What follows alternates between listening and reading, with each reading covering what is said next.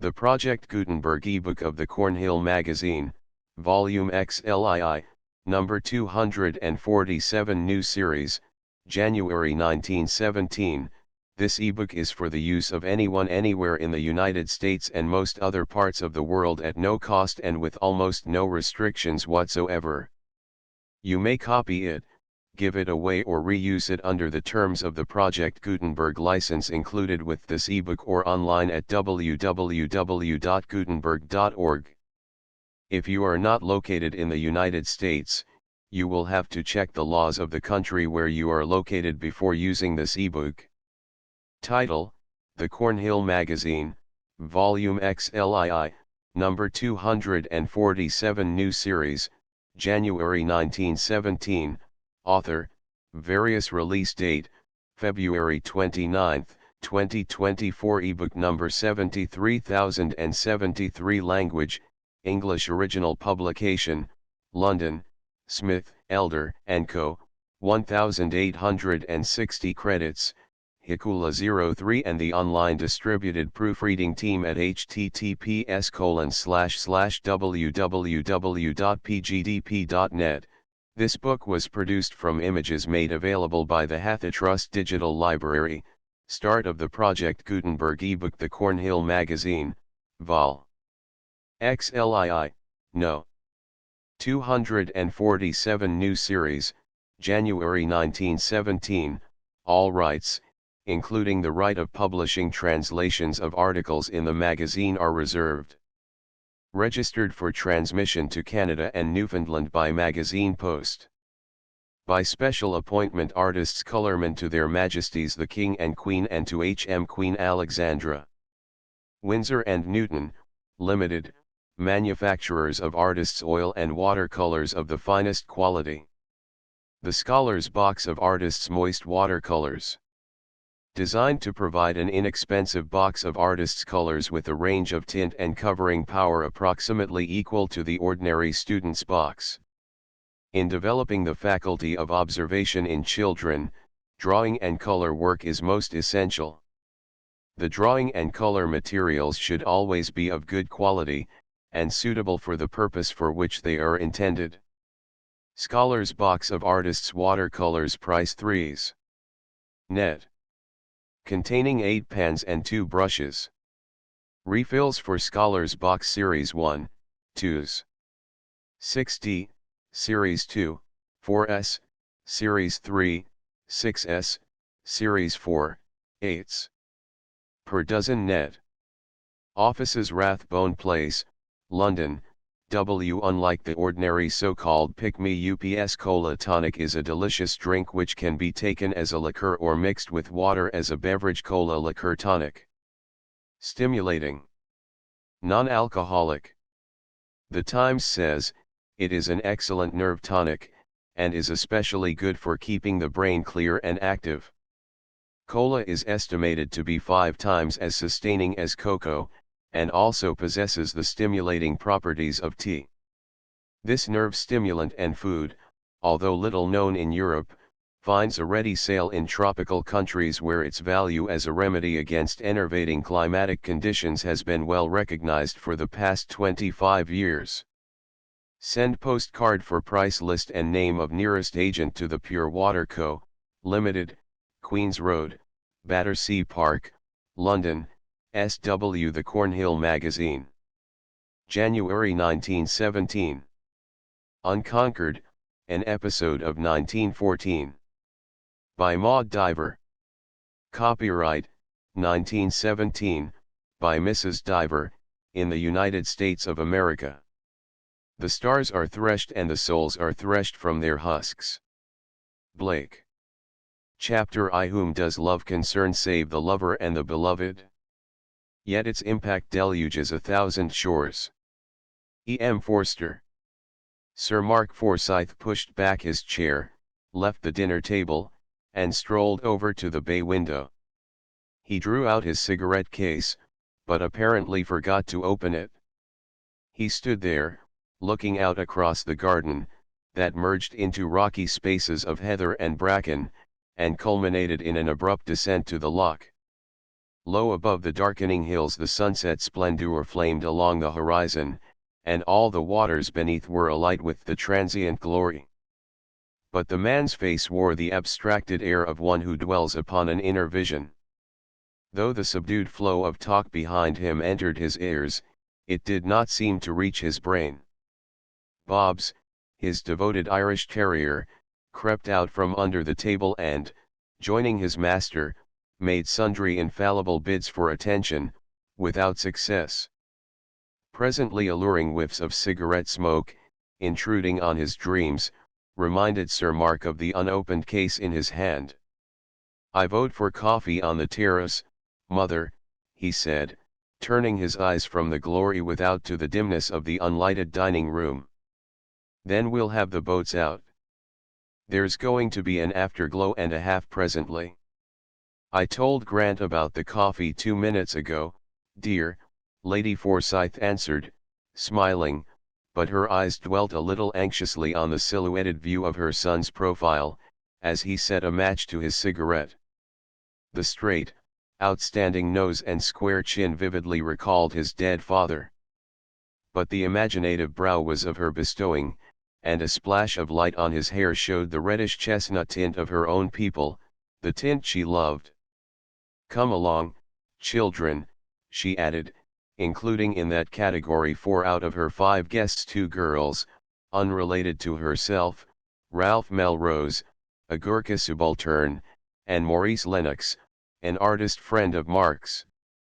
Keith McNair, professor of philosophy, his rugged face lined with thought, his dark hair lightly frosted at the temples, was the only genuine grown-up of her small house party.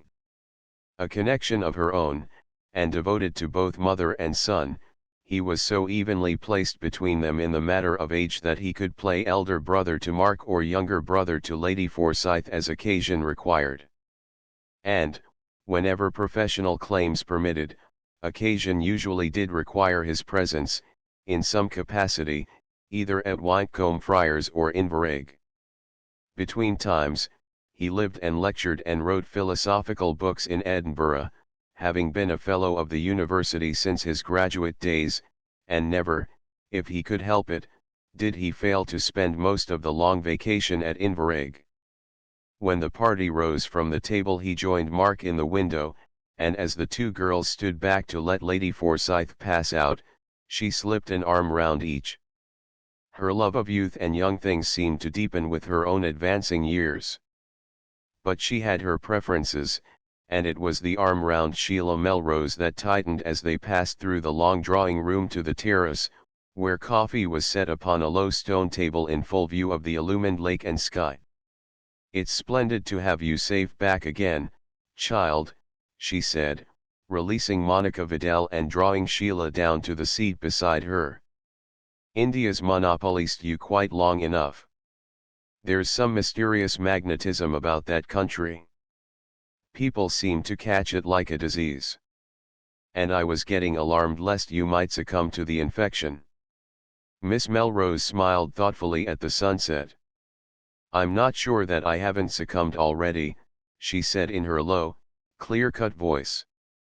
"I have vague tempting dreams of going back with Ralph when his furlough is up, or with Mona, to help doctor her Indian women. But probably they'll never materialize, more than probably, if I have any say in the matter." Lady Forsyth spoke lightly, but under the lightness lurked a note of decision.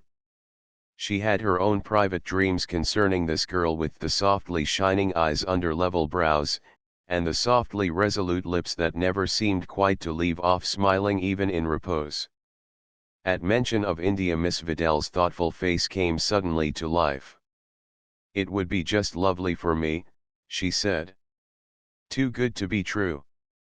"Never mind, Miss Vidal," Maurice consoled her almost tenderly. "This ripping evening's not too good to be true. And I can put you up to some tips for squaring Lady Forsyth in strict confidence, of course." He bent towards her with a slightly theatrical offer of his arm, and they moved off to a seat near the ivy-covered wall, looking towards the distant rapids. Lady Forsyth glanced after them with a passing twinge of concern. The girl, a fairly recent acquisition of Sheila's, was shy and clever, with a streak of dark blood in her veins. She had done brilliantly at Oxford, and was now qualified to take up the medical work in India on which she had set her heart. Sheila had acquired her while going through a course of massage and magnetic healing, for which she showed so distinct a gift that she had serious thoughts of taking it up in earnest. A vague idea of going out with Monica had been simmering in her brain for the past week, but she had not spoken of it till tonight.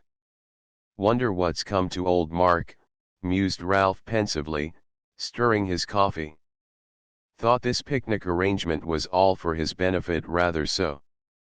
Mark's voice answered him as he and McNair strolled round the corner of the house. "Hurry up with the coffee, Mums. I love dabbling my oars in the sunset. Lennox, old chap, you two might go on ahead and give the word." They went on readily enough, and the rest soon followed them through the wilder spaces of the garden, down rocky steps to the bay, where sand and rough grass shelved gently to the water's edge. Here they found two boats already afloat, with Maurice and Monica, she was commonly called Mona, established in one of them. Lady Forsyth, nothing if not prompt, privately consigned Ralph to that boat, Mark and Keith to her own. It was a heavenly evening, and she thanked goodness they were going to have it to themselves, quite a rare event since Maurice Lennox had discovered that superfluous Miss Allison. "Coming to row stroke for us?" she asked as Mark handed her in. He shook his head, smiling down at her. "That's to be Keith's privilege. I'm for the other boat." But neither his smile nor the light pressure of her arm could atone for the refusal. Pointed and purposeless, she denounced it mentally, but within a very few moments his purpose was revealed. "Downstream a bit first, Keith," he called out, as he pushed off his own boat and sprang lightly in. "I want to run up to the village. Miss Allison and her friend might like to join us."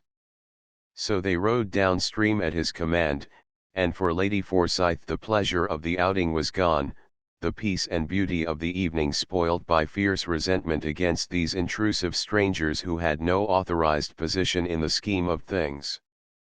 And her natural vexation was intensified by concern for Sheila, though whether the girl took Mark's sudden and strange defection seriously it was impossible to tell. She wore that smiling, friendly graciousness of hers like a bright veil, that seemed to baffle attempts at intimacy, while it enhanced her charm. Even with Lady Forsyth, who loved her as a daughter, she had her reserves, notably on matters nearest her heart. "After all, she knows the real Mark almost as well as I do," Mark's mother reflected by way of consolation. "And she's wiser than I am, in many ways, though she is nearly 30 years younger. I'm probably racing on miles too fast. He's barely known the girl a fortnight. He couldn't be so crazy all the same, he's no business to its distracting," she concluded, her irritation flaming up again at sight of the two figures that were now approaching the shore, escorted by Mark. Miss Allison, the taller one, had unquestionably height and grace to recommend her. Mark, who stood 6 feet in his socks, could barely give her a couple of inches, and the languid deliberation of her movements had, on Lady Forsyth, the same maddening effect as a drawl in speech. Her own brain and body were too quick, in the original sense of the word, not to make her a trifle intolerant towards the half-alive, and, rightly or wrongly, Miss Allison was apt to produce that impression even on her admirers, though no doubt they expressed it differently. Personal prejudice apart, Lady Forsyth preferred the girl's companion, Miss O'Neill, in spite of her wrong-headed zeal for the suffrage and Home Rule. Had Belle Allison been out in search of a foil, she could have discovered none better than this big-hearted, fanatical woman of 35, shortish and squarely built, with an upward nose, an ugly, humorous mouth, and a quantity of rough brown hair in a chronic state of untidiness. Lady Forsyth gathered that she was an active philanthropist, and that the incongruous pair shared a flat somewhere in Earl's Court. To outward seeming they had certainly nothing beyond the same address in common. If Belle's movements were over-deliberate, Miss O'Neill's were apt to be sudden, and she strode into the boat with the decision of one given to putting her foot down to some purpose. "Steady on. You evidently don't do things by halves," Sir Mark remonstrated, laughing, and consigning her to a cushion in the bows. Belle had already usurped Morris's seat astern, and Mark rowed stroke this time without need of invitation. Then they turned about and moved slowly up the loch, dabbling their oars in the sunset fires and shivering the purple shadows of the hills. And if for Helen Forsyth the pleasure of the evening was over, for Mark it had but just begun. And she knew it. Therein lay the sting. Though the boy was now very much a man, she could honestly have said, 2 weeks ago, that nothing beyond minor differences and mutual flashes of temper had marred the deep essential unity of their relation, a unity the more inestimably precious since he was now all she had left of her nearest and dearest on earth. Husband, daughter, and younger son had all passed on before her into the silence, and of her own people one brother alone remained. At the moment he was Governor of New Zealand, and seemed disposed to stay on there indefinitely when his term of office expired. The Empire, he wrote, was a saner, sweeter, more spacious place of abode than 20th-century England, which seemed temporarily given over to the cheap jack, the specialist, and the party politician. And she, while loving every foot of her husband's country and her own, understood too well the frequent disappointment of those who came, on rare and hardly earned leave, from the ends of the earth and failed to find, in picture palaces and music halls, in the jargon of futurists and demagogues, the England of their dreams. For this cause, her sole remaining brother had become little more than a memory and a monthly letter. Yet could she never account herself a lonely woman, while she had Keith for friend and mentor, Mark for son, and Sheila for more than possible daughter? What business had this unknown girl to step into their charmed circle and unsettle the very foundation of things? Never, till tonight, had it seemed possible to Mark's mother that she could arrive at dreading the fulfillment of his heart's desire. Yet that was what it amounted to. Dread lurked behind her surface irritation. The touch of second sight in her composition made her vaguely conscious of danger in the air. Small wonder if she anathematized Maurice Lennox for his knack of picking up promiscuous strangers, and, in this case, aggravating his offense by failing to appropriate his own discovery. Chapter 2. Quand on vous voit, on vous aime, quand on vous aime, oh you vous voit on? For a while the two boats kept in touch, so that talk passed easily between them. Miss Allison spoke little. Silence rather became the fair pensive quality of her charm, and probably she knew it. The uncharitable supposition was Lady Forsyth's, and she was fain to confess that pensiveness and silence harmonized well with the fine, straight nose, the mass of dull gold hair, and eyes of that transparent blue which lacks warmth and depth, yet has a limpid beauty of its own, especially where the pupils are large and the lashes noticeably long.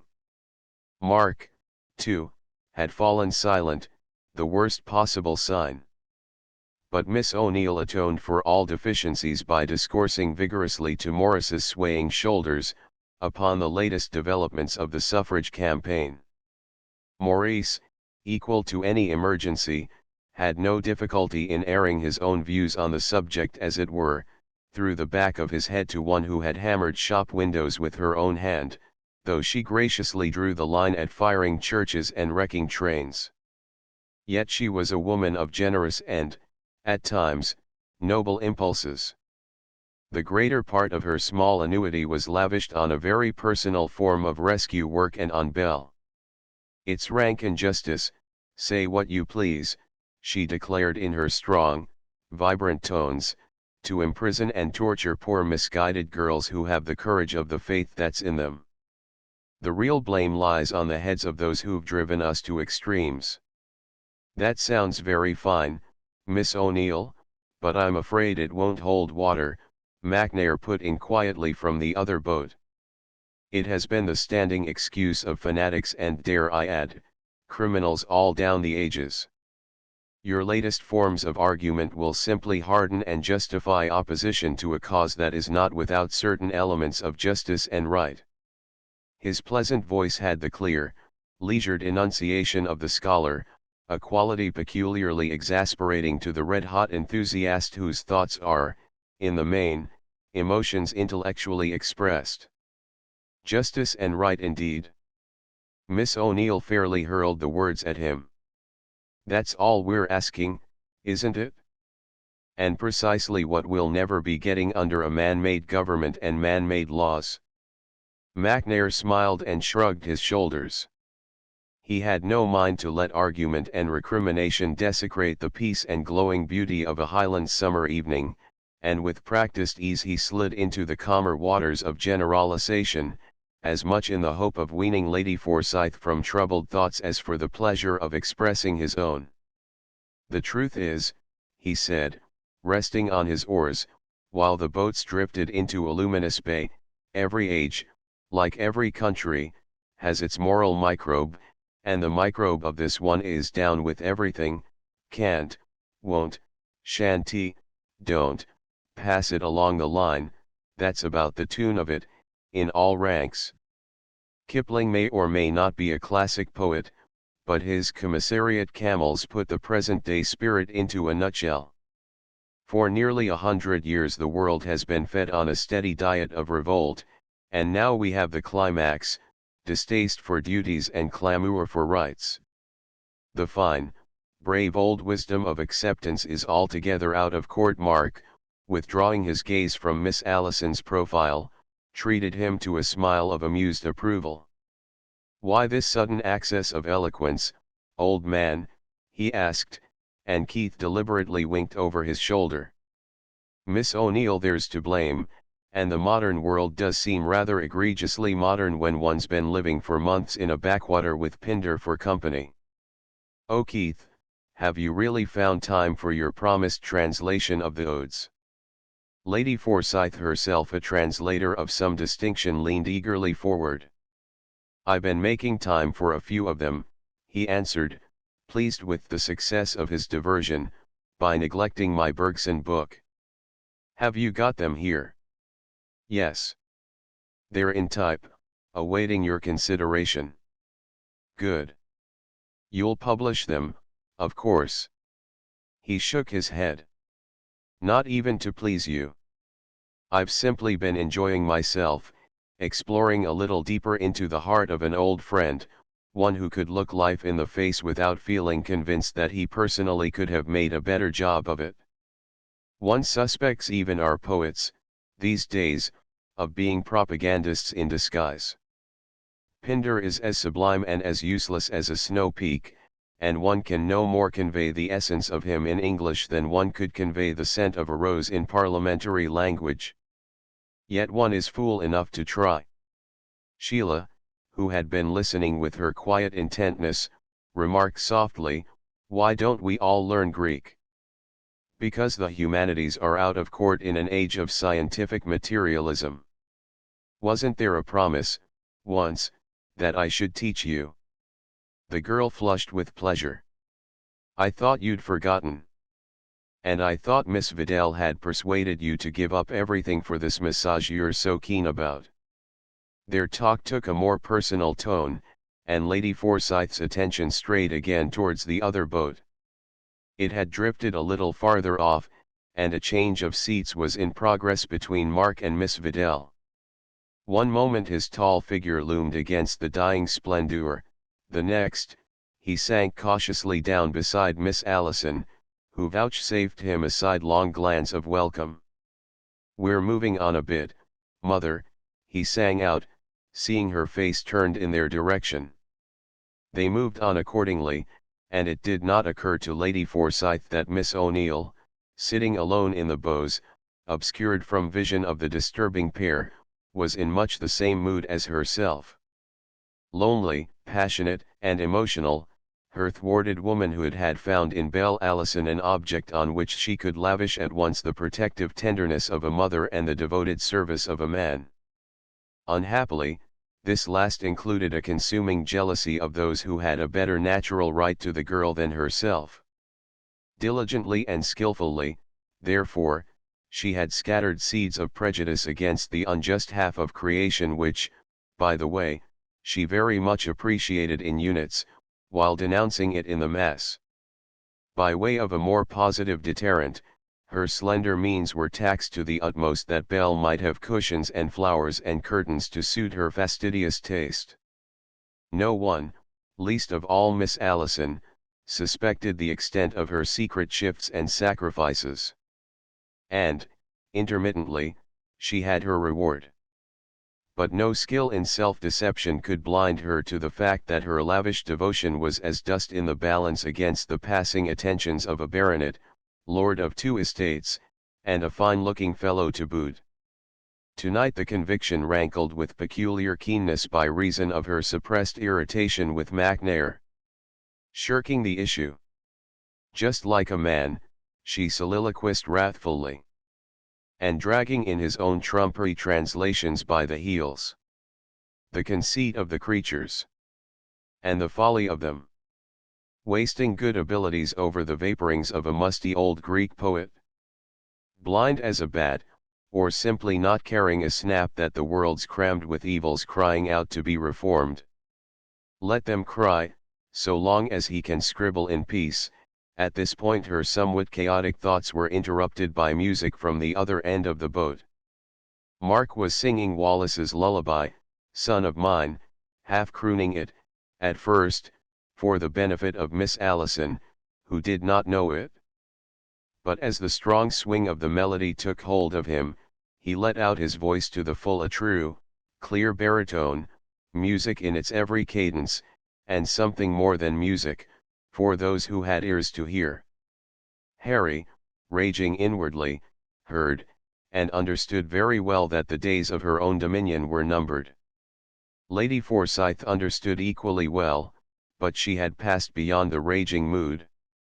The song was an old favorite, every note of it laden with associations, and in spite of herself tears started to her eyes.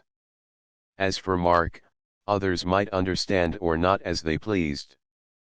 He was singing to an audience of one, to the girl who sat beside him, her uncovered head lifted and half turned away toward the dark sweeping curves of the hills.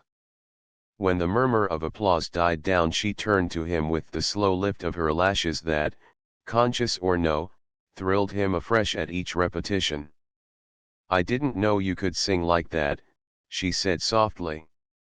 "I can't always," he answered, flushing under her implied praise. "Sometimes it just takes hold of me." "Don't you sing yourself? I'm sure you've got music in you." She suppressed a small sigh. "Oh yes. It's one of my poor little half-fledged talents, useless for want of proper development. My elder sister's the clever one, and she got all the chances. She found me convenient sometimes for duets." "Duets? Good. I know plenty. Let's have a try." "What was her line?" "Classical. Mostly German." Mark was silent a moment, raking his memory. Then he had an inspiration. "Mendelssohn's I Would That the Love? Wasn't that the sort of thing?" "Yes. Very much so." "Right. We'll give them a treat. You take the air." She shook her head. "You're going much too fast. I never said I'd sing, and I've rather forgotten the words."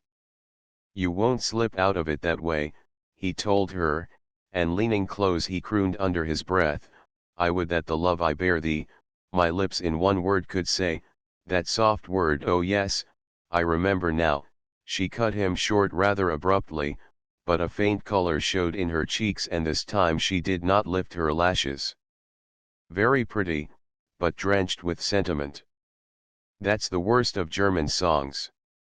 "Well, You can't beat the music of M, he persisted, rebuffed a little by her tone, and hoping it was assumed for the benefit of Miss Vidal, who was most vexatiously in the way.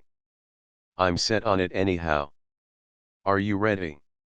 Taking her smile for consent, he moved one hand, beating time in the air, then, without preliminary, their united voices took up the song. Bells, though sweet and true within its range, proved too slight an organ to stand the open-air test, and Mark had need to moderate his full-toned alto accordingly, thereby giving an added effect of tenderness to words and music already sufficiently expressive. And again Lady Forsyth, a most unwilling listener, understood everything far too well. Deliberately she hardened herself against the appeal of the music. For this time she was simply angry as she had never yet been with her son, though, needless to say, she attributed his egregious behavior entirely to Miss Allison. How can he? How dare he? Was the cry of her pained heart. So unlike him. An insult to Sheila. Flinging his folly in her face. But Sheila was drawing her fingertips lightly through the water, watching the effect with that shadowy smile of hers, and to all appearances simply enjoying the song. Almost Lady Forsyth found herself hoping that it was so. In any case, she was thankful when the exhibition ended, and Morris's cheerful voice was heard calling out, "Your turn, Miss Vidal. Can't you give us a music hall masterpiece by way of diversion?" But Miss Vidal disowned all knowledge of masterpieces, music hall or otherwise, and Maurice himself came nobly to the rescue. "I'm not up to Mark's style, but I'm top hole at genuine Harry Lauders," he volunteered with becoming modesty. "And as you're all so pressing, it would be ungracious to hide my light under a bushel." "Good egg," sang out Ralph from the second boat. "Give us Roman in the gloamin'." And Maurice, with a deliberate wink at Mark over Miss Vidal's shoulder, proceeded to give it for all he was worth, in the broadest of broad Scotch. But Mark was in no mood to see the joke of a performance that sounded far too like a travesty of his own chosen love song. "I kissed her twice and I asked her once if she would be my bride," sang Maurice with insolent gusto, burring his R's like a policeman's rattle, and Mark simply wanted to kick him into the lock. Lady Forsyth, on the other hand, was privately blessing the boy's foolery, that seemed to clear the air and sent the boat skimming homeward to the swing of chorus on chorus, only her son's voice being conspicuous by its absence. Keith's boat was leading now, and without turning round deliberately she could see nothing of the two who haunted her mind. This was perhaps fortunate, for Mark's arm lay along the back of the seat, his shoulder was within 3 inches of Belle's, and under cover of the music they had picked up the dropped thread of their talk in lowered tones that imparted a tender significance to the simplest remark. "I don't call your singing a half-fledged talent," he said with a faint stress on the pronoun. "You've the gift, anyway. Why not make more of it? Study, practice." She smiled and lifted her shoulders. "I've tried, but I couldn't keep it up. Laziness, perhaps, I don't know. Vanity, perhaps, a little. I either want to do things splendidly or else I can't be bothered. I need someone to spur me, to encourage me. Well, I should have thought Miss O'Neill Harry? Oh yes, she'd lie down and let me walk over her if I wanted to. But she's swamped in the cause and philanthropic work. As for my talents, when I wanted the helping hand it wasn't there, and now it's too late. I've dabbled first in one thing and then in another, and frittered away what little ambition I ever had." The emotionless quiet of her tone suggested a noble resignation to the general obstructiveness of life, a resignation that, to the man's strenuous spirit, seemed alike pathetic and premature. "Why, you're only on the threshold of things," he rebuked her gently. "What are the talents you've dabbled in? Do tell me." "Oh, I've written a little and acted a little. I wanted badly to take that up in earnest. Heavens! Wasn't there a row? So I fell back on the writing. Verses, chiefly. Have they appeared, any of them? A few. Here and there. I was vain enough once to have a booklet printed out of my allowance. Then there was a worse row than ever. But why? Well, they weren't exactly of the pretty order. And my father's a clergyman, that kind of clergyman. I see. He saw her, in fact, a creature of fine sensibilities, striving for self-expression, thwarted, discouraged, and misprized by those who should have been her natural helpers, and his heart went out to her the more. May I? He hesitated. Miss Allison, won't you let me see some of your verses? No. Not for the world. She flushed suddenly and her voice had a tremor in it. It was the first time he had seen her really perturbed. I'm sorry, he began, but she was mistress of herself in a moment and turned the matter off with a laugh. We're both making mountains out of molehills. The verses were wretched poor stuff, most of them. Father was quite right to condemn them, but he went the wrong way about it. He usually does. They were just the outcome of an influence, a passing phase. I hated them myself afterwards. One does go through phases, doesn't one? At least I do. It's rather interesting. Saves one from the bottomless pit of boredom, the only thing we're really afraid of nowadays. She made the statement in all seriousness. But looking back one sometimes wonders how much that other girl was really me. He did not answer at once, partly because he was trying not to be aware that while she spoke there had blown through him a chill breeze of doubt, an unwelcome reminder that after all he knew nothing as yet of her life, her antecedents, or if it came to that of herself.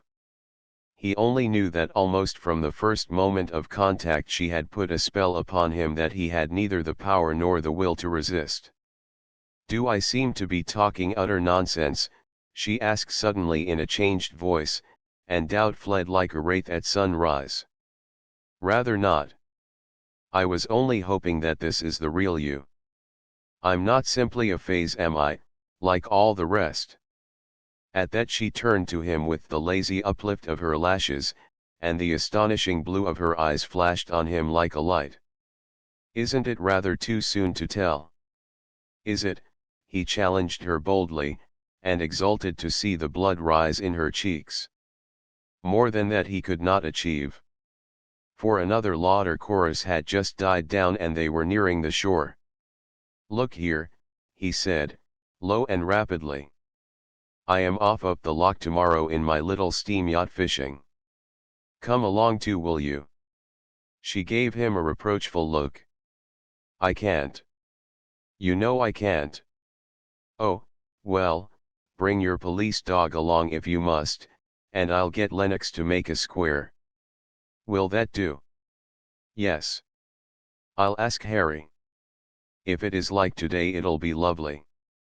Better than today, I hope, he muttered, wondering very much if he could wait till then, and cursing the wire entanglements of convention.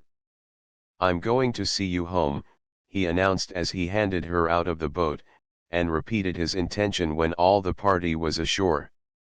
Good night, Mums, he added, laying a hand on his mother's shoulder. Lennox is coming along with me. Leave things open for us, will you? Very well, dear, don't be too late, she said, looking up at him, but between the gathering dusk and his own preoccupation he missed the mute appeal of her eyes. During the short walk back to the village, Miss O'Neill took complete command of affairs. Having at last recovered her treasure, she slipped a retaining hand through Belle's arm, and never a chance had Mark of another intimate word. She graciously fell in with the morrow's plan, however, and afterwards, as the men strolled back, smoking, to Inverrigg, Maurice was frankly informed what would be expected of him on the occasion. Mark betrayed his repressed excitability by speaking rather more rapidly and abruptly than usual. "I'm running this show altogether, you understand? We're not going off on a blooming picnic to play consequences. No nonsense, mind. And no Harry Lauder, confound you. All you and Miss O'Neill are required to do is to make yourselves scarce. Fact is, you're only there because I couldn't get Miss Allison to come alone." Maurice smiled broadly. "I gathered as much. But I say, Forsyth," he hesitated and took a pull at his pipe, "do you really mean business?" "Rather so." "What kind of a cad do you take me for?" snapped Mark, whose temper was quick at the best of times. "Think I'd play the fool with a girl like that?" "Sorry, old chapter, didn't intend to rile you. Only, to a mere outsider, it seems just a trifle precipitate. Besides, one naturally thought, oh, dry up. Nobody asked you to think." There was pain as well as anger in Mark's tone. He knew very well what Maurice thought, what others were likely to think, and although Lady Forsyth did not guess it, his sensitiveness on Sheila's account almost equalled her own. It hurt him horribly that by any act of his he should seem to cast even the slightest slur on her. And he saw no reason. For years they had been like brother and sister. Certainly, since her return from India he had caught himself wondering, but before wonder could crystal Lisa into belief, Belle had arisen in her moonlight beauty and all the stars of heaven had suffered eclipse. Come to think of it, he owed young Lennox a debt he could never repay, and for the rest of the way he made royal atonement for his flash of temper. "Good night, old chap," he said when they reached the house. "I'm not turning in just yet." And for more than half an hour he paced the terrace, wondering, hoping, dreaming, while his mother lay awake in her bedroom above, both windows flung wide, listening to the restless sound of his footsteps, wondering also, and scarcely daring to hope that he had already spoken and been refused. Not until she heard him come in, at last, and shut the door of his room, did she let her tired body have its way and fall into a troubled sleep. Chapter 3. You know not the limit of this kingdom, still you are its queen. Rabindranath Tagore. Miss O'Neill, as might be supposed, proved no easy subject for diplomatic manipulation. Long before they had made an end of their picnic lunch, in a glen of rocks and birches and purple cushions of heather, she had effectually given Mr. Lennox to understand that she was neither to be deceived nor coerced by his tactful attempts to detach her from the other two. Years of pushing and shouldering through obstacles, in the suffrage campaign, had so far blunted her finer sensibilities that she could smilingly hold her ground even among those who obviously wished her elsewhere, and she held it today, till Mark lost patience and frankly took the bull by the horns. "I say, Miss O'Neill, you might take pity on Lennox and honor him with your company up the glen," he said, and beneath his engaging tone there lurked a faint note of command. "He's no fisherman, and he can't keep himself to himself for 10 minutes on end. So you see, it would be a real act of charity to remove him." "Yes, Sir Mark, I can see that without spectacles," answered the redoubtable Harry, challenging him with her greenish-brown eyes. "Good business," Sir Mark retorted unabashed. "When you reach the high moor you'll be rewarded by a view that's worth some climbing to see. Of course, if Miss Allison would prefer to go with you, Miss Allison's far too comfortable where she is, thanks," Belle interposed with her deliberate drawl. She had settled herself on a low rock and sat dreamily watching the river, elbows on knees, chin cradled in her hands. Without changing her attitude, she glanced up at Sir Mark and her smile seemed to link them in completest understanding. "If the necessity for silence becomes too overpowering I can always go to sleep. I'll be as good as gold," Harry dear, she shifted her gaze to Miss O'Neill's resolute, rebellious face. And I think Sir Mark can be trusted not to let me fall into the river.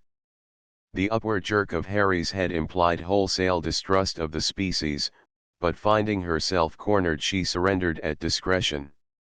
Well, Mr. Lennox, she said, since it's a case of obeying orders, we must make the best of each other. This way, I suppose.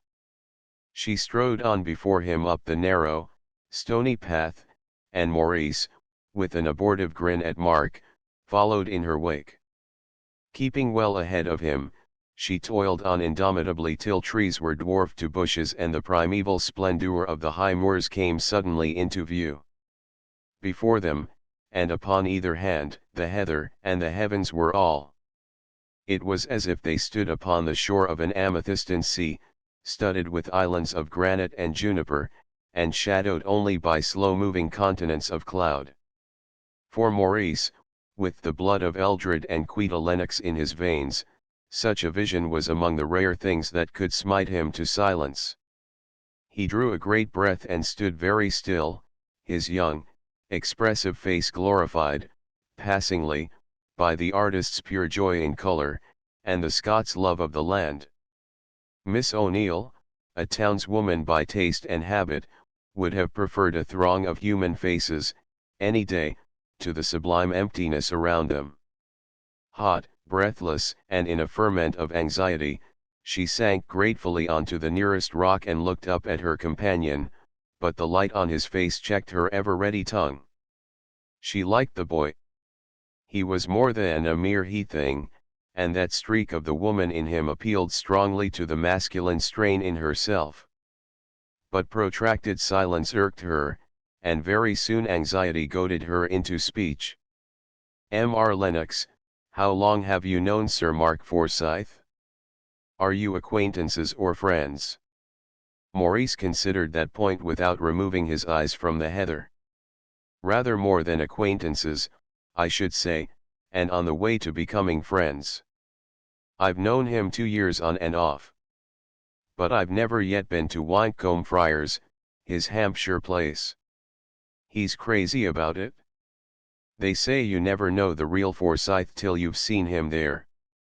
I'm going there this autumn, to be converted from futurism and experimental art in general.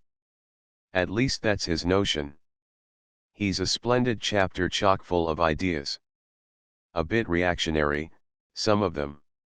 He's dead against what we should call industrial progress, and what he calls sacrificing the man to the machine. They've got a great scheme on, he and his mother and MacNair, for joining up all the scattered attempts at reviving handicrafts and guilds. Oh, bother their crafts and guilds!" Miss O'Neill broke in with scant ceremony. "Sheer fads. Result of riches and idleness. I want to know, is he the kind of man to take up a girl violently? You see how it's been just to pass the time." "No." Maurice rapped out the negative with unusual vehemence. "As a matter of fact, I believe he intends to offer her his heart and his title and all his worldly goods before we get back to them." Miss O'Neill started visibly. "What, on a fortnight's acquaintance?" "Yes. A trifle steep, isn't it? And, for a man in his position, a wife's a rather important item. Something more than an amiable housekeeper, is that your meaning?" Miss O'Neill rounded on him, a flash of temper in her eyes. "I thought better of you, Mr. Lennox. But you're all alike in the grain. A man in Sir Mark's position must have a beautiful figurehead for his dinner table, a graceful, accommodating doll, that he can hang with jewels and silks and satins. But my Belle's no doll woman, for all her soft manners and sweet temper. No doubt he flatters himself that, in a fortnight, he's read her from cover to cover, and he'll be telling her, sure as fate, that he's the one man on earth to make her happy, and think he's paying her the compliment of her life into the bargain." Good-natured Maurice began to feel that Forsyth had been a trifle inconsiderate, saddling him with a virago whom he was quite at a loss how to appease. Well, compliment or no, she's free to refuse him, he remarked soothingly, and after all, it's the natural thing. Miss O'Neill pounced on the words almost before they were out. Of course it's the natural thing for a man like Sir Mark, spoiled by his mother, one can see with half an eye, to snatch at a beautiful woman. And where does a girl's freedom come in when a man dazzles her brain with extravagant lover's talk?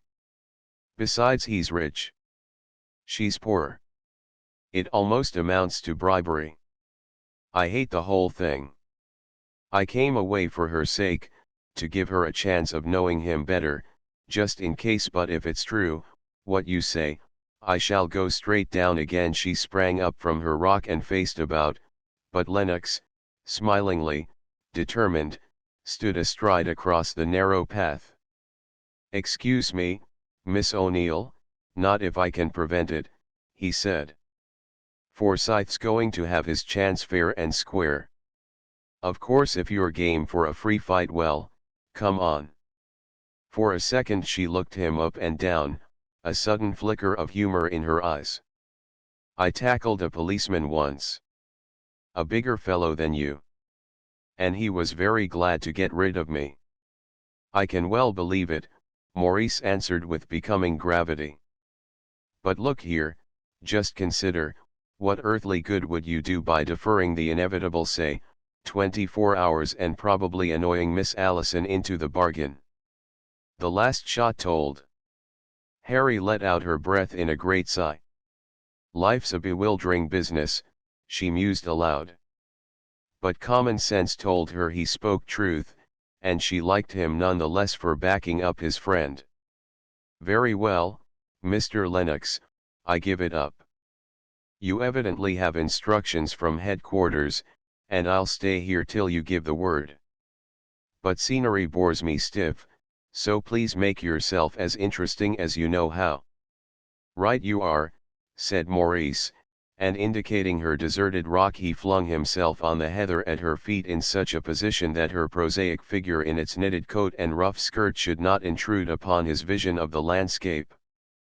Then he proceeded, in his fluent fashion, to enlarge on the subject uppermost in his mind, Sir Mark's queer conviction that a widespread revival of handicrafts and guilds would go far to solve the strike problem by restoring the creative sense in labor and renewing the broken link between art and life. For Sir Mark himself, at that moment, life held only one purpose, one achievement worthy of serious consideration: the linking of his own destiny with that of the girl who seemed capable of maintaining indefinitely her graceful pose of contemplation.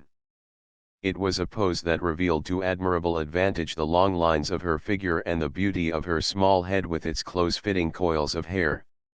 Her discarded hat lay on the heather at her feet. Close to her chosen rock sprang a young birch, its supple grace a reflection of her own, its drooping plumes, stirred by the breeze, dappling her blue dress with tiny restless shadows. Was it some daydream that so held her, Mark wondered, or pure consideration for the trout that he had presumably come out to catch? Either way, her silence and abstraction had the effect of so intensifying his own emotion that speech seemed desecration. Besides, he had spoken already. Could there really be any need to tell her again how swiftly and strangely she had swept him from his moorings, so that life held nothing, momentarily, but his glorified vision of herself?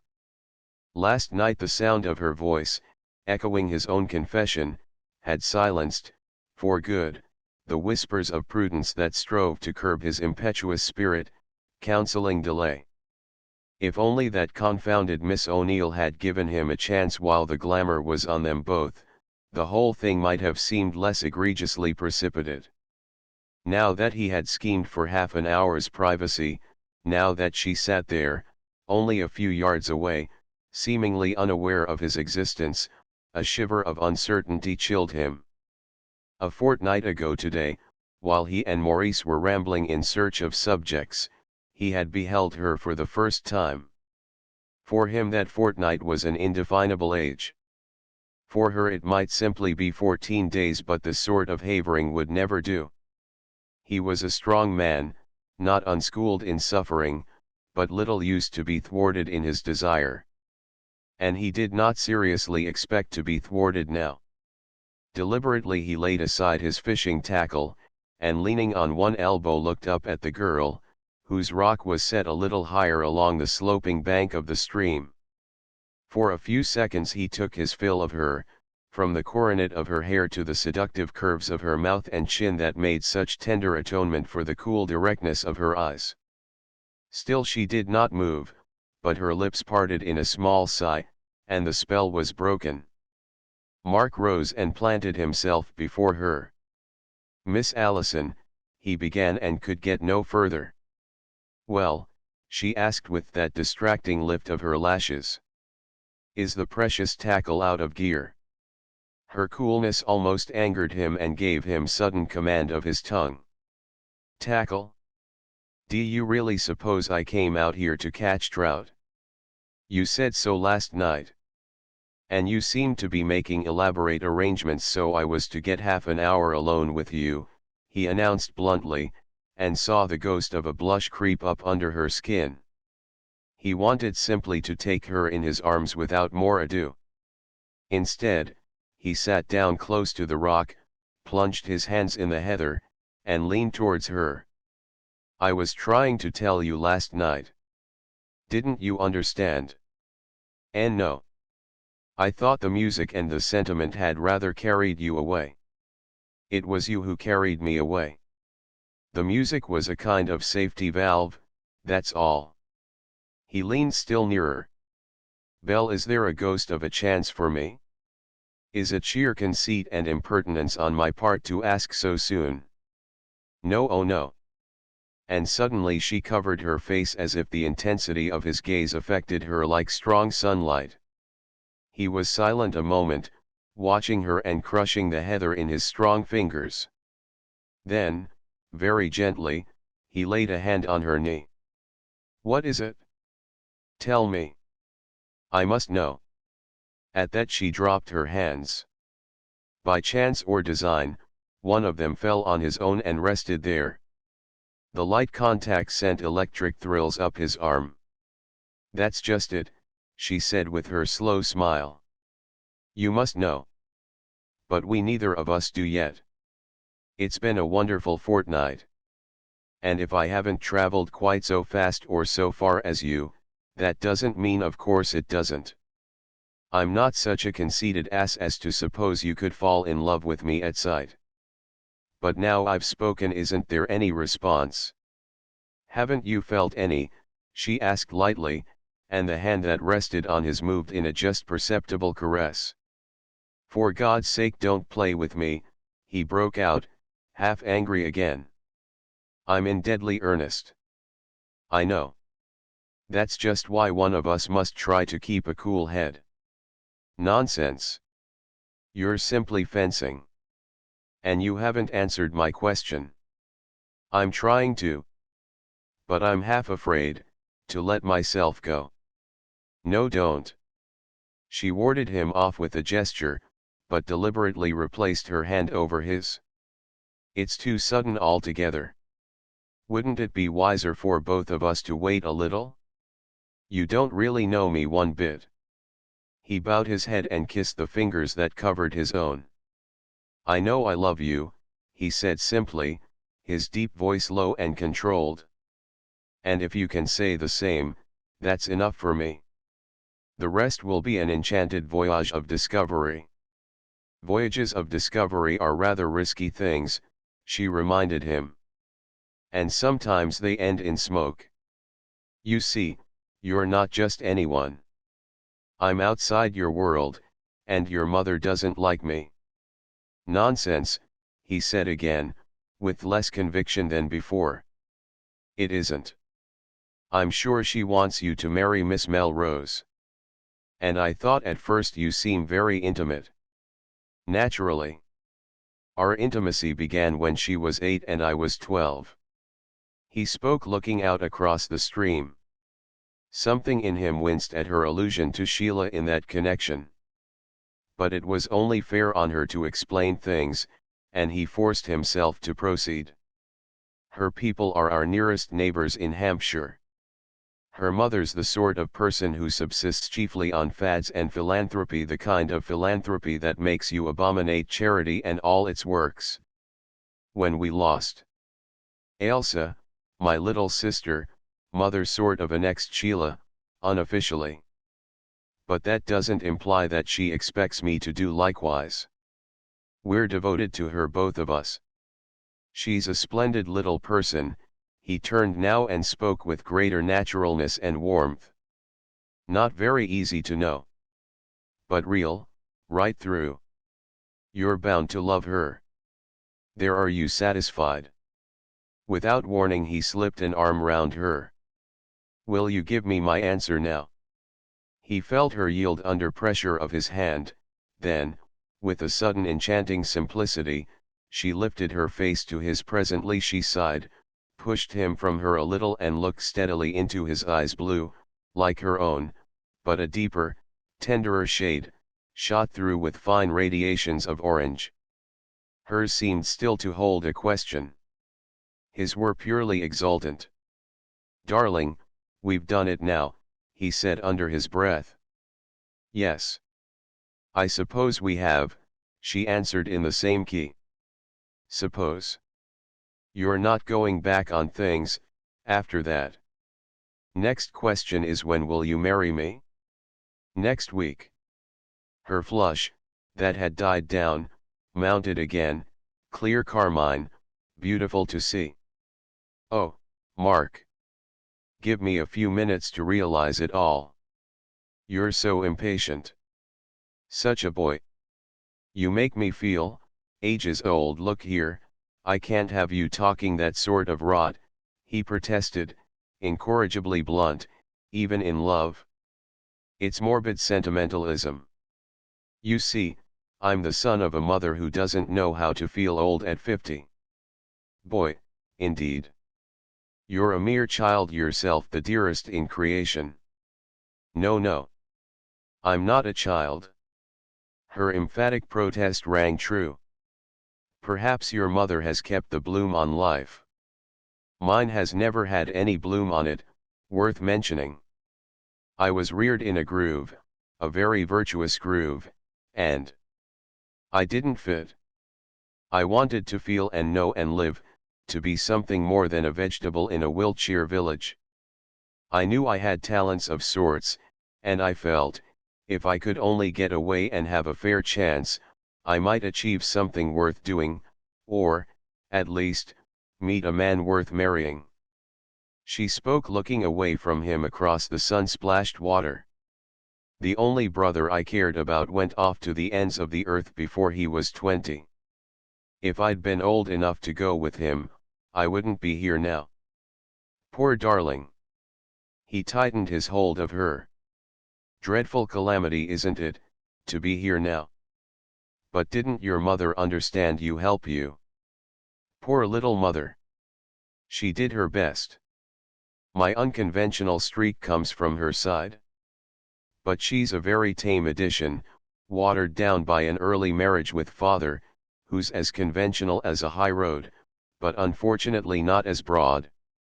Privately, I think she was half proud of me and half terrified of what I might do next, like the hen in Hans Andersen. It was father's pharisaical attitude towards my mild vagaries that made me worse, till at last I kicked clean over the traces, demanded a reasonable allowance. To my amazement, I got it, and went off to London, to take the world by storm. To Miss O'Neill? Mark queried, a faint anxiety in his tone. Oh no. Harry's a fairly recent phase. I boarded with a friendly family in the second-rate theatrical line. That was my chosen road to achievement. But it didn't come off, worse luck. Nor the man worth marrying. Her eyes lingered in his. Not to any great extent. They were rather a mixed lot. And everything seemed in league against me. I made no headway anywhere. Still, it was experience. It was life. One was too busy, either hoping or despairing, to be dull. Each new phase seemed to be the discovery of a new kingdom, till you found you hadn't the key. There was the writing phase, the acting phase, the American phase. America? Why on earth? Oh, I don't know. The chance came. And the notion attracted me. A bigger, fresher world, experience. You seem mighty keen on experience, Mark struck in. Do you mean knowledge or simply new sensations? She hesitated. After all, new sensations are a form of knowledge. The most interesting on earth. I'd go almost anywhere to discover the feel of things. She stopped short, and Mark frowned into vacancy. For the first time he caught himself wondering how old was she. I should say better be an ignoramus than a mere connoisseur in sensations, he remarked quietly. But perhaps I missed your meaning. Perhaps there wasn't any meaning to miss. I was talking rather at random. Then very lightly she leaned her head against his. Mark dearest, don't look like that. Well, you mustn't talk like that, he said with decision. How long were you in America? 18 months. Not very pleasant always. But it did me no end of good. I even went home for a time, full of fine resolves. But the poor thing soon shriveled up in father's atmosphere. Then it was Harry to the rescue. And now it's Mark. With sudden fervour he caught her to him. No more phases after this, my belle. You shall have your freedom and your chance. I'll make up to you, all I can, for the bad years. Mother will love you. Belle shook her head. She doesn't like me. Darling, she doesn't know you. Mother may have her cranks and prejudices. But if there's one woman on earth she can be trusted to love, it's my wife. I'll take you to her tonight. No. Tomorrow. Tonight there's Harry. It'll be a blow. You see, when I first came to her, I was so sick with everything, I swore I'd never marry. She's jealous already, poor soul. Mark said tenderly. But I'm jealous too. I can't share you with Miss O'Neill. If it comes to a tug, you'll have to choose between us. I have chosen. She spoke with genuine fervour, and leaning against him, she closed her eyes. So seen, her face looked years younger and of a saint-like purity. Doubts and qualms seemed sacrilege. Without a word he kissed her lowered lids, and found, to his surprise, that her lashes were wet. To be continued. The Battlefields of the Ark. By Edmund Gosse, C.B. In the midst of the delicious Isle de France there lies an open piece of country roughly bounded by 3 rivers, the Marne, the Arc, and the Nonette. It is a high plateau, with rolling hills and winding valleys, fertile and smiling. It forms the northern extremity of the famous district of Brie, richly productive, the kitchen garden of Paris, which lies to the west of it surprisingly, alarmingly near. This is the battlefield of the Marne, or more exactly of the Arc, and was the scene, in September 1914, of what will probably be looked upon in history as one of the most portentous, and most obscurely enthralling, of the combats of the world. At the courteous invitation of the French government, and under the charge of a distinguished staff officer, Captain Gabriel Puot, I paid a visit to these battlefields towards the end of last September. It was a pilgrimage wholly objective and sentimental, for I have no pretensions of any kind to a knowledge of the arts of war. I can but give a visual impression of what the scenes looked like 2 years after the stupendous event. We proceeded in a War Office car almost directly east from the gates of Paris, along the great high road towards Strasbourg. We reached in some 17 miles the point, at XLII, which marks the extreme advance of the German armies. Their outposts came within sight of the village of Clay, where they found the French awaiting them, but they did not cross the bridge over the Arc Canal. It overwhelms the imagination to realize, on the spot, how close the Germans were to the zone of Paris on this 5th of September 1914. Civilization, as observed by the angels in Mr. Hardy's drama, might well then seem to hang by a single thread over the abyss. At this moment, as Mr. Belloc says, at the maximum of its developed energy, at the highest degree of its momentum, the horrible German machine was first checked and then put out of gear by the splendid genius of the French higher command. We were eager to see the places where France earned for herself this endless meed of glory. Soon after passing Clay we left the high road, and turned north into a labyrinth of byways. The weather was superb.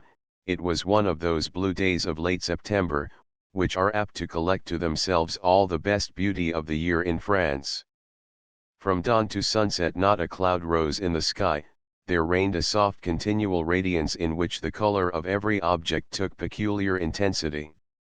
The first hamlet we reached, Charney, brought us to the only disappointment of our day, for we failed, after much inquiry, to find the place of death, or even of burial, of the poet Charles P. Guy, who has been the intellectual mascot of this war to France.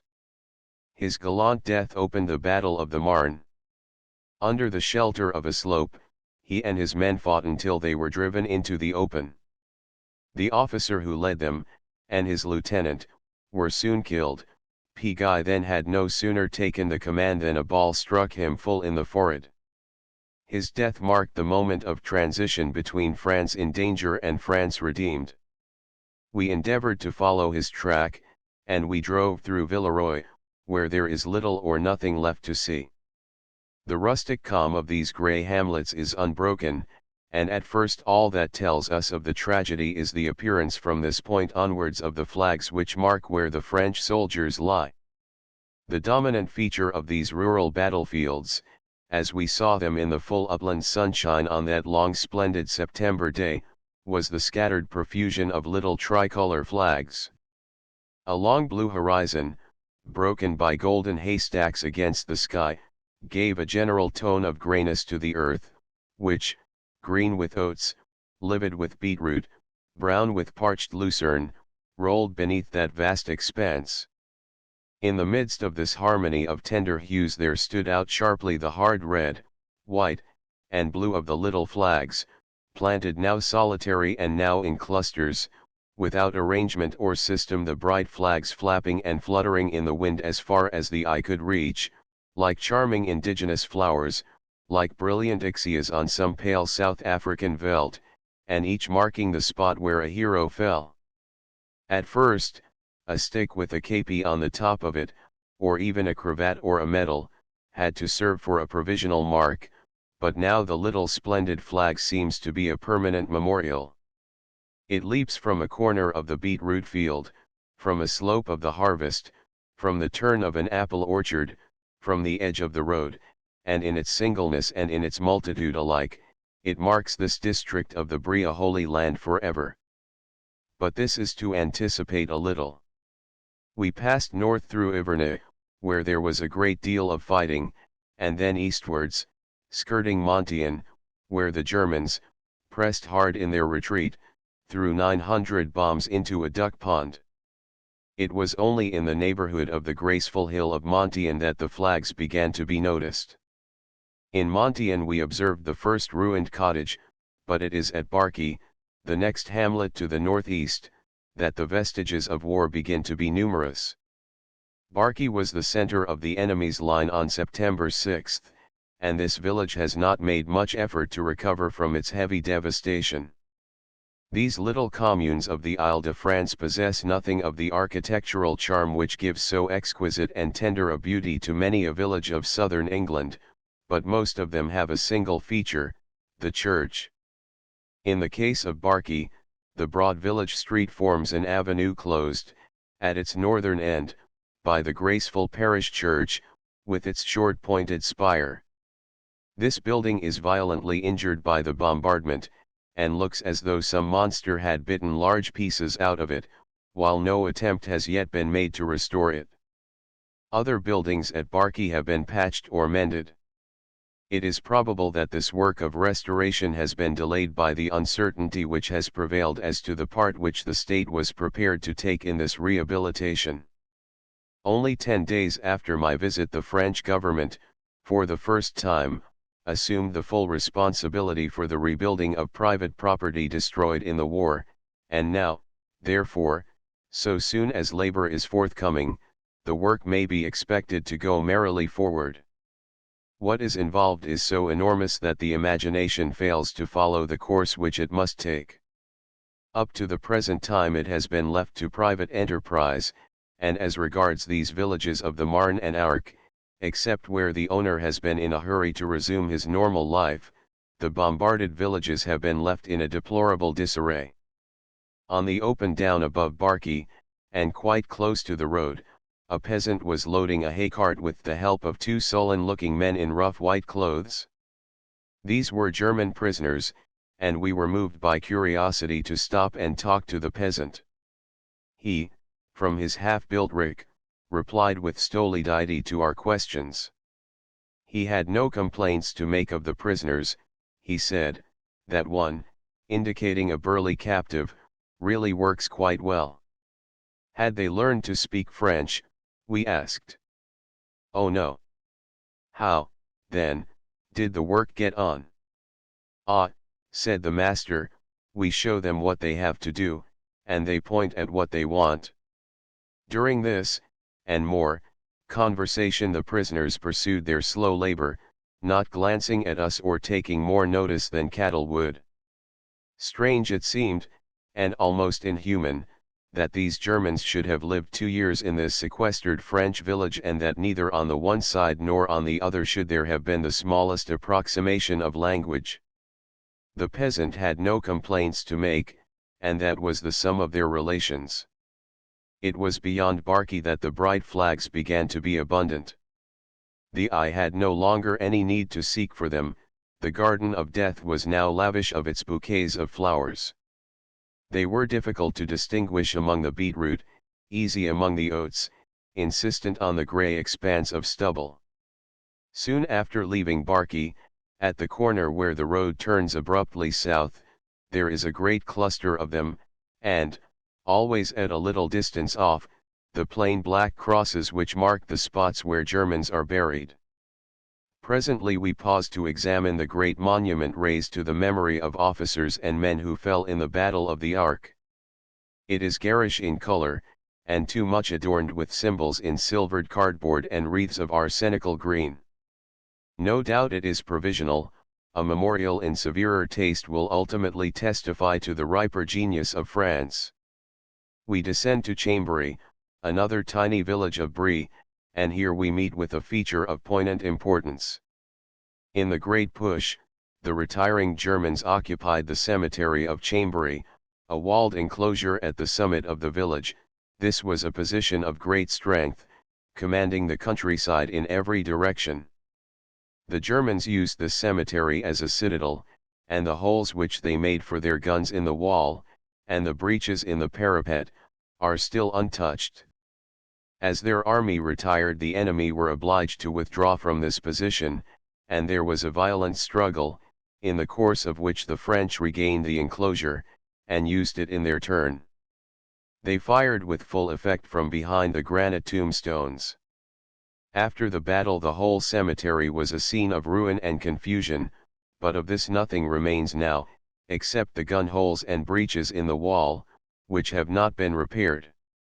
All the monuments of the dead, on the other hand, have been replaced with extreme piety, and, the cemetery not having been nearly full before, its free spaces have been used to hold the tombs of officers and men who fell in the battle. I noted, among many of pathetic interest, the stone erected in memory of Lieutenant Quiliquini, who brought his Tunisian troops, the 8th Tirailleurs, from Sfax. There seemed something which moved the fancy sorrowfully in the idea of these loyal Africans who fell to ward off the barbarians' blow at Paris. Outside the cemetery local patriotism has fitted up, in a barn, a sort of rough museum of objects found on the battlefields. No doubt this will be a great attraction when once the tourist reassembles in his myriads. At present the solitude is broken only by occasional privileged mourners, brises d'émotion et de tristesse. Proceeding south, we were soon out of the battlefield of the Arc, the frontier being marked at Penchard by another rather garish monument to the fallen officers. This is the place where 3,000 Morocco troops dashed with memorable fury of attack up the Penchard hill. At this point the road turns, revealing, far below, to the left, the clustered houses of Meaux, with its cathedral, seated in a rich glade across a curve of the Silver Marne. The first stage of our pilgrimage was over, and we paused an hour in the exquisite city of which Bossuet was the eagle bishop. Meaux is celebrated for the miracle which snatched it from the very jaws of the dog, and prevented it from becoming another Arras, another Reims. The catastrophe seemed inevitable, when at 6 o'clock on September 5 the patrol of Uhlans appeared in the city. All day long they were close to Meaux, the population of which had given themselves up for lost 3 days before.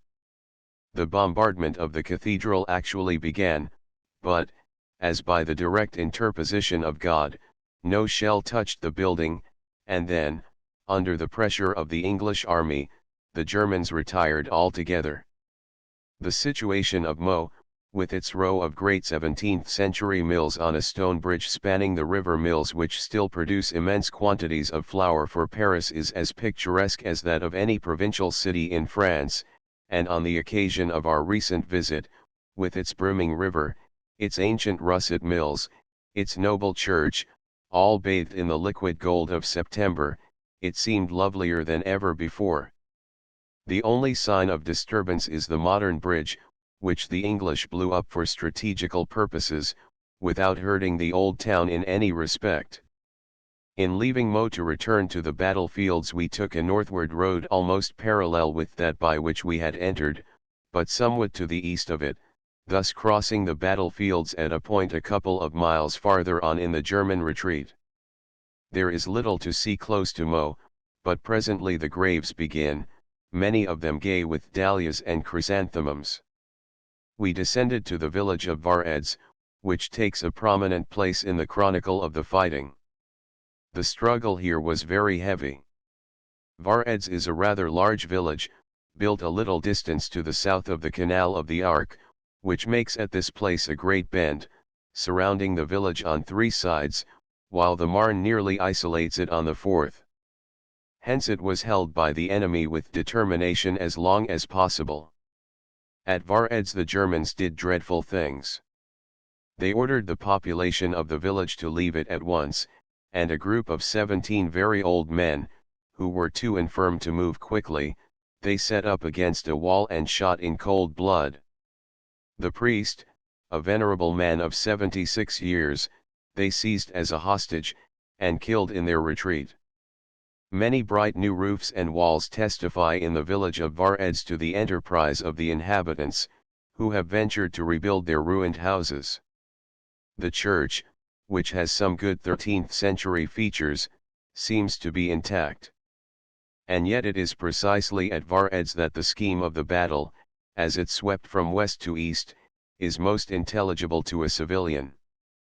The intensity of the fighting is proved by the profusion of graves, whose flags glitter and shimmer, with their petals of red, white, and blue, in every direction. Farther on, above Etrepilly, a large turfed reservoir, perched on a hillock, forms a landmark, from which the eye explores in every direction the rolling country, intersected by scarcely visible glens or trenches, through which the rivers wind. On the summit of this commanding height we found a curious monument, which called for an explanation which no one seemed competent to give. It consists of a metal shield of brilliant vermilion and azure, surmounted by 7 flags, one of them the American flag, and addressed in large letters, Les Pionniers de Guerre Auxiliary Heroes de la Marne. What prisoners these were we asked one another in vain. But it made our hearts, with a touch of added mystery, thrill in fresh response to those myriads of memorial flowers that twinkled and sparkled on the circle of brown fields around us. There is one object of horror that attracts attention here. It was a great barn or hangar, in which the bodies of the fallen Germans were heaped up after the battle, and then burned by their comrades. It is now nothing but a huge skeleton of twisted iron, grimacing at the sky. Between Varedz and Atrepoli, as we prepare to cross the Arc, we pass a little tavern at the left-hand side of the road, which carries on a newly painted sign the name A Elobus.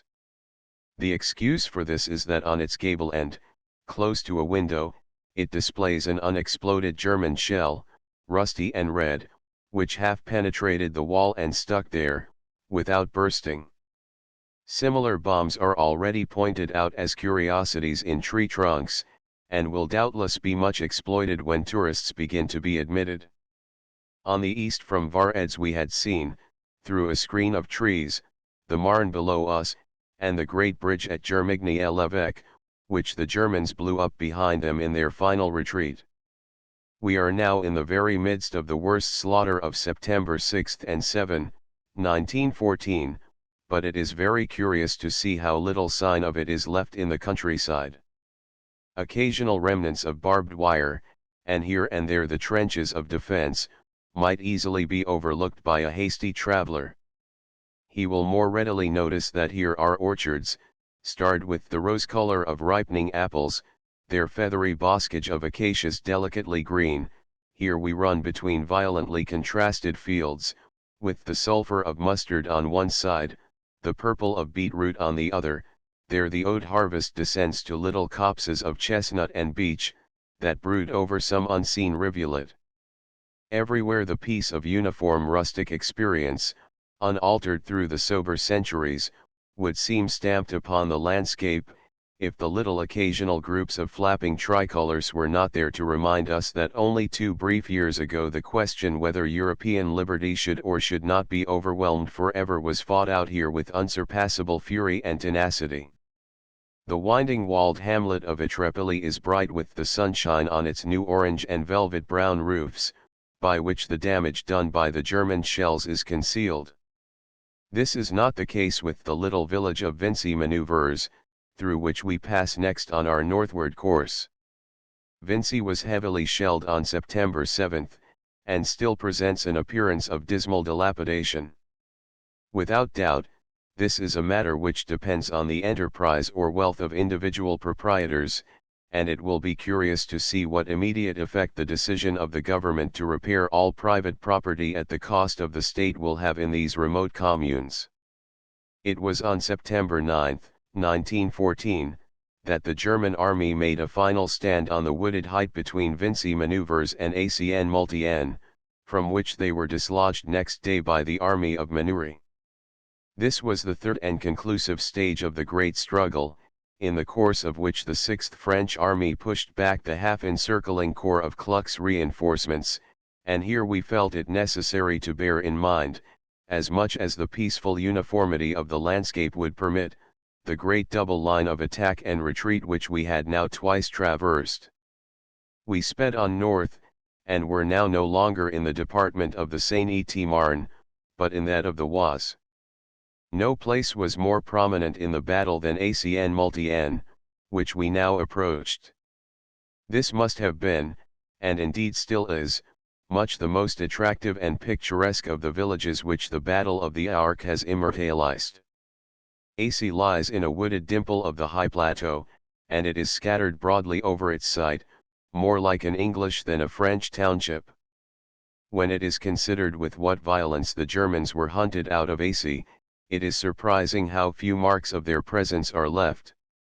One large house, of chateau pretensions, is a complete wreck, having been bombed out of existence by German shells, but the beautiful and curious church, with its 12th century octagonal tower and its rudiments of earliest Gothic ornament, is, so far as the eye can judge, intact.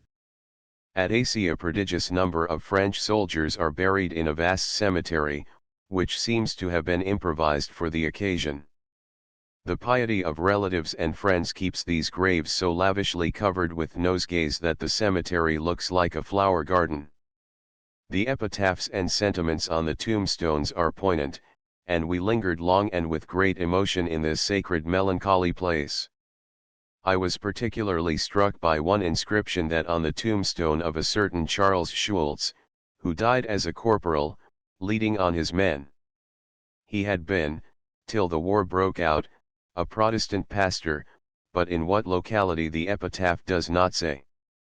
The text chosen for his place of burial il tint firm, parce quil voyat celui qui est invisible may well have been the echo of his own sentiments when he exchanged his ministry for the terrible duty of fighting for his fatherland.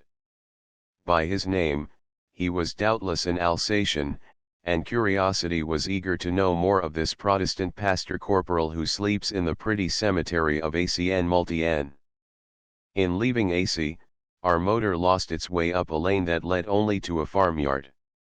By this happy chance, in our descent or retreat, we enjoyed an exquisite view of the village, nestled in its grove of chestnuts around the spire of its rather fantastic church, a view which in other conditions we should have missed, since these villages, sunken in folds of the upland, have a strange faculty for making themselves invisible at a little distance.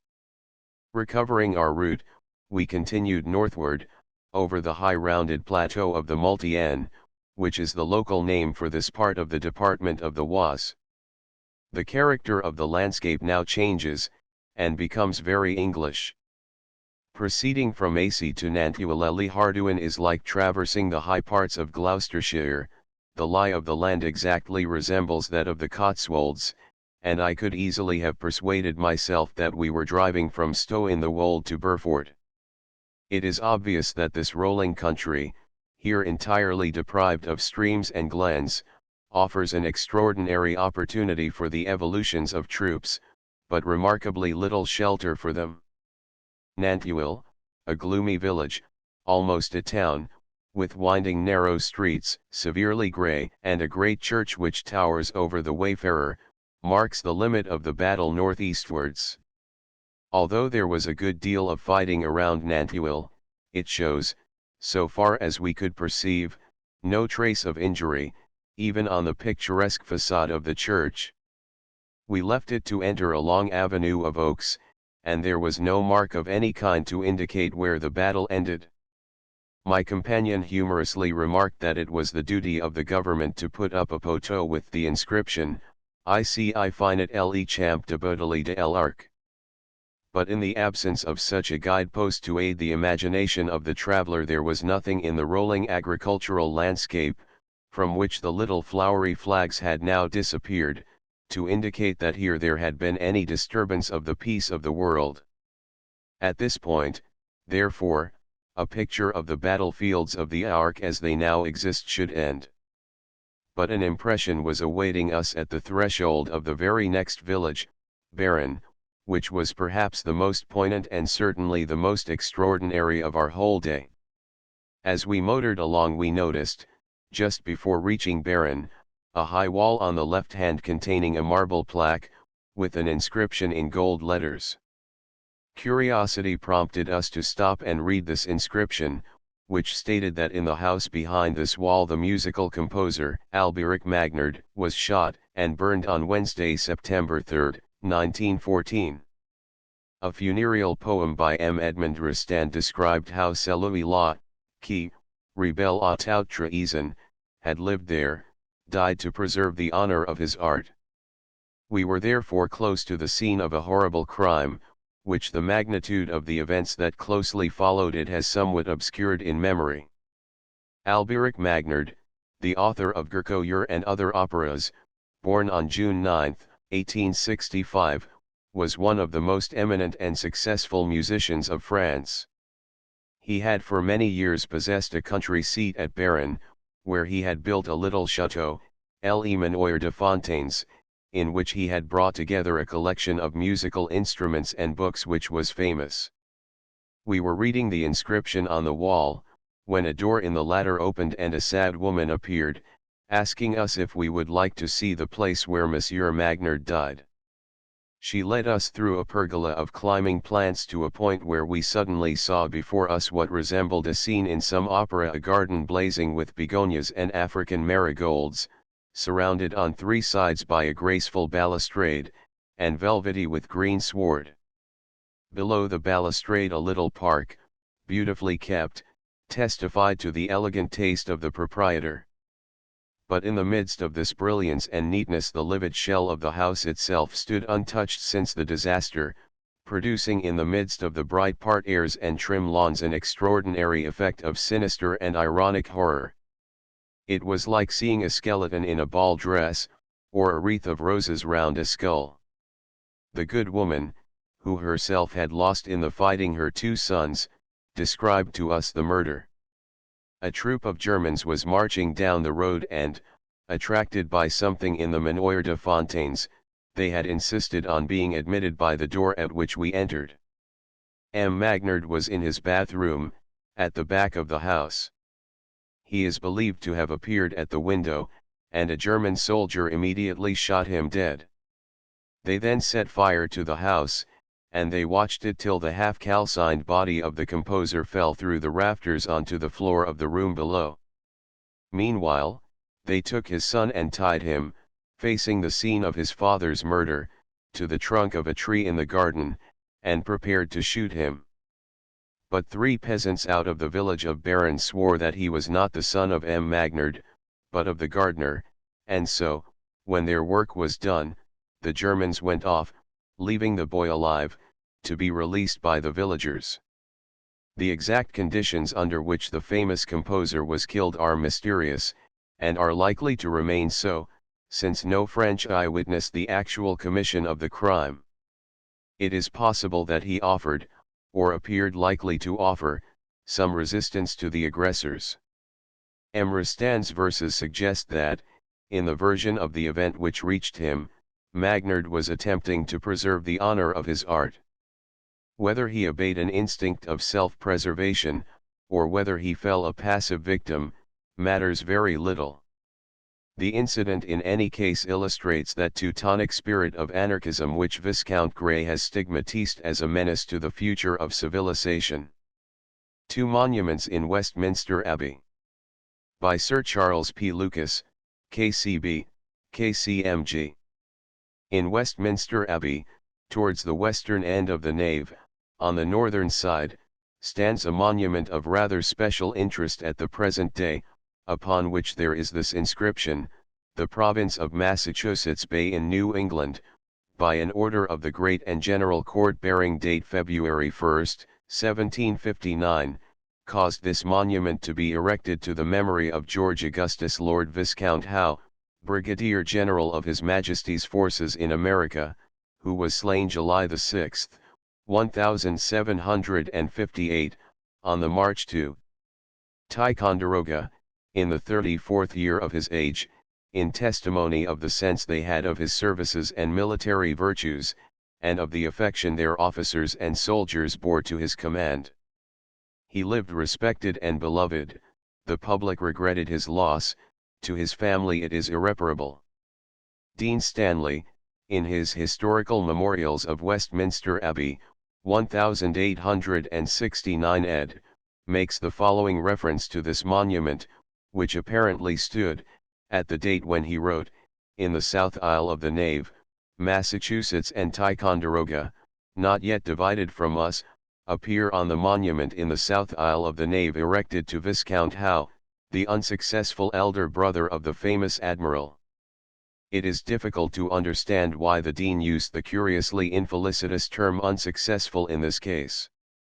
The word might have been applied with some accuracy to the younger soldier brother, Sir William Howe, most successful in his early military career, but not so in the War of American Independence, though even in that war he was a constant winner of battles, but unless to die young is, on the principle of the survival of the fittest, to be considered a mark of failure, no word could be more inappropriate to a man whose life, according to the notice of him in the Annual Register for 1758, presumably written by Edmund Burke, was long enough for his honor, but not for his country.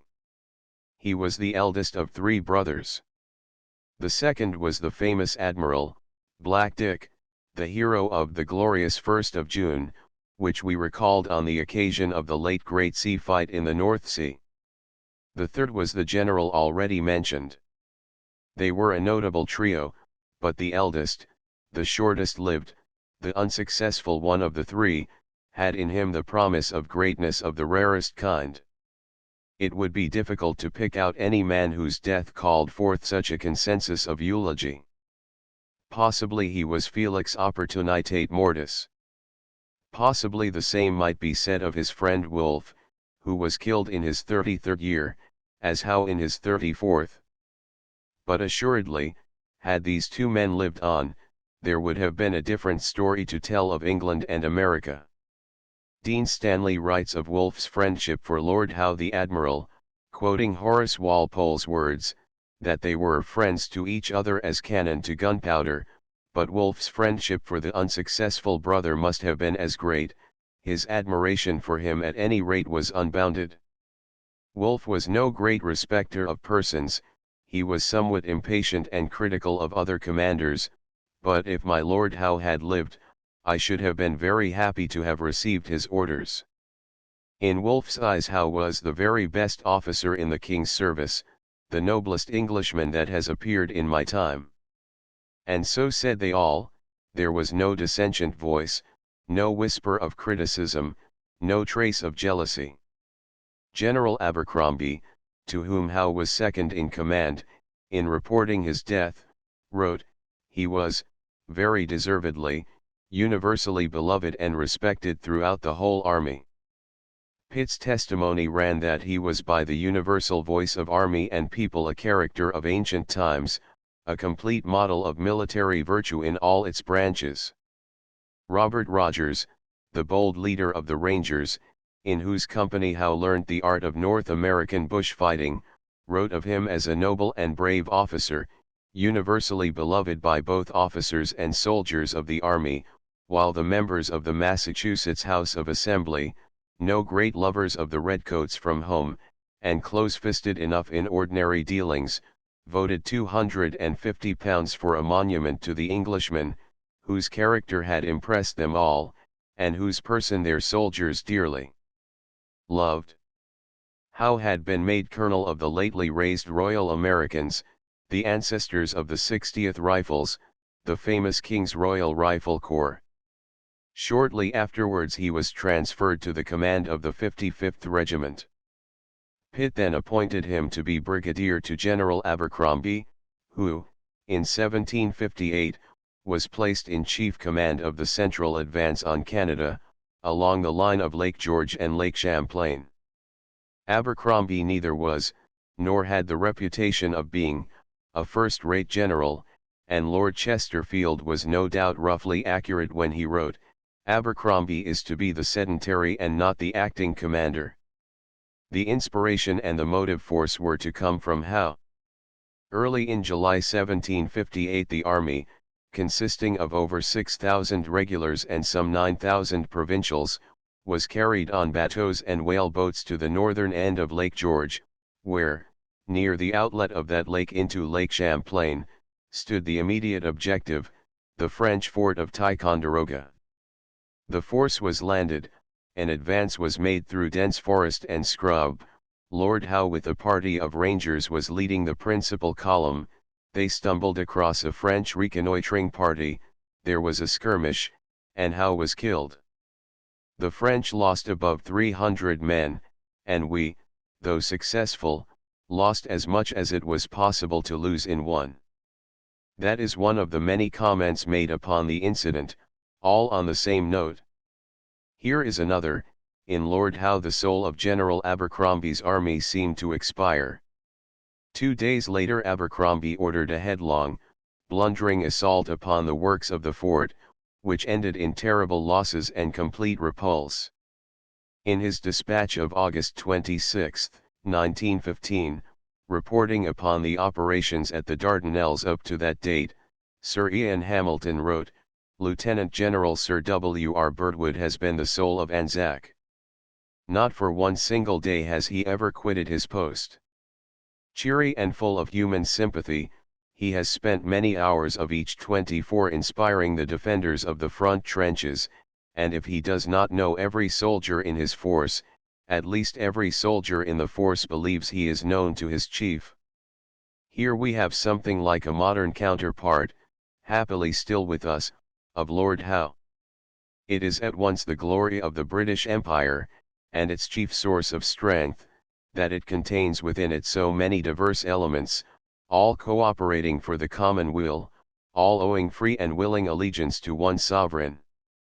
Many races combine to make the great community which we call by the strangely inaccurate term of empire, and the British race itself, in the process of transplantation, has developed different types in differing lands, climates, and surroundings. The home Briton, born and bred within the four seas of the United Kingdom, necessarily differs somewhat in character and physique from the Briton of the Canadian prairies or the Australian back blocks. The Canadian Briton again differs from the Australasian or South African, while among Australasians the Australian is of one type, the New Zealander of another. All supplement each other, all contribute to the common stock some ingredient which the others have not, and the sum total is greater and richer than if the units of which it is composed were all alike and uniform. On the other hand, diversities demand wise handling, or they may become a source not of strength, but of weakness.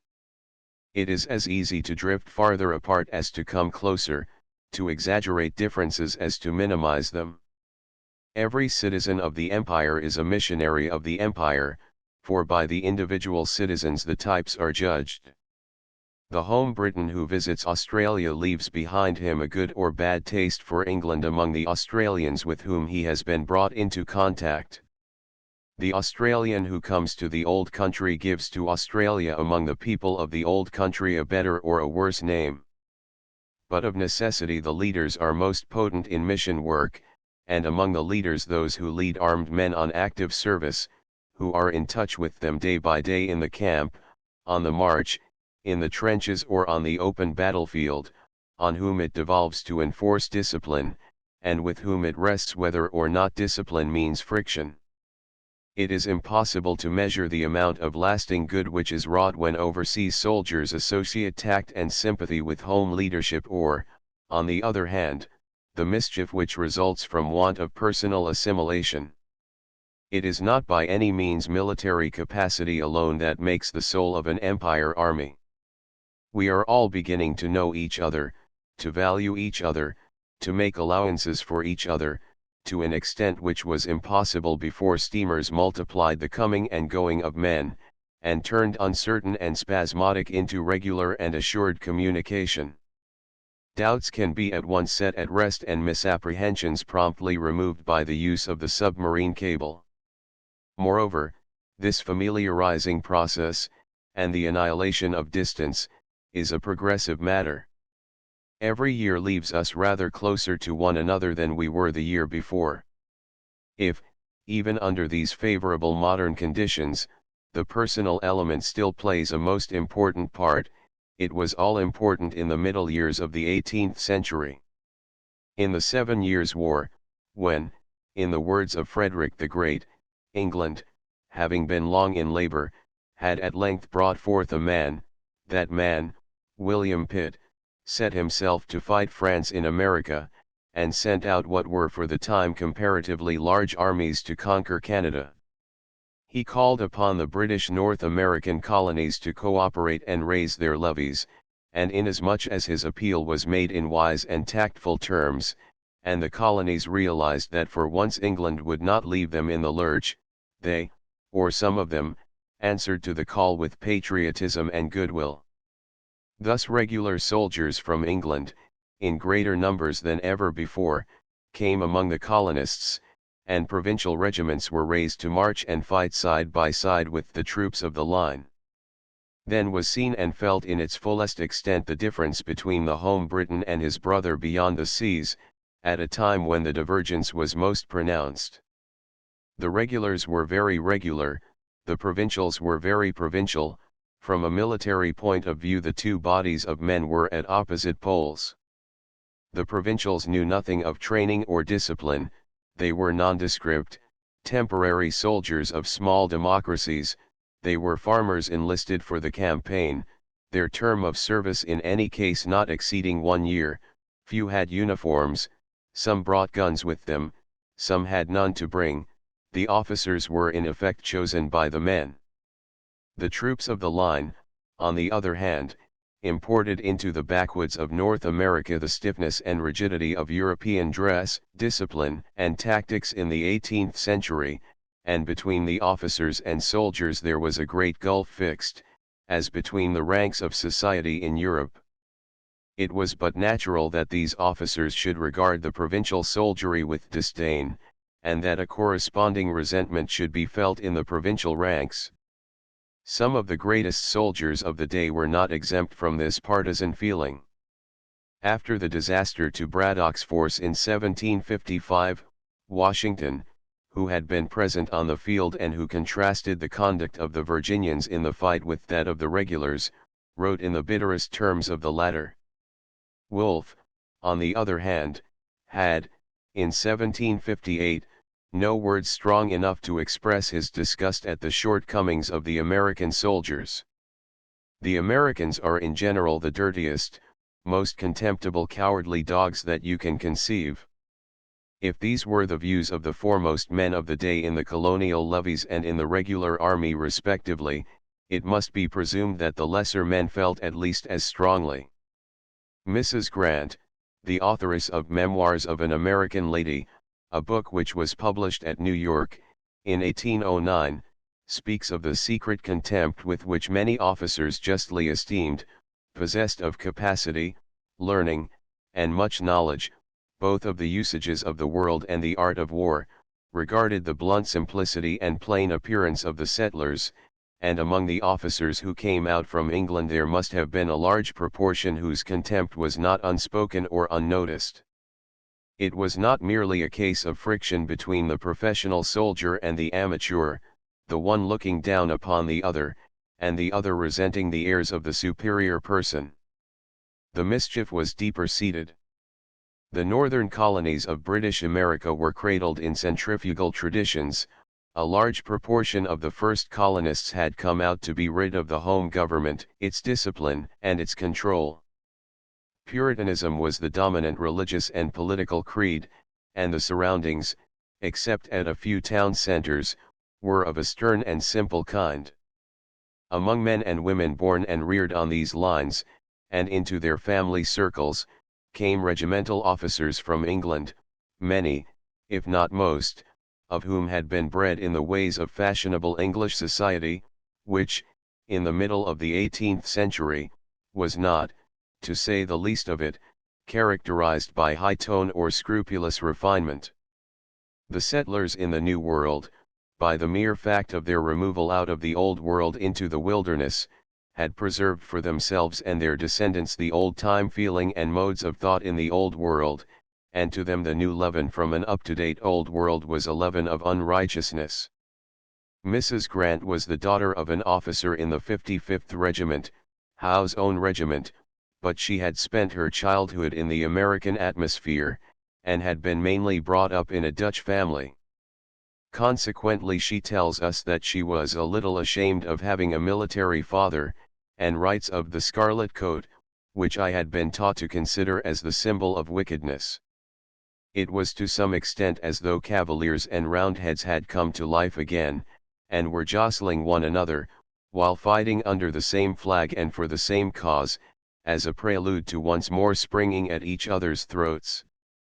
At this time and place a man of the type of Lord Howe was an almost priceless asset to the cause of imperial unity, a cause which can never stand still, but either declines or goes forward, and goes forward only through intelligent appreciation of existing conditions and active sympathy with living men. Of high social standing in England, and acknowledged military reputation, he set himself, by precept and still more by personal example, to the work of assimilation. This gallant man, says the Annual Register for 1758, from the moment he landed in America, had wisely conformed and made his regiment conform to the kind of service which the country required. He did not suffer any under him to encumber themselves with superfluous baggage, he himself set the example and fared like a common soldier. The first to encounter danger, to endure hunger, to support fatigue, rigid in his discipline but easy in his manners, his officers and soldiers readily obeyed the commander, because they loved the man. Wolfe wrote of him as a man whom nature has formed for the war of this country, and Mrs. Grant, that he was above the pedantry of holding up standards of military rules, where it was impossible to enforce them, and the narrow spirit of preferring the modes of his own country to those proved by experience to suit that in which he was to act. She christens him this young Lycurgus of the camp. Under how everything was literally cut down to meet the exigencies of American warfare. Gold and scarlet was laid aside, baggage was reduced to a minimum, the muskets were shortened, their barrels were darkened, the skirts of the long regimental coats were cut off, Indian leggings were brought into use. Wolfe writes in May 1758, "Our clothes, our arms, our accoutrements, nay even our shoes and stockings are all improper for this country. Lord Howe is so well convinced of it that he has taken away all the men's breeches." A French writer tells us that the officers and men were only allowed one shirt apiece. Lord H. set the example, by himself washing his own dirty shirt, and drying it in the sun, while he in the meantime wore nothing but his coat. And here is the unkindest cut of all in Mrs. Grant's words, the greatest privation to the young and vain yet remained. Hair well dressed, and in great quantity, was then considered as the greatest possible ornament, which those who had it took the utmost care to display to advantage, and to wear in a bag or queue, whichever they fancied. Lord Howe's was fine and very abundant, he, however, cropped it and ordered every one else to do the same. In all things the commander set the example, he never asked his officers or men to do anything or to give up anything which he did not do or give up himself. Thus his regiment of regulars was set in order for backwood fighting and, what was more, it was attuned to the ways of the land and of the people of the land. They were ever after considered as an example to the whole American army. Mrs. Grant tells a story, which Francis Parkman has repeated in his delightful Montcalm and Wolfe, of Lord Howe giving a dinner to his officers in his tent. The furniture consisted of logs of wood and bearskins, and presently the servants set down a large dish of pork and peas. Howe pulled a sheath with a knife and fork in it out of his pocket, and proceeded to carve the meat. The officers sat in a kind of awkward suspense for want of knives and forks, until Howe, after expressing surprise that they did not possess portable implements of the kind, finally relieved them from their embarrassment, by distributing to each a case the same as his own, which he had provided for that purpose. The real point of the story is that, if Howe had been an ordinary man, his dinner would probably have been resented by the officers as an impertinent practical joke. But he was not an ordinary man, among his officers and soldiers he was like King David, whatsoever the king did pleased all the people. Albany in New York State was always the base for expeditions against Canada, by the central route, which lay along the line of water communication. In wartime through Albany regiments came and went, and in and around it they congregated and encamped. Albany was preeminently a center for the old New York families of Dutch descent. On the upper waters of the Hudson and the lower reaches of the Mohawk River, which joins the Hudson a little above Albany, were the estates of the patroons of the Dutch regime, and here their descendants lived and thrived. Mrs. Grant, in her memoirs, tells of the lives and surroundings of one of the foremost of these families, the Schuylers, whose homes were in Albany and to the north of it in the district known as the Flats. In her book An Old Mrs. Schuyler, Aunt Schuyler, is the central figure, as she was in the year 1758 the central figure of the Schuyler clan. The book tells of Lord Howe's intimacy with the family, though he never took up his quarters with them, for he always lay in his tent with the regiment which he commanded. How the old lady loved him almost as a son, how sadly and affectionately she sped him on his last advance, and her grief when the news came that he was killed. Aunt Schuyler had the utmost esteem for him, and the greatest hope that he would at some future period redress all those evils that had formerly impeded the service, and perhaps plant the British standard on the walls of Quebec. We have drawn for us the contrast between the good and bad type of officer, the gentleman and the bully, though both may be efficient fighting men. Returning to his friends on one occasion, Howe found to his great indignation that in his absence Captain Charles Lee had come through and, as if he were in a conquered country, commandeered the loyal old lady's stock and property, without having the necessary warrants for his high-handed proceedings. Lee's next visit was after the fight at Ticonderoga, when he was brought back a wounded man to be nursed by those whom he had browbeaten and robbed. He was a king's officer, but it is difficult to deduce from his case the moral that conduct such as his brought on the Revolution, seeing that he became a general in the Revolutionary Army, of great though somewhat dubious reputation. In 1757 and 1758 Lord Howe was winning the love and esteem of all who came into contact with him in America. In 1759 the Assembly of Massachusetts voted the monument to his memory. In 1765 the men of Boston were rioting against the Stamp Act, and in 1773 throwing cargoes of tea into Boston Harbor. In 1775 came open war with the mother country and the fight of Bunker Hill. At Bunker Hill hardest of hard fighters among the Americans was Israel Putnam. He had been by Howe's side when the latter was killed. The night before his death Howe had been in company with John Stark, noted among the New Hampshire Rangers who followed Robert Rogers. It was Stark who, in 1777, planned and won the fight at Bennington, which was the beginning of the end of Burgoyne's army. A young member of the Schuyler group, who had taken Howe to their hearts, was Philip Schuyler, afterwards one of the best known and most trusted of the revolutionary leaders.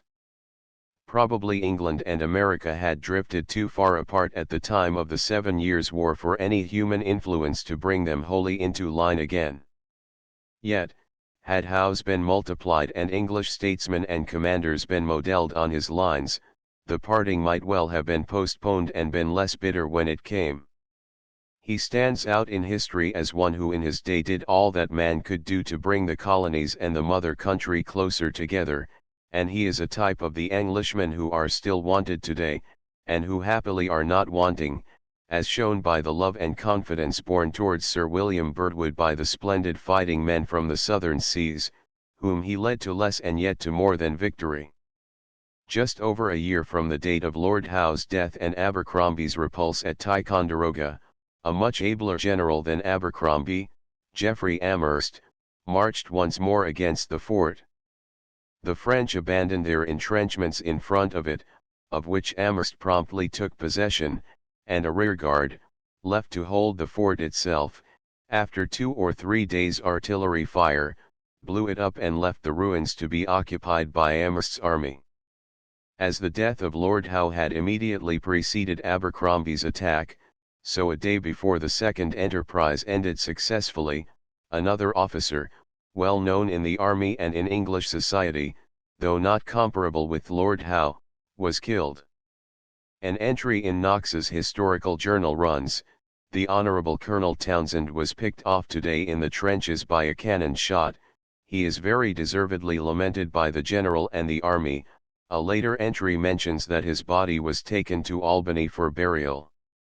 On the south side of the nave of Westminster Abbey, much farther up towards the chancel than the place where the monument to Lord Howe stands, will be found a monument erected by a disconsolate parent, the Lady Viscountess Townsend, to the memory of her 5th son, the Honble. Light Colonel Roger Townsend, who was killed by a cannon ball on the 25th of July 1759 in the 28th year of his age, as he was reconnoitring the French lines at Ticonderoga in North America, though premature his death, his life was glorious, enrolling him with the names of those immortal statesmen and commanders whose wisdom and intrepidity in the cause of this comprehensive and successful war have extended the commerce, enlarged the dominion, and upheld the majesty of these kingdoms beyond the idea of any former age. The monument is an elaborate one, and the eulogy is obviously exaggerated. Horace Walpole would evidently have had it otherwise. In his short notes of my life he tells us, "I gave my Lady Townshend an epitaph and design for a tomb for her youngest son, killed at Ticonderoga, neither was used." He also gives us to understand that the mother was not so disconsolate as the monument asserts. "My Lady Townshend, who has not learning enough to copy a Spartan mother, has lost her youngest son. I saw her this morning, her affectation is on t'other side, she affects grief but not so much for the son she has lost, as for t'other that she may lose." And again, "Poor Roger, for whom she is not concerned, has given her a hint that her hero George may be mortal too." Whatever may have been the mother's preferences, the two brothers loved each other dearly. A few weeks before he was killed, Roger Townshend wrote to George Townshend's wife to tell her of her husband's safe arrival at Halifax from England in the best of health, and how he had sent him supplies of fresh vegetables to make up for the long sea voyage. The letter continues, "My opinion of General Amherst as an honest good man, and my attachment to him as a soldier I thought would never allow me to wish that I might serve under any other person in America, but the tie of brother and friend united is too powerful, and I confess nothing ever gave me more real concern than not being employed on the same expedition." In turn we have George Townshend writing sadly before the fall of Quebec of the news of his brother's death, and after Quebec had fallen, on the eve of his return to England, he writes to Amherst, "I hear I have got Barrington's regiment." Alas, what a bouquet this had been a year or two hence for poor Roger. "I assure you I returned thoroughly wounded from America. I loved him sincerely." George Townshend, the eldest son, whom Walpole clearly did not love, was Wolfe's well-known brigadier, to whom Quebec capitulated, and around whom so much controversy gathered. He ended as a marquis and a field marshal, and there is no reason to doubt that he was a competent soldier. So also evidently was the younger brother. Amherst appointed him to be one of the two deputy adjutant generals of his army, his own brother, Colonel Amherst, being the other. We read of him in connection with the training of the provincial regiments, and as commanding a detachment of rangers sent to reconnoitre along Lake George. Amherst wrote to Wolfe that he had intended to send him home with dispatches after the fall of Ticonderoga, that his loss marred the enjoyment I should otherwise have had in the reduction of the place. We may set him down as one of the might-have-beens, and Dean Stanley would presumably have classed him as the unsuccessful brother. If he had marked military ability, it has assuredly remained in the family, for those who read the epitaph upon his monument in Westminster Abbey, with its reference to a comprehensive war and upholding the majesty of these kingdoms, will carry their thoughts across the seas from North America to Mesopotamia, from Ticonderoga to Cut 1 footnotes 1. All who are interested in the personalities of the 7 Years' War, as far as North America was concerned, owe a deep debt of gratitude to Dr. Doughty, the government archivist of the Dominion of Canada, for the immense amount of material which he has collected and made accessible in the Siege of Quebec, Doughty and Parmelee, and in his edition, for the Champlain Society, of Knox's Historical Journal. The Old Contemptibles, The First Christmas. By Boyd Cable. The Divisional Ammunition and Supply Column had done a long march on the Christmas Eve. It was not so much that the distance was long in measured kilometers, but from a point of time, of dragging weariness, of bad roads, of cold and wet and discomfort, it was prolonged to a heart-breaking length. The column had taken the road at daybreak, and this meant that the men had to be on parade a full quarter hour before, had to turn out of their uncomfortable billets and sleeping places an hour and a half before the time to parade. In that time they had to pack their kits, a quick enough and simple job, to be sure, put on their wet boots, water and feed their horses, eat a biscuit and cheese breakfast, scramble for a lick and a promise sort of wash, harness up their teams, pack picketing gear and odd stores on the wagons and sheet them over, have themselves and everything belonging to them packed and harnessed and standing ready to turn out promptly to the shout of hook in. They were all ready, and with a nicely timed handful of seconds to spare, when the word came, because the practice that makes perfect had been their regular routine for a good many months past, and there had been plenty of times when they had been obliged to do the same routine in very much less than this present leisured hour and a half. It was raining when the wagons turned out, formed up on the road, and, dropping into place unit by unit, rolled steadily off on the march. The rain was taken quite philosophically and as a matter of course, as indeed it had come to be by now and any time for a month past. There were a good many even by then who had wondered where all the rain could come from, and held a firm opinion that it must cease very soon, on the reasonable assumption that no rain supply is inexhaustible and that the past month must have pretty well emptied the watering pot. They were to learn for another solid 3 months almost without a break what the Flanders watering pot can supply when it really sets about the job in earnest, and it was to come to be a standing joke and boast of the first expeditionaries that you could always tell one of the men who went through that first winter in France because an examination of his toes would show him to be web-footed. But at the end of December the wet had not been accepted as such a permanent feature of life as it was to become, and there were plenty of men in the column who, as they marched out that Christmas Eve, looked up at the sky and round the grey horizon and tried to find, or persuade themselves and each other they could see, a spot where it was lifting. But it did not lift, and before long the men's damp clothes, half dried by body heat in sleeping in them, had become soaked and saturated through again. It was cold too, and fingers gripped about the wet reins of their pairs of horses grew numbed and stiff, were periodically revived with much blowing of warm breath, the only item of warmth left about a man into cupped hands, and arm beating and flapping. The roads were heavy, rutted, and inches deep in stiff mud, flooded in parts by the overflow from brimming over ditches. The march was bad enough in its early stages, it became acute in its discomfort as the day wore on, and men and horses grew tired and more tired. By far the worst feature was the constant series of halts. The road taken by the column was filled for miles with a slow crawling and packed procession of horses and wagons. The slightest check at the head of the procession meant a stop to all the rest, and because each wagon took a fraction of time longer than the one ahead to see its predecessor started and to get under way itself, what to a wagon in the front ranks was no more than a slowing to avoid running into the wagon ahead was easily translated a few teams back into a pull-up and immediate move on, and further back the line to a longer and longer interval of halt. So that in the middle and rear of the line there were frequent halts of a minute, 2, 3, and up to 10 minutes. And if a wagon driving through an extra soft portion of road was caught and held beyond the immediate strength of the tired team to pull out, the halt might spin out into anything up to 15 minutes.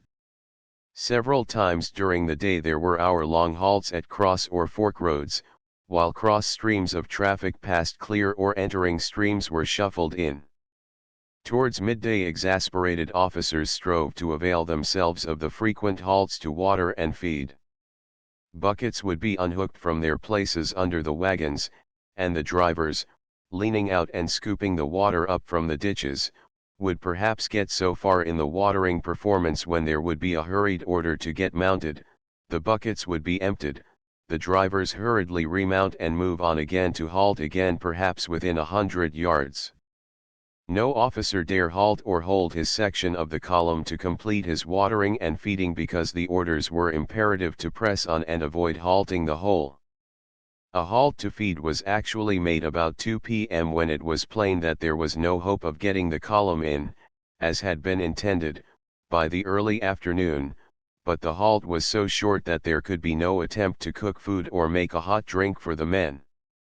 They ate cold bully beef and biscuit while the horses fed, and finished their meal in the saddle when the horses moved again.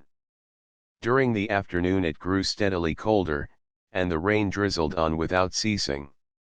The road ran parallel now with the firing line, and as the darkness fell the horizon was lit continually with rising and falling belts of light from the trench flares, while the guns flashed quick leaping and vanishing gusts of vivid light, rolled and grumbled and roared incessantly.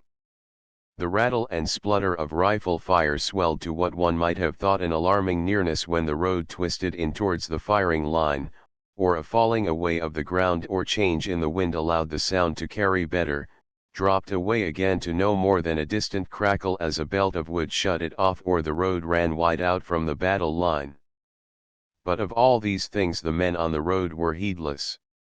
They were concerned only with the slowness of the journey, the wish for it to end, the approach of dark long before it could be completed. The column carried no lights, and as the night shut down the road under the horses' feet became almost invisible to the eyes of the drivers sitting on their horses or box seats. Each lead driver had to be content to follow close on the tracks of the wagon in front of him, to hold his tired horses up when they stumbled, to halt them quickly when the wagon ahead halted, to move them on again instantly on the other vehicle starting. Every man kept his eyes carefully away from the dancing lights on the horizon, because watching them for a few seconds meant a temporary total blindness and the vanishing of the road beneath them when they came to look down, and this driving in the dark was quite bad enough without that. The inevitable happened at last. A team driven too close to the roadside brought its wagon wheels within a foot of the ditch, just at a part, unfortunately, where the road edge sloped sharply to the steep side of the ditch. The long-rein driver perched on the box called a sharp word of warning and swung his wheelers to the left, felt the wagon beneath him skid sideways, lurch suddenly, sink sharply by the stern and halt abruptly. The driver of the next team saw what had happened, shouted to the other drivers behind him, wrenched his horses' heads clear of the bogged wagon and tried to pull up. But the horses, jerked from their sleepy plodding, swerved, plunged, slithered wildly on the wet road, the wagon wheels, gripped fast by the sharp thrust of the brake, failed to bite on the slippery surface, skidded forward, butted the wheelers heavily, slewed, slithered again and brought up with a splintering jar and a rear wheel fast locked in the wheel of the bogged wagon. The near wheeler of the second team, floundering and splashing and scrambling wildly for foothold, caught the bump of the wagon, fell, and slid wholesale into the ditch. The road was completely and effectually blocked. Now the ditches in this part of Flanders are anything from about 3 to 6 feet deep, and their sides are cut down as straight and smooth as a wall. In winter they are full to the brim with ice-cold water, and their bottom is an unplumbed depth of mud of the consistency of molasses and the tenacity of fish glue. From all of which you will understand and appreciate the difficulty of rescuing the trapped wagon and horse, although you will never, unless you have experienced it, understand the wetness, the cold, the exasperating stupidity of the horse, the monumental bulk and weight and the passive resistance of a wet and mud-plastered wagon, the bitter unpleasantness of the whole job.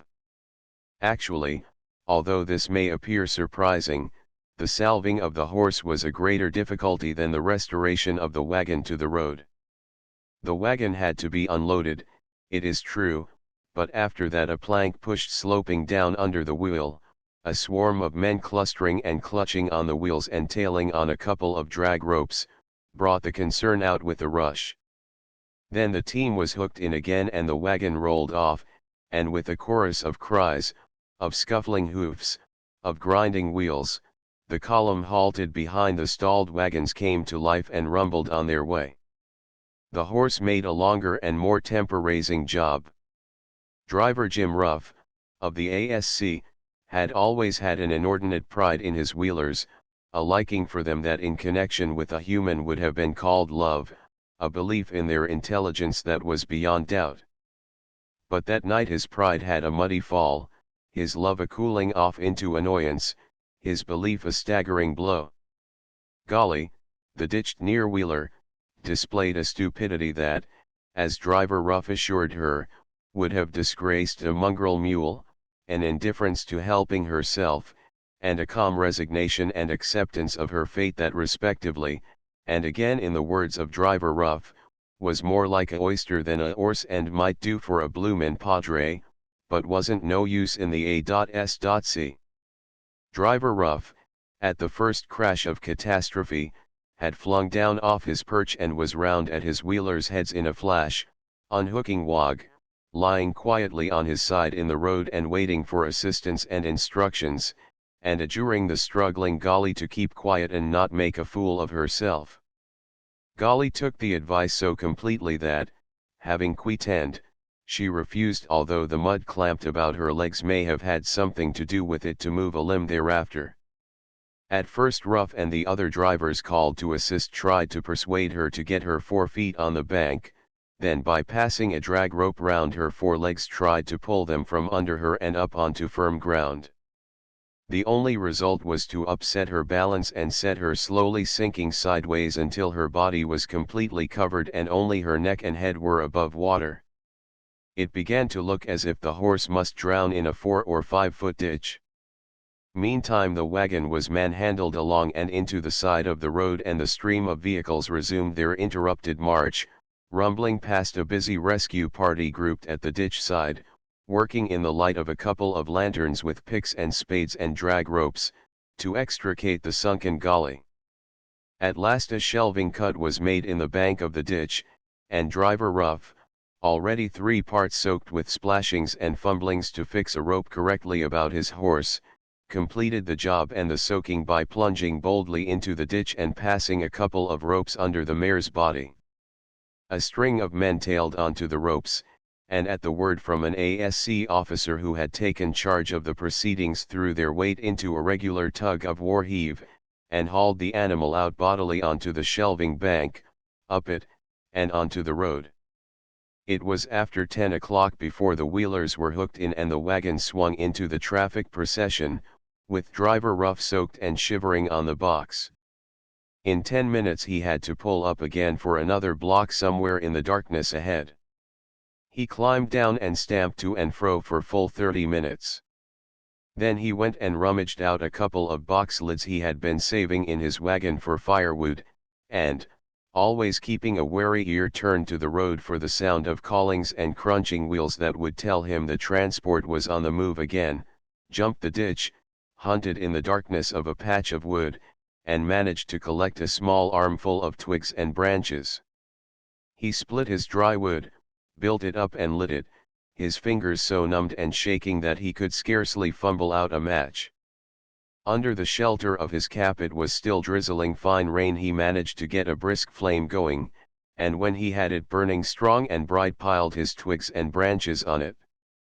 The wood hissed and sputtered, but caught at last, and tongues of flame began to crackle up, throwing a cheerful radiance on the wet faces and forms of the men who quickly crowded round, and a most grateful glow of life-giving warmth on Driver Rough, crouched with chattering teeth and blue lips close over the blaze. But before the fire had even completely caught there came a distant shout, repeated along and down the line, "Get mounted," and the sound, far off at first but rapidly coming nearer and nearer, of tramping hoofbeats, scrunching wheels, and the rumble of moving wagons. The men about the fire scattered and ran to their horses, and Rough had no choice but to leave his precious fire and run with them. The procession started, wagon after wagon, and within 200 yards halted again. The disgusted Rough had the mortification of seeing his fire blazing up strongly and cheerfully and immediately surrounded by a fresh crowd of the nearest men. It was too far to go back, since the move might come again any minute, and anyhow Rough guessed the difficulty he would have in forcing a way to the front of the dense ring about his own fire. He tried to wrap his wet coat closer about him, and sat huddled and shivering on his seat for another half hour before the way was clear and the wagons crawled on again. It was nearly midnight when he dragged wearily into camp. He took his horses' bits out, slacked their girths, gave them generous feeds, and when their nosebags were empty hung a net full of hay to the point of the wagon pole, and then went to the cook-house, where he was given a mess tin of soup and meat and a mug of hot tea. These things finished to the last bite and drop, he, by special and gracious favor of the cook, took off his soaking boots and hung his wet jacket before the embers of the fire, sat himself beside it, and dropped instantly into deep sleep. This, be it noted, was the only sleep he had been able to have for some 36 hours. The night before the column marched he had been out with his wagon drawing rations from refilling point, had been from 6 p.m. on the road, waiting his turn for loading, moving up a wagon's length at a time to the loading place, where, under the light of a couple of lanterns, men were hacking up cheeses, dismembering sides of bacon, trundling out boxes of bully and biscuits and tins of tea and sugar. Driver Rough had pulled out as soon as his wagon was loaded, waited for the others to complete their loading, moved on to rejoin his unit with them.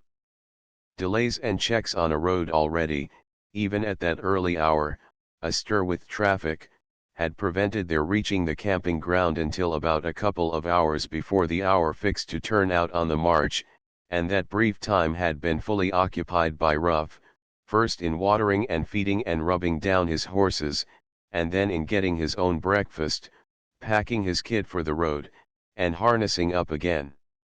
Now, as may be imagined, he slept heavily, sitting huddled over the half-dead fire, on this his second night out of bed, after a day of wearying and strenuous work, and in case that be not properly understood it may be remarked that sitting on the hard wooden seat of a jolting wagon, bumping and jarring over a rough road, holding a pair of heavy draft horses and steering them with a constantly needed care, hauling them up every few minutes, all these things are actually tiring hard physical work. But he only slept for half an hour. At the end of that time he was shaken roughly awake and told to get a move on, and to fall in outside the lines before hooking in his horses. He rose stiffly, sore in every joint and aching in every limb as if he had been beaten and bruised with a club. The fire was dead and he was chilled to the marrow with the cold that had struck in from his wet clothes, with the more miserable cold that comes out of late and insufficient sleep. He shook like a man in the ague, and his teeth chattered as he thrust his arms into the clammy dampness and coldness of his jacket's clinging sleeves. Putting on his boots was sheer torture. They were icy cold, and the wet leather was stiff and hard as a board. Altogether he was just about as miserable, cold, and uncomfortable as a man can be, as he hobbled stiffly from the cook-house into the bitter rawness of the winter morning. As he went out one of the cooks came in and commenced to make up the fire, and it suddenly struck Driver Rough what a magnificent and enviable job a cook had, always messing about with a warm fire and hot water and other of the pleasantest things in life. The cook, roused from a warm straw bed in the cold of 1 o'clock to light a fire with damp wood, probably held a different opinion of the pleasures of his office. Rough had 3 minutes with his horses before the fall-in was called. They whickered and nuzzled at him, each jealously pushing the other's head aside as he spoke to them and rubbed their noses and pulled their ears. After all, golly, he said, a cook don't have horses, wog, and at that thought the cook's job lost its savor and a gleam of content warmed the driver's soul. A figure suddenly appeared in the shape of lamp-illumined breeches and boots and a blot of shadow above them, and his sergeant spoke briskly, "Hello, Rough." "Merry Christmas." "Lumme," said Driver Rough. "If I hadn't clean forgot same to you, Sergeant." "And may we see the next at 'ome," said the sergeant. "Now what about this pair o' yours? Had a stiffish day yesterday, didn't they?" Rough told him briefly but pungently the sort of day they had had and the work they had done. He was so eloquent on their behalf, quite omitting any mention of his own sorrows, that the sergeant promised to manage it somehow, that they'd get a light wagon load that day and the other wagons share the balance. Driver Rough began to feel the world not so bad a place after all, and even the briefly outlined program of the day's work to begin at once and keep on till evening did not cast him down. "They'll do it easy with the light load," he said cheerfully. The fall-in was called, and wondering rather at this unusual item of the morning's work, the men fell in at the end of the horse lines, standing in an ankle-deep porridge of mud. Their officer addressed them shortly, an NCO beside him with a lantern, and another with a handful of envelopes and a bundle of cardboard boxes. The wagons, said the officer, would go to refilling point, load, march together from there and rejoin the division at their new camp, separate there, and each take their rations to their own units. And because he might not see them together again that day, he had paraded them then to wish them a happy Christmas and good luck, and to give them a little present that had been sent out to every man in the expeditionary force. One by one the men received a photograph of the King and Queen with a message written on the back, and a brass tobacco box containing tobacco and cigarettes and the Christmas wishes of Princess Mary. "Bloomin' 'ansome," said one driver admiringly. "I'm goin' to send mine 'ome to be kep' for me. There'll be bags o' new troops out 'ere in the spring, but we'll allus 'ave these to show we was out wi the first crush. My dad's got 'is Queen's chocolate box yet that she gave the first lot out in Africa," said Driver Rough. "I'll be upsides with 'im now. I been thinkin' this week past," said a third, "that I never knew anythin' less like Christmas comin'. It seems more like it now somehow." And so somehow it did. One might hardly expect a handful of men, turned out in the raw-cold small hours of a winter morning, standing in mud over their boots, with a long weary day's work and a bare half-night's uncomfortable sleep behind them, and another wet and weary day ahead, to rise with any enthusiasm to a call for 3 cheers for the King and Queen. But they did it, the H-ray leaping eagerly and cheerfully close on the last sound of the word, of the officer's hip hip hip. And Driver Rough's was the first and loudest and gayest voice of the lot. Into Germany on the Eve of War. By W. E. W. Whitaker. Early in 1914 there had been various schemes in being with the object of crossing the Atlantic by aeroplane under the terms of a prize offered by a London print. 2 alone of these were in any way practicable, one by an English retired naval officer on an aeroplane provided at the expense of an American millionaire, and the other by the late Mr. Gustav Hamel, who was to have flown from Newfoundland on an English aeroplane, and who would have been financed by English money. Mr. Hamel was drowned in the English Channel on May 23, when the arrangements for the great flight were in a very advanced stage. A few weeks later Mr. H.S. Keating came forward and made private arrangements to take over part of the organization which had been brought together earlier in the year. He intended himself to make the proposed attempt to fly from Newfoundland to Ireland at his own expense. This personal assumption of the burden of the entire cost made the attempt one of pure sport without any hope of gain, as the expenditure must of necessity very greatly exceed the amount of the prize offered. Harry Sheehy Keating, an Irishman by birth, a one-time subaltern in the Grenadier Guards, had spent a year or 2 in the United States and in Mexico, during which period he had become an aviator. Of an adventurous disposition, he welcomed any form of sport or daring that would relieve the monotony of existence before the war. The selection of an aeroplane on which to make the Atlantic flight was a matter of no little difficulty. We heard that on July 10 Herr Boehm had flown at Johannesthal on an Albatross biplane for 24 hours 12 minutes without once alighting. We decided therefore that we would go to Berlin and see what the Albatross Company could do for us. As we had neither of us traveled in Holland or Germany, we determined to motor from the Hook of Holland to Berlin and back. The threat of war which by now filled all the London news sheets we did not believe. Wolf had been cried so often. The Sarajevo murder and its immediate results would drift into history in company with Fishota and Agadir, and no blood at all would be spilt.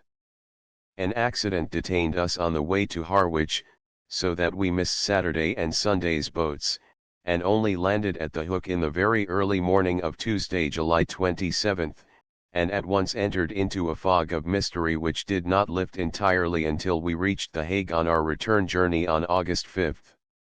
We neither of us knew a word of the language of either country which we were to visit, and the daily papers contained what were to us merely cabalistic symbols. We crossed the German frontier a mile or two beyond Oldenzaal, and by dinner time we had reached Rheen. Here the weather changed. The sun disappeared and a depressing soft rain began to fall. We dined uncomfortably and wondered a little irritably why the German people should be so excited. We knew no reason. Anxious to reach Berlin with as little delay as possible, we left Rheen after dinner and drove through the darkness and pouring rain and appalling roads towards Osnabrück.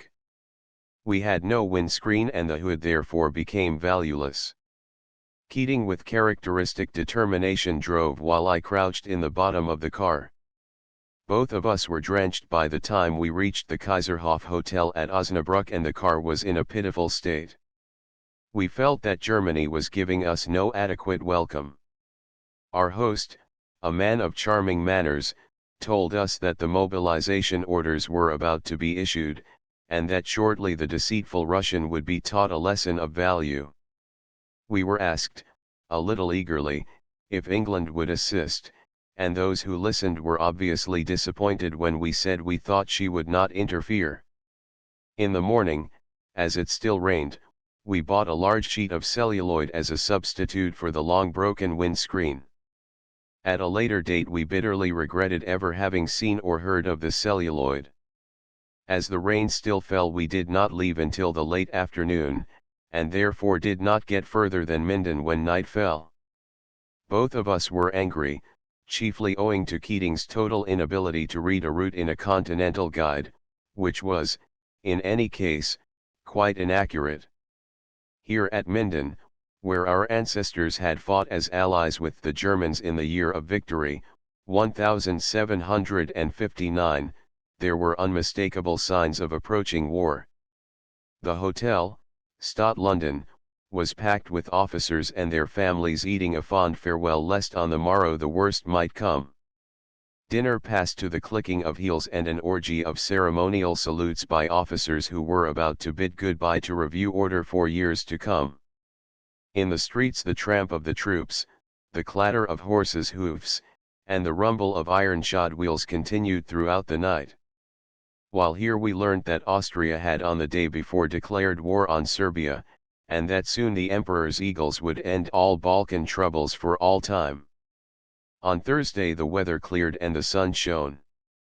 We passed through Hanover, where we bought tiny silk flags of the German states with some faint idea of showing the people that we did not really dislike them. In Brunswick we ate sandwiches and drank very dark beer from huge china mugs while we sat in an old oak-paneled hall with a high roof also of oak. The bridge-keepers in Magdeburg took toll of us as we passed through during the early afternoon in high hopes of reaching the capital early in the evening. The road improved still more and there was but little traffic to detain us. For long stretches our speed never dropped much below 60 miles an hour. The gods seemed to be smiling. We forgot the worries induced by the bad maps and the German food and became for a space almost happy. When 10 miles from Brandenburg I tried to pass a large cart on the proper side and promptly ran into it, with disastrous results to one of our front wheels and to both headlamps.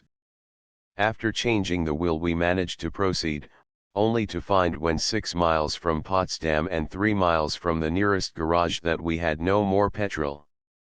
At the same time a tire gently subsided and our troubles were complete. At this point our very frayed tempers collapsed entirely and we each accused the other of being responsible for the existence of Germany and all its ills. Mercifully all troubles come to an end in time and we reached Potsdam before 10 o'clock. The Hotel Stadt Königsberg where we stayed was also full of officers and those dependent on them. A curious note of suppressed excitement was obvious to strangers like ourselves, though at the time we were quite unable to account for it. Serbia was surely too small to affect the German officer caste to such an extent. The next day, July 31st, a Friday, we left the car under repair at a garage in Potsdam and went by train to Johannisthal through Berlin. We saw the directors of two leading German aeronautical firms, the Albatros and the L.V.G, only to find that in neither case could they undertake any work of the nature we desired, as they were far too busy supplying aircraft to the German and Austrian governments. They would, they said, require at least 6 months in which to complete any order. We, on the other hand, had only 6 weeks to spare. The Albatross Company asked us to call again on the following day in order that we might again meet the board of directors. As nothing more could be done during the day, we paid a mark apiece and went into the public part of the aerodrome. No military guard was to be seen save over the great Zeppelin shed, which was empty, its usual tenant having flown to Posen the day before. While we waited, we saw 11 Albatros biplanes leave for Austria by air, piloted by Austrian officers, each accompanied by a mechanic. The presence of very obvious organization and the entire absence of any excitement or confusion impressed us both. Clearly German aeronautics had left the purely experimental stage, and the aeroplane had become as much a part of military life as had the motor car years before. The method of construction and the degree of finish of each machine showed the existence of a settled industry. While until the beginning of the war the average English aeroplane had the appearance of being the only one of its type, a step in a series of experiments, the German aeroplane of the time was as finished and complete as if it were one of a batch of 1,000. All that was practically possible at that date was to be found on these German machines, which were so soon to test their prowess against the English. During dinner at Potsdam the head waiter stood in the middle of the room and recited, amidst general enthusiasm, the speech the Kaiser had delivered from the balcony of his palace in Berlin during the afternoon. True patriotism was shown. The day had come and the training and hopes of a century were to be put to the test at last. After dinner we walked through the crowded streets and watched the excited people snatch the single news sheets from the newsboys as they passed along.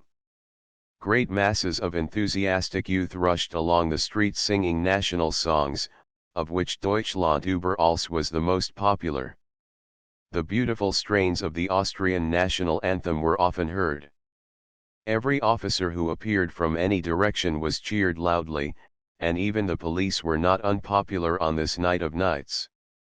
We, though we were obvious foreigners and quite possible Englishmen, were not molested in any way. Long after we had gone to bed the noise continued without intermission, until even Keating lost some of his joyous enthusiasm for war in his greater and more immediate desire for sleep. Shortly before noon on Saturday, August 1st, we again went to Johannisthal, this time by car. We arrived at the aerodrome at about 1:30 and decided that, as our interview with the directors of the Albatross Company was sure to be short, we would have lunch on the way back to Berlin. It was a foolish decision, as after events will show. We found sentries at every entrance to the ground. By the small door leading into the garden in front of the Albatross offices stood a German soldier in the service dress of a regiment of the line. As we passed in he said something long in German and seemed to wish to prevent our entry. Keating smiled, which is not usual when one deals with German soldiers on duty, and the sentry was too surprised to stop us. Once inside we were met by the works manager, a Herr Hutney, who had learned English in the United States of America when acquiring merit in his early youth. He took us before several of the directors of the company and we again talked of the purchase of an aeroplane. There was an atmosphere of restraint and suspicion which, in the light of later knowledge, was not unnatural. Now we were told that no machine at all could be sold to us for many months, as the army required them all. Even, they said, Austria will not be allowed to purchase more. Keating offered to buy an Albatross which we knew to be in England. In reply we were shown a telegram from London saying that aeroplane had just been commandeered by the Admiralty. This incident was the first to bring home to us the possibility of Great Britain joining in the new war. There was an unwieldiness about the conversation that showed us they did not desire to do business with us, and so after farewells we were conducted outside the boundaries of the grounds by the works manager. Here to our amazement, and at the time amusement, we found 2 soldiers, fully armed and rationed, standing by the car. When I tried to start the engine, I was pressed back gently by rifle and bayonet. Herr Hutney asked for reasons and was told, or so he said, that an officer had been sent for and until his arrival we could not leave. So, resignedly and hungrily, for it was by now 4 o'clock and we had had no lunch, we sat in the car with Herr Hutney as company. He, too, was not permitted to leave, if his own statement was to be believed. For nearly 2 hours we sat here waiting for the officer who did not come. At 6 o'clock we were moved, under instructions from an NCO, to an open-air guard room by the Zeppelin shed and just inside the aerodrome fence. Here our wait continued, relieved a little by some lager beer and Leberwurst sandwiches, brought by the kindness of one of our guard.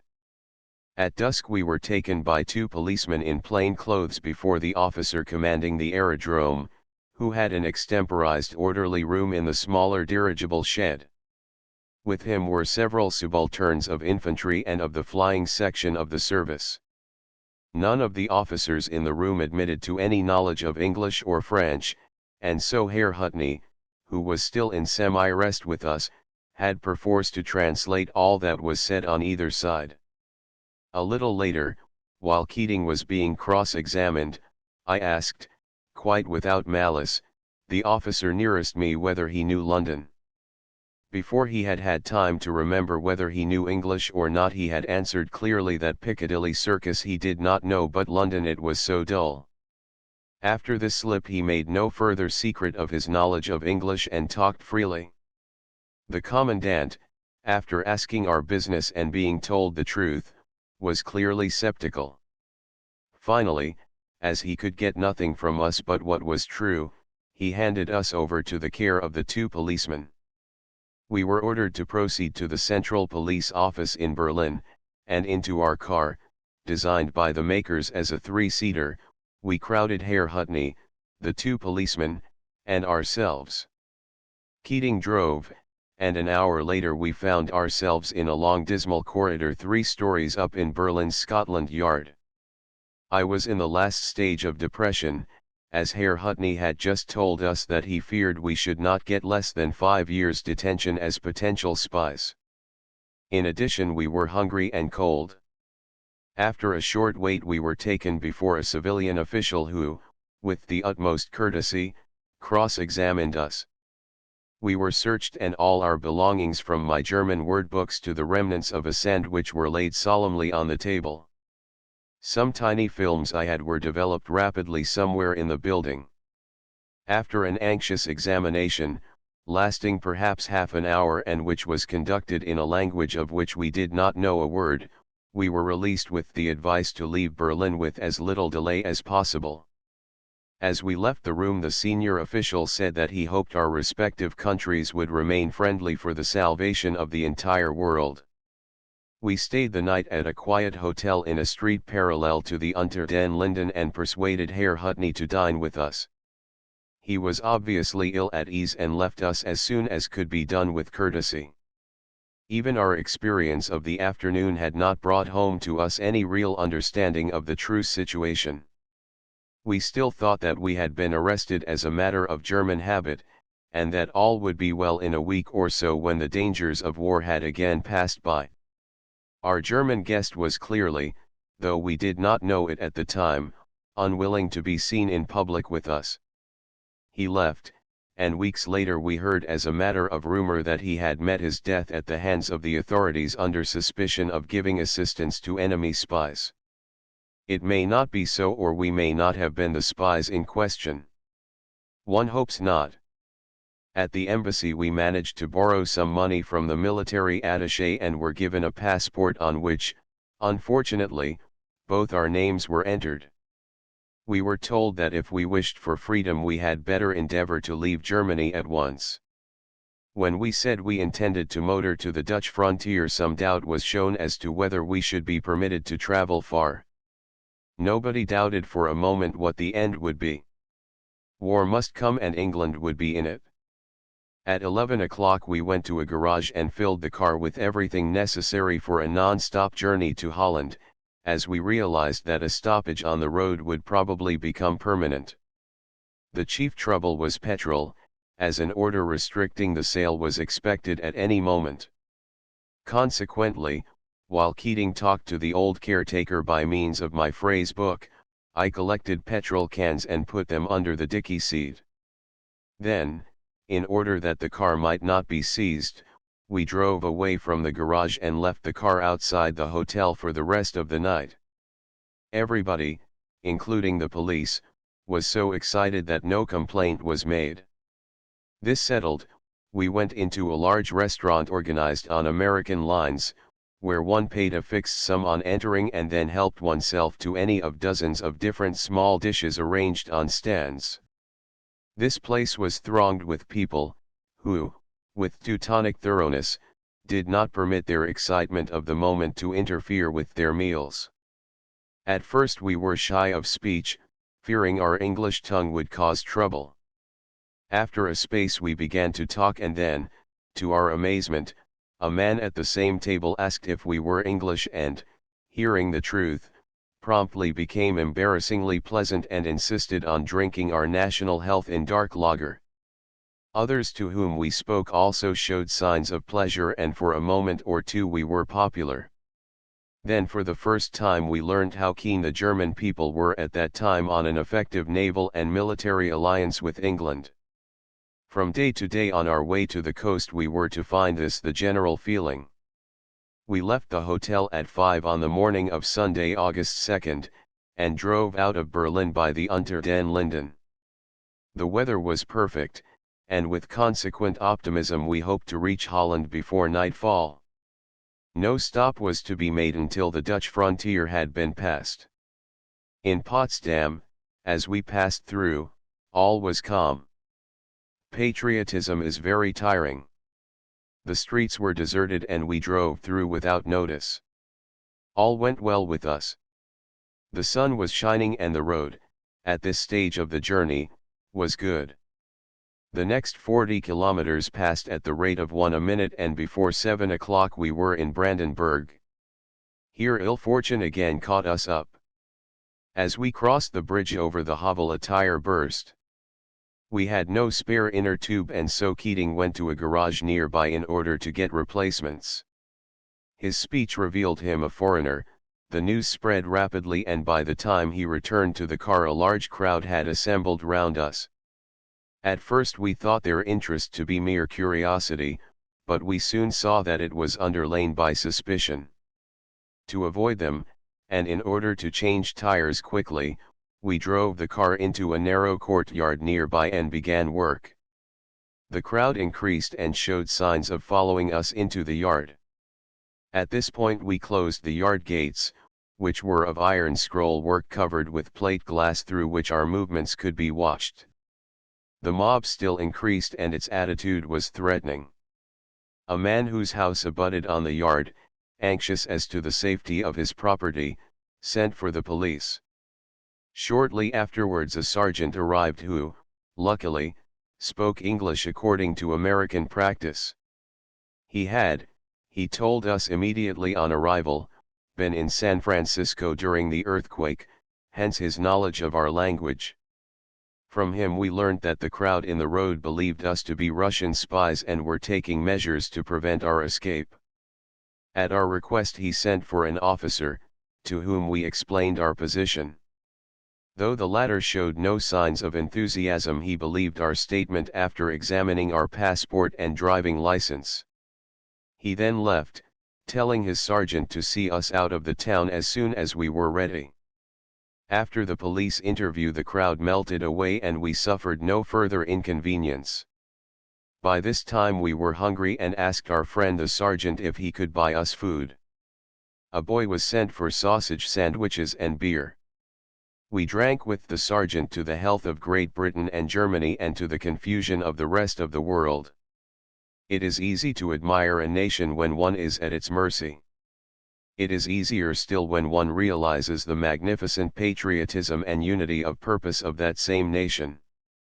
When, the tire fitted, it was time to leave, we endeavored to pay the small boy for the food he had brought, only to be stopped by the sergeant, who said we were his guests and that he would not like us to leave with a bad opinion of his country. Firm friends, we left that sergeant with deep regret, as by now we knew our passage through the country was not to be pleasant.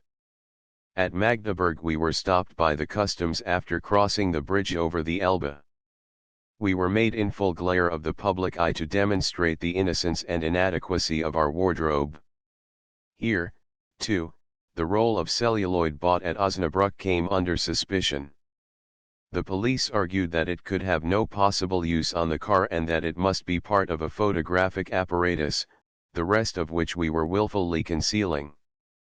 After Keating's wonderful use of my incomprehensible phrasebook and many vivid gesticulations from myself, the police pretended they understood and reluctantly let us travel onwards. From this place onwards our trouble intensified.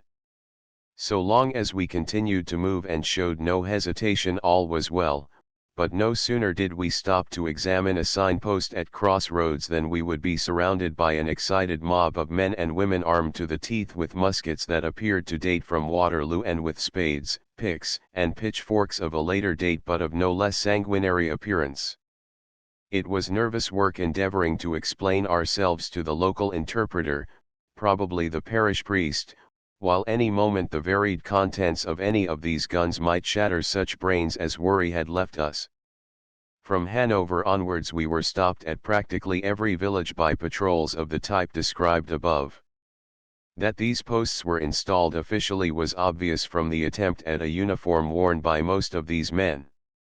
At each place our papers were examined laboriously by the padre or the leading shopkeeper, in each case without much enlightenment, for in accordance with British insularity our passport was entirely in English. From these causes our average speed dropped to 8 miles an hour, and our nerves began to show signs of weariness. One never knew from one moment to another when we might be detained and possibly killed in a fit of misplaced enthusiasm. We had heard, how I cannot say, that no motoring was permitted after dark. Consequently, as when darkness fell we had reached Minden, we decided to stay the night at the Hotel Stott London. This for the second time and under such different conditions. On this day there was doubt whether we should reach home again for years or, if an easy accident came, perhaps never. The hotel was crowded with officers, this time mostly in service kit. The dining room rang with excited talk as to the future and all were flushed with thoughts of the days to come. As we dined we sent for a police officer, in order that by reporting ourselves in time we should avoid delay in leaving on the following morning. An officer arrived so speedily that we could not fail to realize that he had been in waiting. We asked if we might leave at dawn. He said courteously that as the military commandant wished to see us at 8 o'clock next day it would not be possible for us to get away before breakfast. With courtesy he refused to drink with us and with courtesy he bowed himself out. He was so pleasant that we felt that our affairs had become more serious during the day. Shortly after 2 o'clock I was awakened by the sound of marching and the rumbling of wagons. From that hour onwards until dawn battalion after battalion passed on its way to entrain for some battle front as yet unrevealed to us. Shortly after dawn troops ceased to pass for some hours and we were able to sleep again. During the wakeful period we each discovered, as we found on comparing notes next day, that a sentry was on duty in the corridor outside our rooms. The next morning we reported to the commandant at his office, taking the car with us in case we got immediate leave to proceed. When we arrived we found the commandant engaged and we had to wait in an outer room with a schoolmaster who had been brought in to act as our interpreter. While we sat here admiring a large engraving of the picture of the German troops greeting Admiral Seymour's seamen in China, 1900, hung on the wall over the door to the commandant's room, an old man was brought in by two policemen. He was crying bitterly in the hopeless, dreary manner of the aged. His sobs were painful to hear and we asked our interpreter who he might be and if we could do anything to assist him. The answer was no, as he is a Russian spy who is charged with being concerned in an attempt to dynamite the railway bridge over the river. He will, it is undoubted, be shot. The charge may or may not have been true, but that afternoon the old man was shot after a summary trial. It made Keating and myself less optimistic as to our chances. After a short wait we were brought before the commandant, who listened to our story with courtesy and with obvious trust. We said nothing about the reason of our visit. The commandant was disposed to believe that we were not spies, and would, I think, have let us go on our way had not another officer in the room interfered. He asked us rather roughly why at such a disturbed time we came to Germany. Keating then explained that we wished to buy an aeroplane. This revelation altered everything, and the commandant, after talking earnestly for some minutes with his brother officer, told us, none too willingly, we thought, to return to our hotel and not to leave it until permission was given. In the meantime he would wire to the British Embassy for confirmation of our story. We now gave up hope, for we knew it was extremely unlikely that the embassy would ever receive the wire. We walked sadly back to the hotel, leaving the car in the charge of the police officials.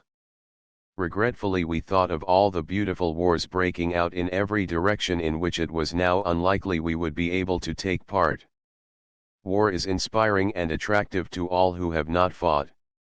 At the hotel we sat moodily by a large window looking into the street and drank lager beer while we watched battalion after battalion pass on their way to entrain for the front. 3 days before these men had either been on reserve in civil occupations or had been wearing the picturesque uniforms of peace. Very few of them had then known what the service dress was like and none had worn it. Now, in strict accordance with the plans of 40 years, each man in the great striking force was fully equipped for the greatest campaign in history. One point struck us unfavorably, and this was the painful newness of the boots of yellow undressed leather worn by all. Later, we discovered that this too was a sign of forethought. Each man had in his kit the boots worn and made comfortable by him in times of peace, and the new boots were being worn in these first days that they might be in some manner broken in before action was joined. Had the troops worn their old boots they would, when footsore, have had no means of getting relief other than taking the boots off and resting their feet. On the other hand, wearing the new boots first, weariness was greatly reduced by changing into the older boots. Such a matter as this, small in itself, may mean the difference between defeat and victory. Shortly before lunch a Lieutenant Kellerman of a reserve unit of garrison artillery called to see us. He said that he had been told that 2 Englishmen were detained in the town, and that as he admired the English and spoke our language fluently he had come to see what assistance he might be able to render. We were glad to see him. It relieved the monotony, and also he would be able to translate the mystic newspapers to us. But that was not his mission. He talked of England and of America. All good Germans seem to have traveled in America either north or south. It was some little time before we realized that most of his questions were asked with other reasons than that of benevolence. He said that a diary of our travels would be interesting in years to come. Surely we had kept one? And photographs, too, what pleasure they would give to our friends in England when we reached home. But as our visitor would neither drink nor smoke what honest German does not drink and smoke, with us we did not care to answer his questions quite as simply as he would have wished. After a space he left us and returned no more. He may have meant well, but in the light of after events it is more probable that he was intended to trap us into some unconsciously guilty admission. At lunchtime the commandant appeared.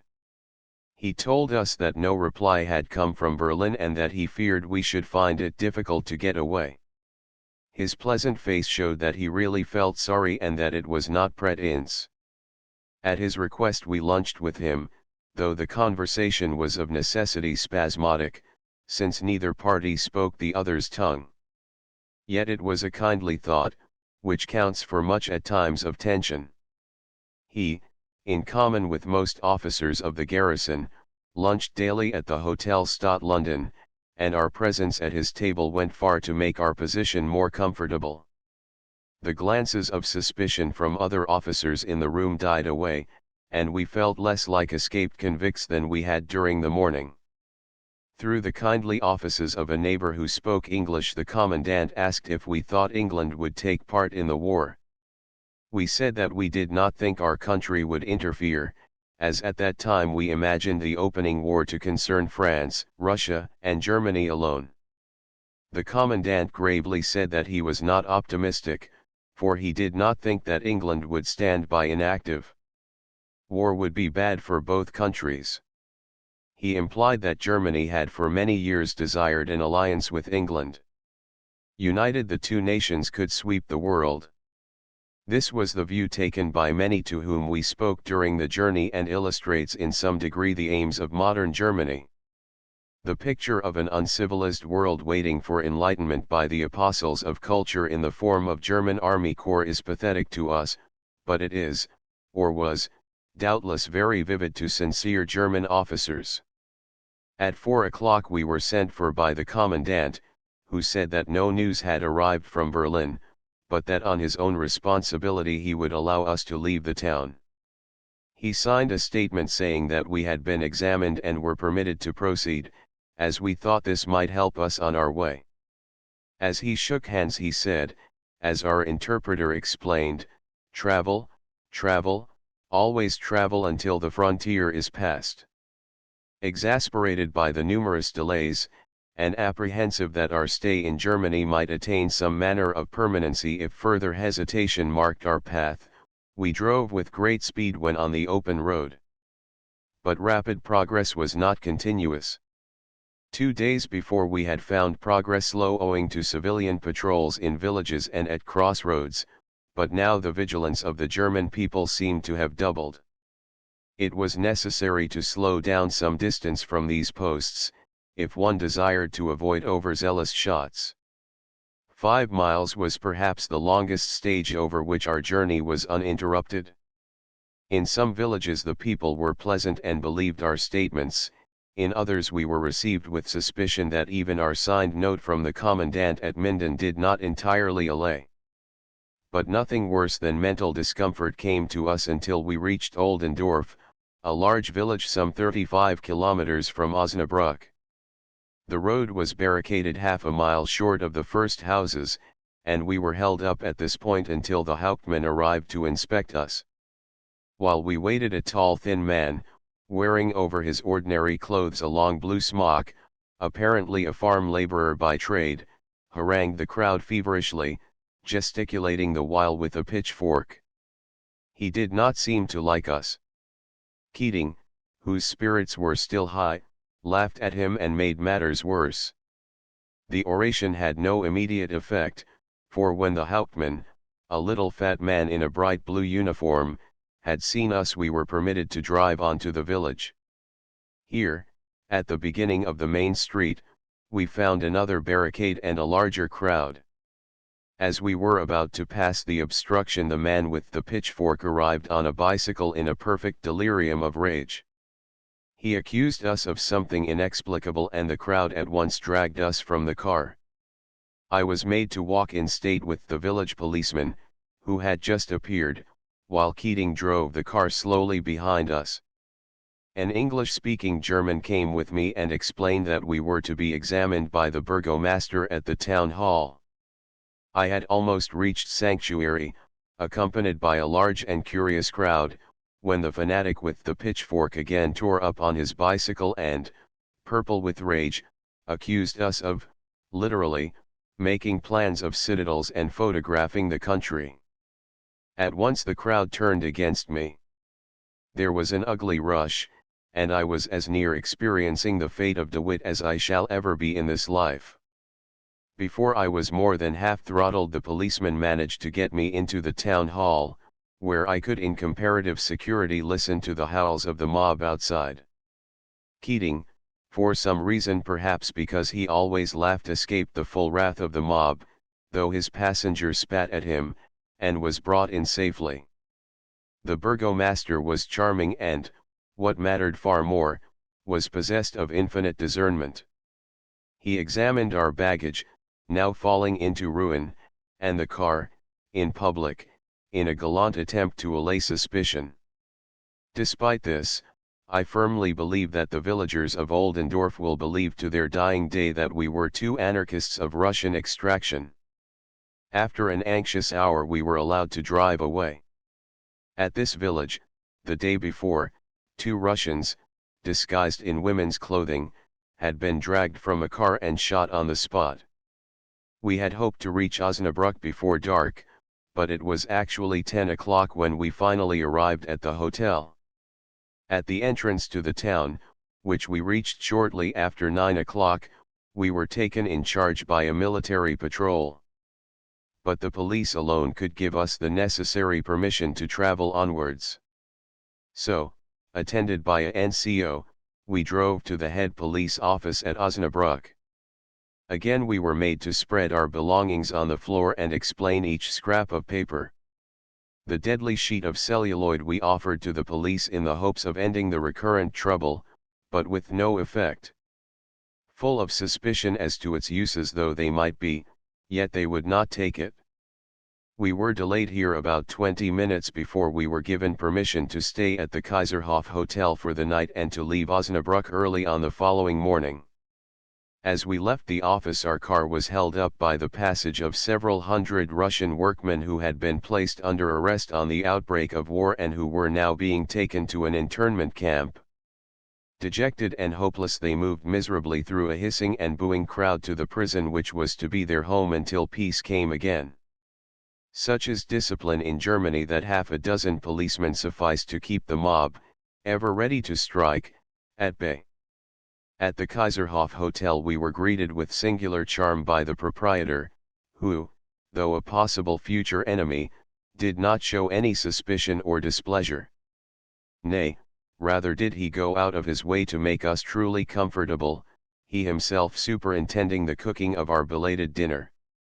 While we ate there sat at a table nearby a party of German students, who with much noise sang patriotic verses and cheered lustily the names of national heroes while they steadily drank tankard after tankard of beer. After a space they began to take interest in us. Glancing from time to time at our table they talked excitedly of Englanders and, from the few words we could understand, of our navy. I was very tired, and under the impression that they desired to pick a quarrel, I went to bed to escape trouble. Keating, on the other hand, scenting an immediate if a minor war, refused to move and did not reach his room until the early hours of the morning. It appears that far from desiring to annoy us they wished us to join them. This Keating did, and a short conversation in French followed. The use of this language was quickly banned as unpatriotic, and a curious but wonderful version of English was substituted. They were under the impression that England was about to become Germany's ally. Thus combined the two nations were to dominate the world in the manner indicated to us by several others during our travels. These views, so soon to fade, served to create a temporary friendship between Keating and the students, which ended shortly before 3 in the morning with the joint humming of God Save the King, because, as they said, without words it is the national anthem of both the related countries. It was a happy evening, in that it formed so great a contrast to other nights of the same week. The next morning we left on the last lap of our journey through Germany rather late, slightly after 11 o'clock, owing to the encouraging friendliness of the previous night. This day was August 4th, and in honor of its high destiny was one of sunlit splendor. Our innkeeper, in the smallness of his bill and his obvious readiness to give credit until the end of the war in case our money had run short, showed that some Germans are not devoid of the kindlier instincts of humanity. Human nature is the same the world over by whatever title the races may be labeled. With usual delays from road patrols we passed slowly through Lotte, Westerkapellen, and Hoveringhausen. In Ibbenbergen we were held up by a long patriotic procession, chiefly of children dressed brilliantly in white, and carrying banners decorated in some cases with religious symbols and in some with the armorial device of Westphalia. As they walked they sang, with the softness of childhood, songs of the countryside. It was pleasant when in the midst of our worries to listen to the beat of childish feet and the echo of childish voices between the lines of high narrow houses of this quiet Westphalian village. Curious incidents, unimportant in themselves, remain in one's memory for all time. We had intended to drive out of the country through Bentheim, the same route by which we entered. But when the police examined us at Rhein, though they showed no desire to detain us, they told us that we must divert our course through Bergsteinfurt and leave Germany by Gronau, reaching Inchet in Holland.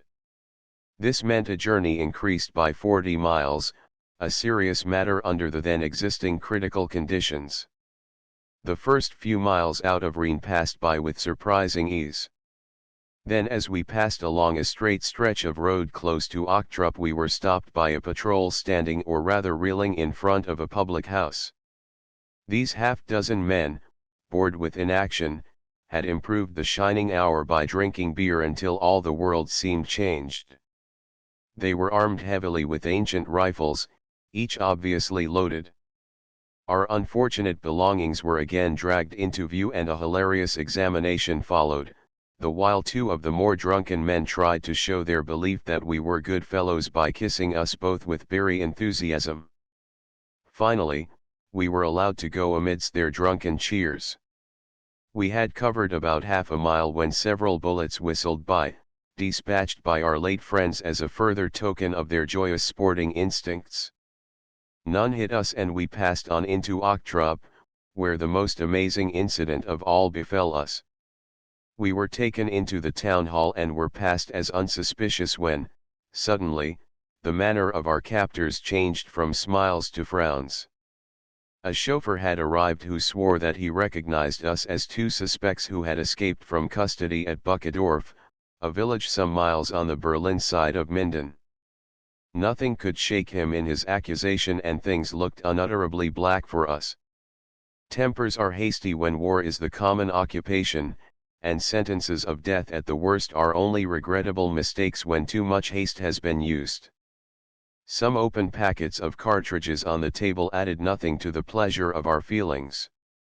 A woman, who alone could speak English with any fluency, was brought in to translate and she, too, did little to improve our position. From her attitude one supposes she had met incivility in England during her visit to our country.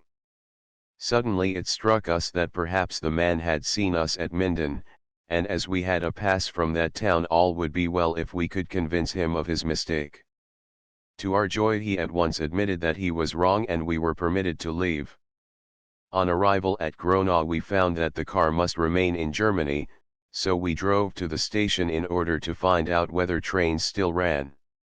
Here, to our surprise, we were again arrested by the customs authorities and were hauled before the burgomaster and some local councillors.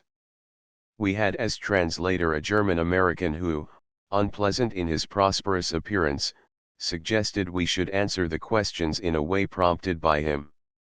This we refused, as the object of lying did not appear clear to us. It was well, as later it appeared that one at least of those present could speak English with ease. At this stage in the journey appeared one of those amazing coincidences that occur as one passes through life. As our names were given in the course of the written evidence, an old counsellor asked me in English if I came from Lancashire. When I admitted this, he said that 40 years before he had been working in that county, and during that time he had been befriended by a man of my name. It appeared on a further description that this good Samaritan was closely related to me. This fortunate incident had, I am sure, some effect on our position. In the end the burgomaster telephoned to the GOC at Munster, putting our case as favourably as possible, and describing us as Americans. Permission was given by this higher authority for our release. A local mill owner who had given us every assistance garaged the car, and undertook to take care of it. Thus did we part in a friendly mood.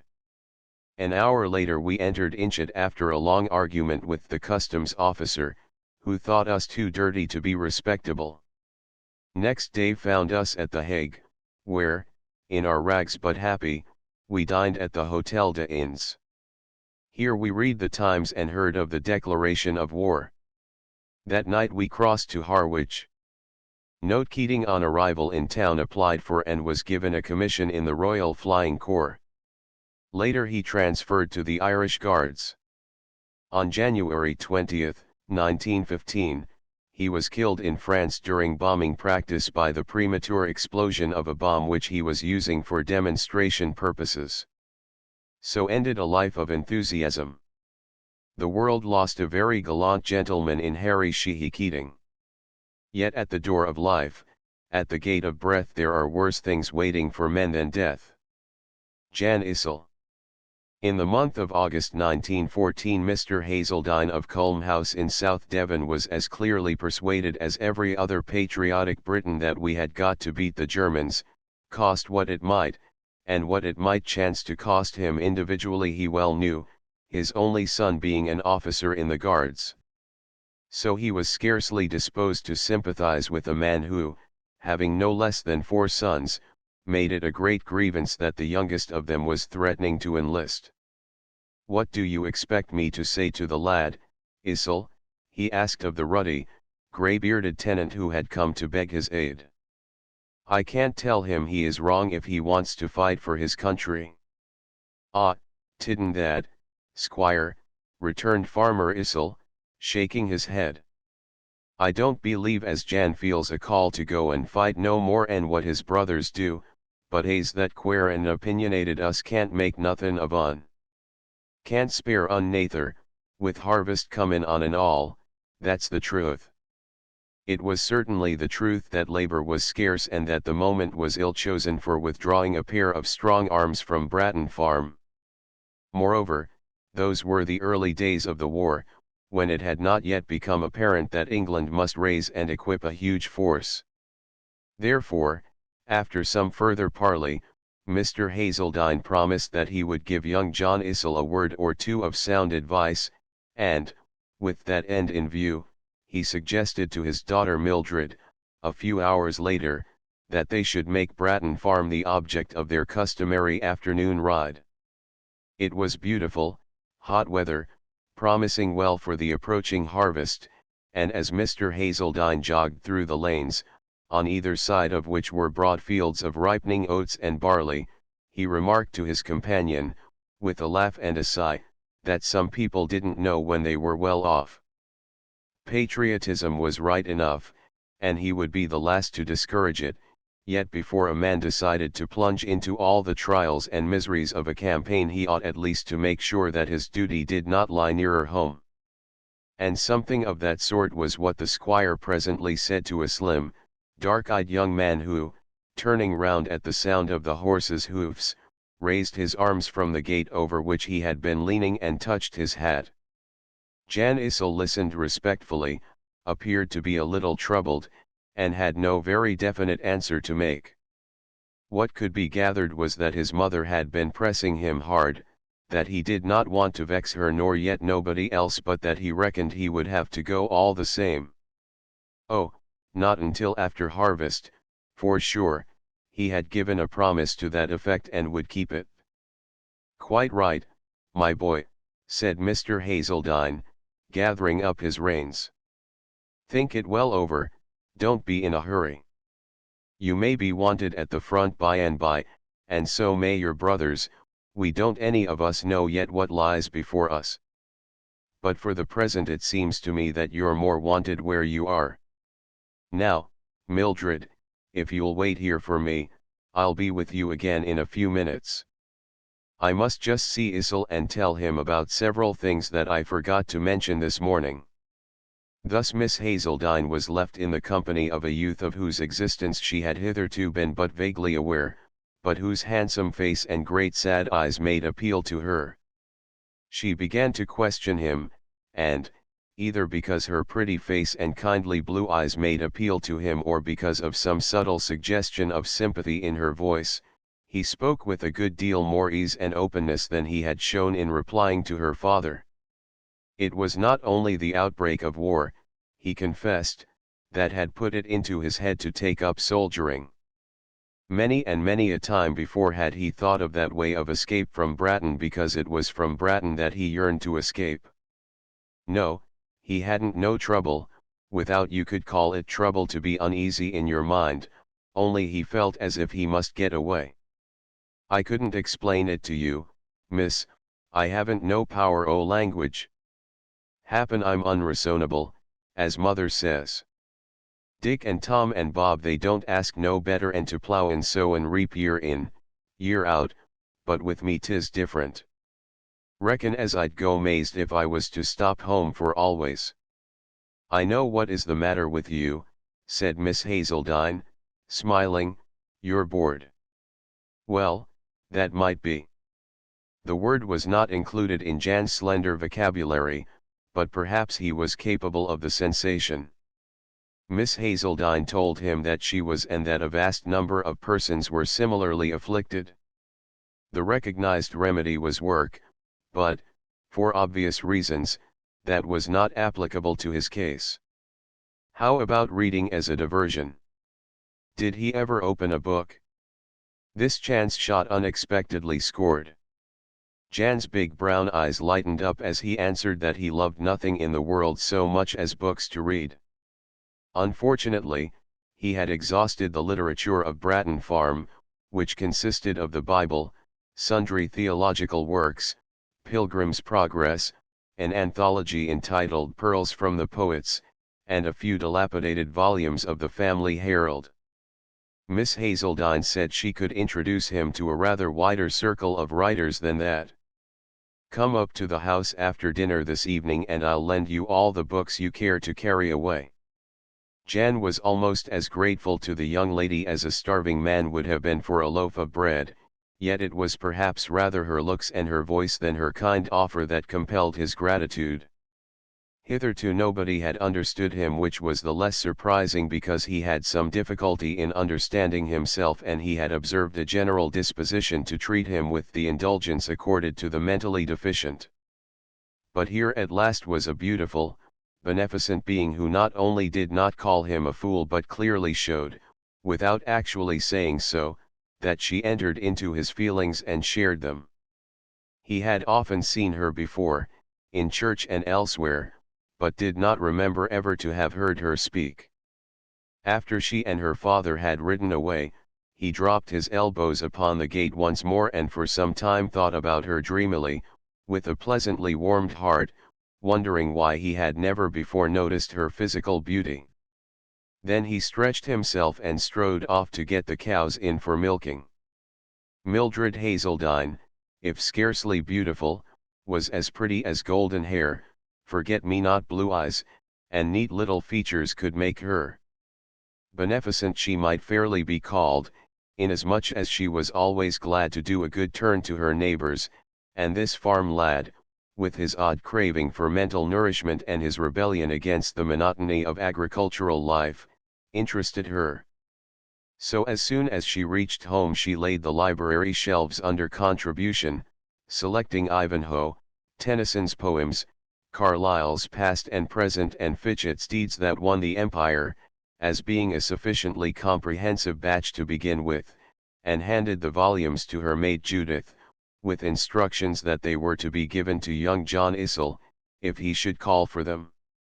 She observed that Judith blushed, but the circumstance made no impression upon her, Judith's blushes being frequent and for the most part devoid of cause. As a matter of fact, Judith Combe had some excuse for exhibiting self-consciousness at the sound of Jan Issel's name. Not very much, it is true, for in her class of life the fact of walking out with a young man on Sunday afternoons is not held to commit either of the walkers to subsequent matrimony, and certainly Jan did not consider himself in any way pledged to Judy Combe, whom he had chosen merely because, like his brothers and everybody else, he had to have a female companion of some sort. He liked the gentle, demure lass, was indifferently aware that she was nice-looking, she was in reality decidedly prettier than Miss Hazeldine, and even supposed that he might marry her some day. But that, of course, would only be if he should stay at Bratton, instead of going out into the wide world, a contingency which he never cared to contemplate. An access of shyness led him to ask for Judith when he went up to the great house that evening, but he was just a trifle disappointed when she joined him, bearing the promised armful of literature, and when he realized that he was not to see his benefactress. Nothing, however, forbade him to talk about her, nor did he say much about anybody or anything else during an interview which took place by starlight in the stable yard. Judith, who was greatly attached to her mistress, was as laudatory as could be wished, if not particularly informing. Miss Mildred was always doing kind things, so Judith did not think it strange that she should lend books to Jan Issel if he wanted them, though it was perhaps rather strange that he should want them. She timidly intimated as much, but received no answer.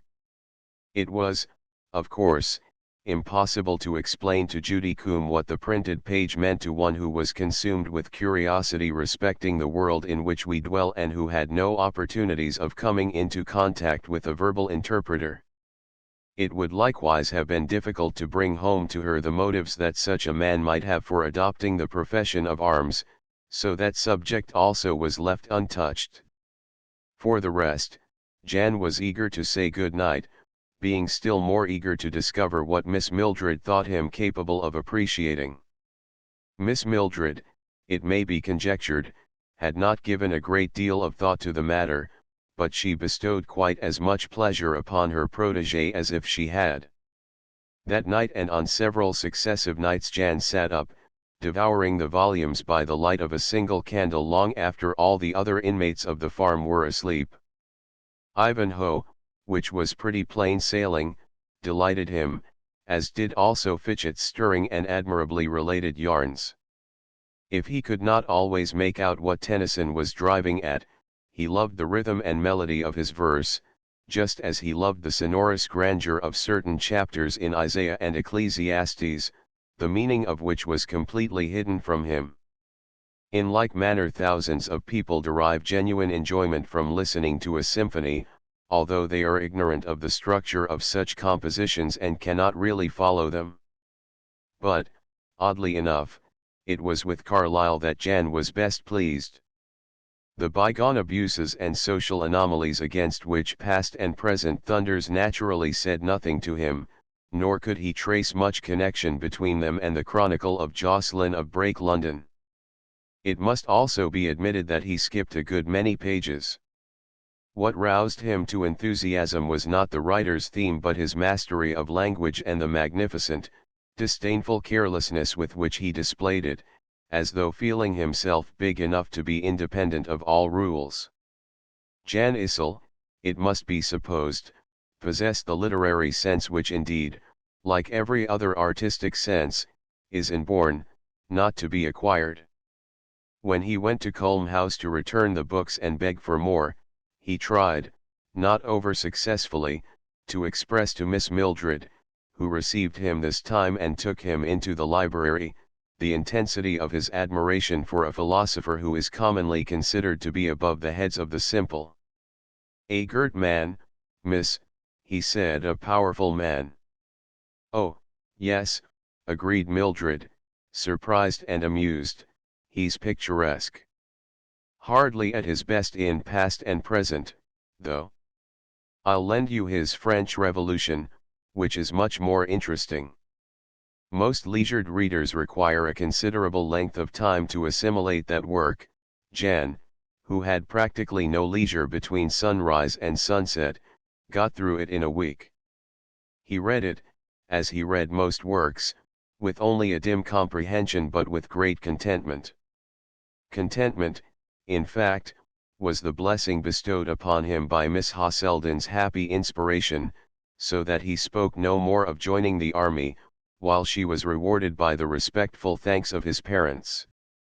From Jan himself she received something more than thanks and respect. It was, no doubt, natural enough that his imagination, fired by the novels and plays which she prescribed as occasional alternatives to historical study, should clothe her with the attributes of a heroine of romance. His contentment, for that matter, was perhaps as much the outcome of talks with Miss Mildred as of communings with authors who by themselves might rather have tended to increase the latent disquietude which they were supposed to have allayed. These talks became frequent during the autumn weeks, occasion for them being willingly supplied by a young lady who could not help finding Jan Issel unusual and interesting. He came out, every now and then, with the quaintest, the most original, the most poetical remarks, and if his hearer sometimes had a little inward laugh, she was very careful not to let her features betray her, because his sensitiveness was no less manifest than his timid devotion. To inspire devotion, especially when it is timid, is seldom disagreeable to any young lady, so Miss Mildred often overtook Jan in the lanes or summoned him to the house, and this was really kind of her, seeing that she, who had so much to fill her thoughts just then, might well have been excused if she had forgotten all about a queer, dreamy farm lad. For those were the days in which the long battle of the Aisne was developing, and although her brother Frank had thus far escaped death or wounds, bad news of him and others might come at any moment. In Jan's thoughts there was not much room for the war and its vicissitudes. There would have been no room in them at all for Judith Combe if she had not enjoyed the proverbial privilege of living near the Rose, which entailed the more dubious one of hearing the Rose extolled without intermission during those Sunday walks which at an earlier period had been so largely taciturn. But Judith was a long-suffering little soul, and it was only after much hesitation that she ventured to ask, "Bain't ye gettin' too fond of her, Jan?" Jan reddened all over his face and neck. "Too fond o' Miss Mildred? What be draymin' about then? Do 'ee think a dog can get too fond o' the sun? You am talkin' proper nonsense, Judy." Nevertheless, Judith's words came to him as a shock and a revelation, over which he pondered for hours afterwards. At first he was ashamed of his audacity and felt as if he had been guilty of some unpardonable outrage, but by degrees he arrived at a different view of the matter. What if he did love a human goddess? When all was said, he could not help it. The veriest cur, according to his own homely metaphor, may bask in the sun, and she could not be displeased by what would certainly never be revealed to her. It was his secret, which he was surely free to cherish, without the least shadow of hope, much as certain 16th-century poets cherished a passion for Queen Elizabeth, or said they did. But the fact of being without shadow of hope, as of course he was, did not preclude indulgence in ecstatic visions. His mobile imagination enabled him to see himself earning literary renown, like the peasant Robert Burns, perhaps, rising by virtue of the same to a position of admitted equality with the highest in the land, and stripping the laurels from his brow to lay them at Mildred's feet. Such things could not come to pass, and he knew that they could not, yet he liked to picture them and might plead that his fancies were as harmless as his love. Harmless both may have been, only both contributed to bring about a return of his old restlessness. He was now embarrassed in conversing with Miss Mildred. He could not get rid of a haunting dread that she might suspect his sentiments. She was perhaps not so far from suspecting them as he thought, and then how would he ever dare to look her in the face again? More and more evident was it to him that he must leave the farm, that he would have to go some day and that he had better go soon. Added to this, his brothers were beginning to talk about donning khaki. Without saying anything to their father, they discussed the question amongst themselves and agreed that if the old war was going to last another year, as the newspapers said it was, they could not decently keep out of it. It was impossible for all of them to go, that was certain, but one, or even two, of them might. The youngest they excluded, not only because mother wouldn't never part with Un, but because he was understood to have been cured of military hankerings. Thus it became plain that procrastination would only place fresh obstacles in Jan's path. It was on a grey morning in October that he was accosted by a recruiting sergeant at Exeter, whither he had been sent to dispose of some steers, and there was no need to impress upon him that Flanders was the right place for a likely young chap without encumbrances. He intimated that that was his own view and asked whether he could have a couple of days to wind up like 3, if he chose. The pleased sergeant replied, but he said 2 would be enough. They might even be excessive, he thought, for although old Mrs. Issel was a fond mother, she had a terrible power o' spotchy when aggrieved, but he could not go off to the wars without taking leave of Miss Mildred, and he wanted to make sure of a farewell audience. More with that end in view than because he recognized any claim that Miss Mildred's maid might have upon him, he marched up to Culm House the same evening and briefly informed Judith that he had taken the king's shilling. "Ah, ma dear soul," cried the girl, throwing up her hands in dismay, "what iver did ee do that ver?" "It was a thing," Jan answered, "that had to be done, a thing that every young man in England would be doing before long, by what he had heard tell." He further attempted to explain why for him in particular it was essential to break fresh ground, but, not making much of a success of this and noticing, moreover, that Judith was not listening, he desisted. Judith was crying softly, and that gave him a pain at his heart. His mother also, instead of scolding him, as he had expected her to do, had wept, throwing her apron over her head and rocking herself to and fro, while his father, after one short, angry outburst, had abruptly fallen silent and had walked out of the house with bowed shoulders. It is cruel to have to hurt people like that, but what can one do? He did his best to comfort poor little Judy, who was afraid they pesky Germans would kill him, which indeed did not seem unlikely, but who tried to recover a cheerful countenance and assured him that she understood everything. He could not, of course, believe that she did, and would have been quite sorry if she had. Still he was grateful to her for being so brave about it and for readily promising to deliver a message to Miss Mildred. He had thought, perhaps half hoped, that Miss Mildred would reproach him a little for having so suddenly taken a step from which he had been dissuaded by her, but when she met him on the morrow she did nothing of the kind. Circumstances alter cases, the country now needed all who were fit to serve. She assumed that Jan had been actuated by patriotic motives and had only praise and congratulations for him. "How proud we shall all be of you if you come back with a V.C. or an officer's commission," she exclaimed. "Nothing is impossible in wartime, you know." Jan smiled and shook his head, but, he often thought of her words afterwards and made them the nucleus of innumerable daydreams. What he longed for at the time was some hint of regret on her part, some intimation that she would miss him a little. However, she did not seem to think that there was anything to regret, and it was absurd to suppose that his departure could make any difference to her. Why should it? One thing, at any rate, she said, which was as delightful as it was unforeseen. "You must let me hear from you, John. Write often and at great length, please, and tell me exactly how everything strikes you. Answer. Oh, of course I will, and I'll send you socks and mufflers and things, not to mention books. She added, after a moment, I was thinking of giving you something now, only I don't know what you would like to have. Jan knew very well what he would like to have, whether he might dare to ask for it was another question. However, he was going away and it was probable enough that he would see her no more, so he screwed up courage to confess that the most welcome gift she could bestow upon him would be something that had belonged to herself, maybe the little silver pencil case which he had so often seen her use. She presented it to him with a bright smile and with no appearance of thinking him presumptuous.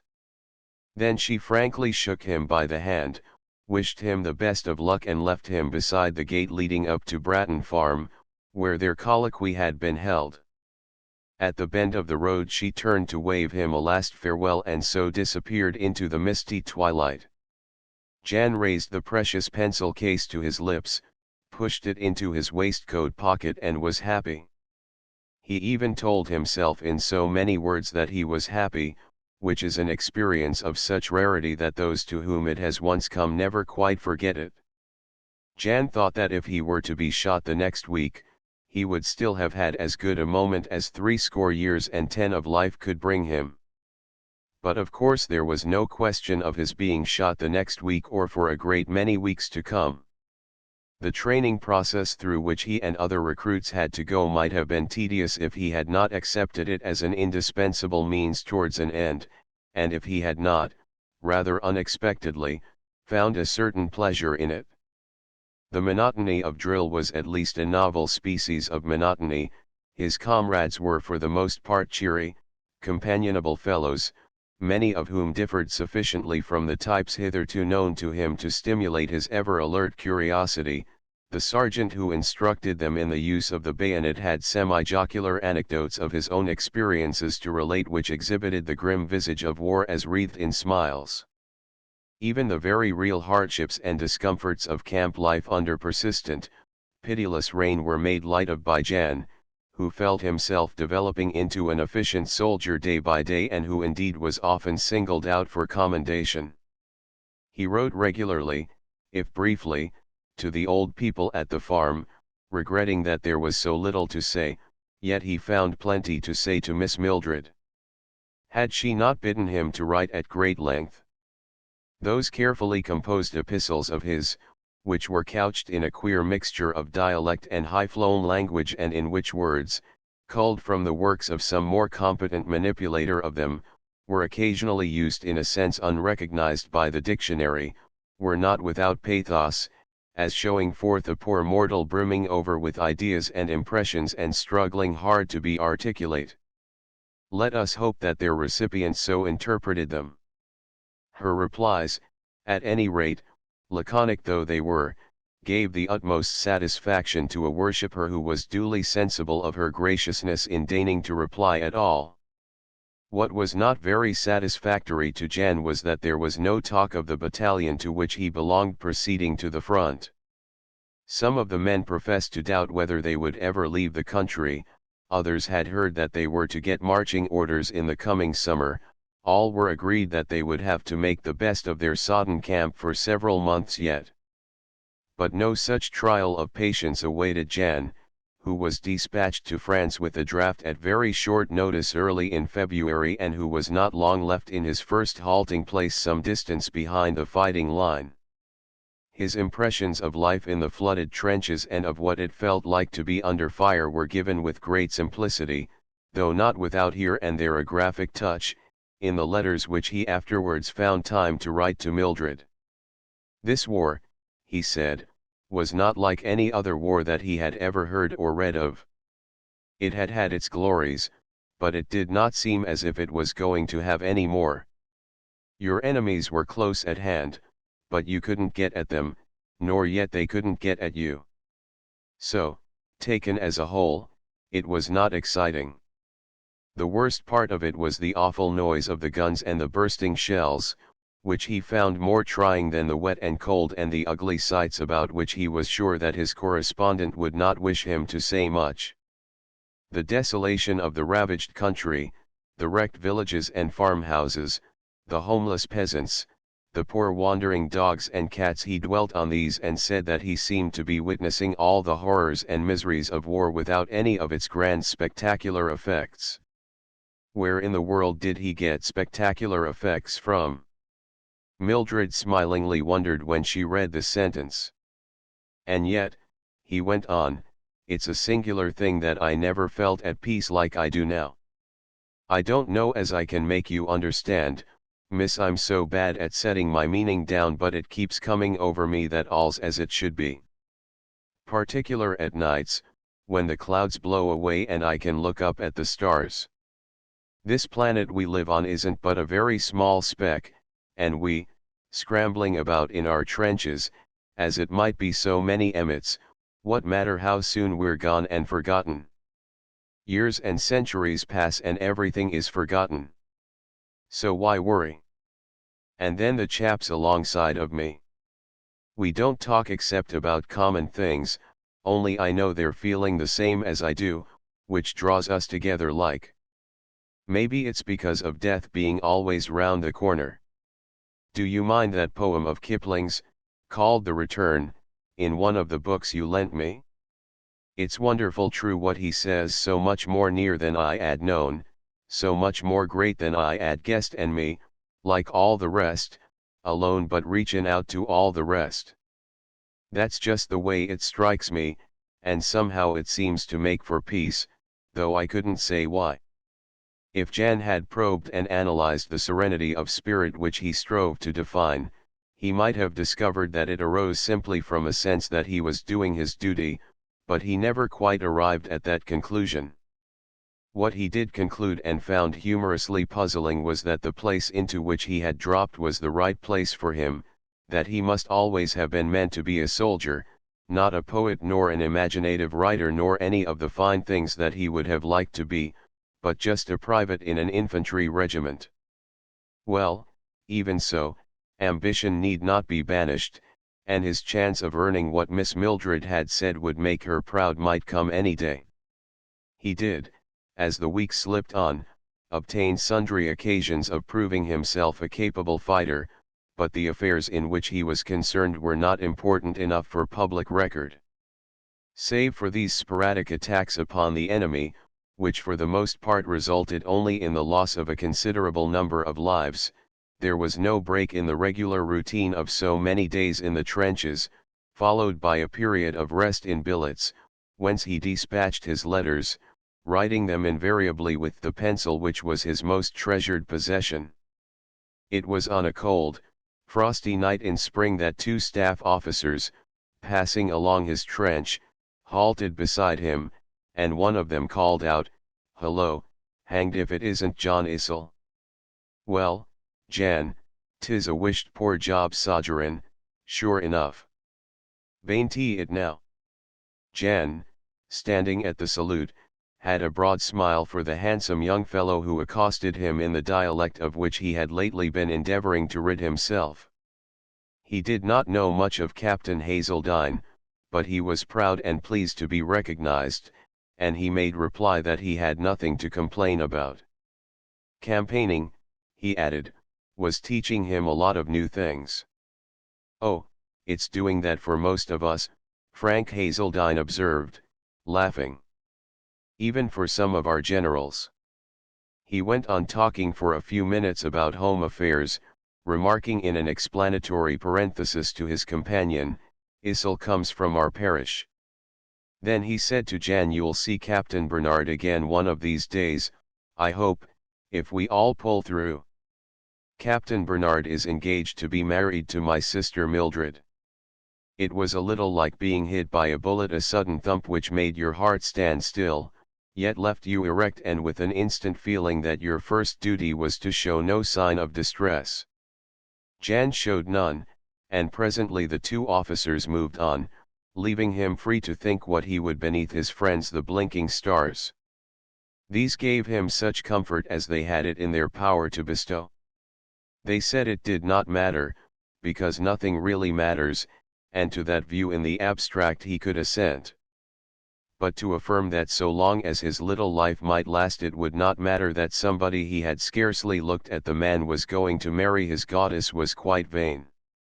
If the stars had asked whether he had ever imagined that he himself could marry Miss Mildred, he would naturally have answered of course not, yet, however ridiculous and insane it might be, the truth was that he could not bear the idea of her belonging to anybody else. So what it came to, and what it had doubtless been bound to come to from the outset, was that he could not bear conditions which were altogether right, reasonable, and inevitable. Jan Issel was not the first to find himself in that forlorn plight. In extreme cases it has been known to lead to suicide, in the vast majority it entails submission, more or less facile, to the decrees of destiny. For Jan it translated itself into a very fervent and genuine hope that the Germans might wipe him out. He saw now it may have been illogical, but that made no difference to the fact that his visions had been utterly childish, that he, an uneducated yokel, had no future and could have none, that it would be far better for him to end out there in Flanders than to be confronted some day with the dire prospect of a return to tilling the Devon fields and herding the Devon cattle.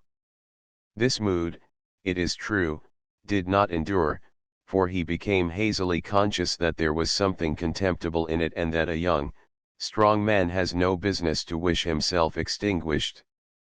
Nevertheless, he had more difficulty than usual in composing his next letter to Mildred, in which he made no allusion to her engagement, thinking that it would be bad manners to do so, since she had not mentioned it to him.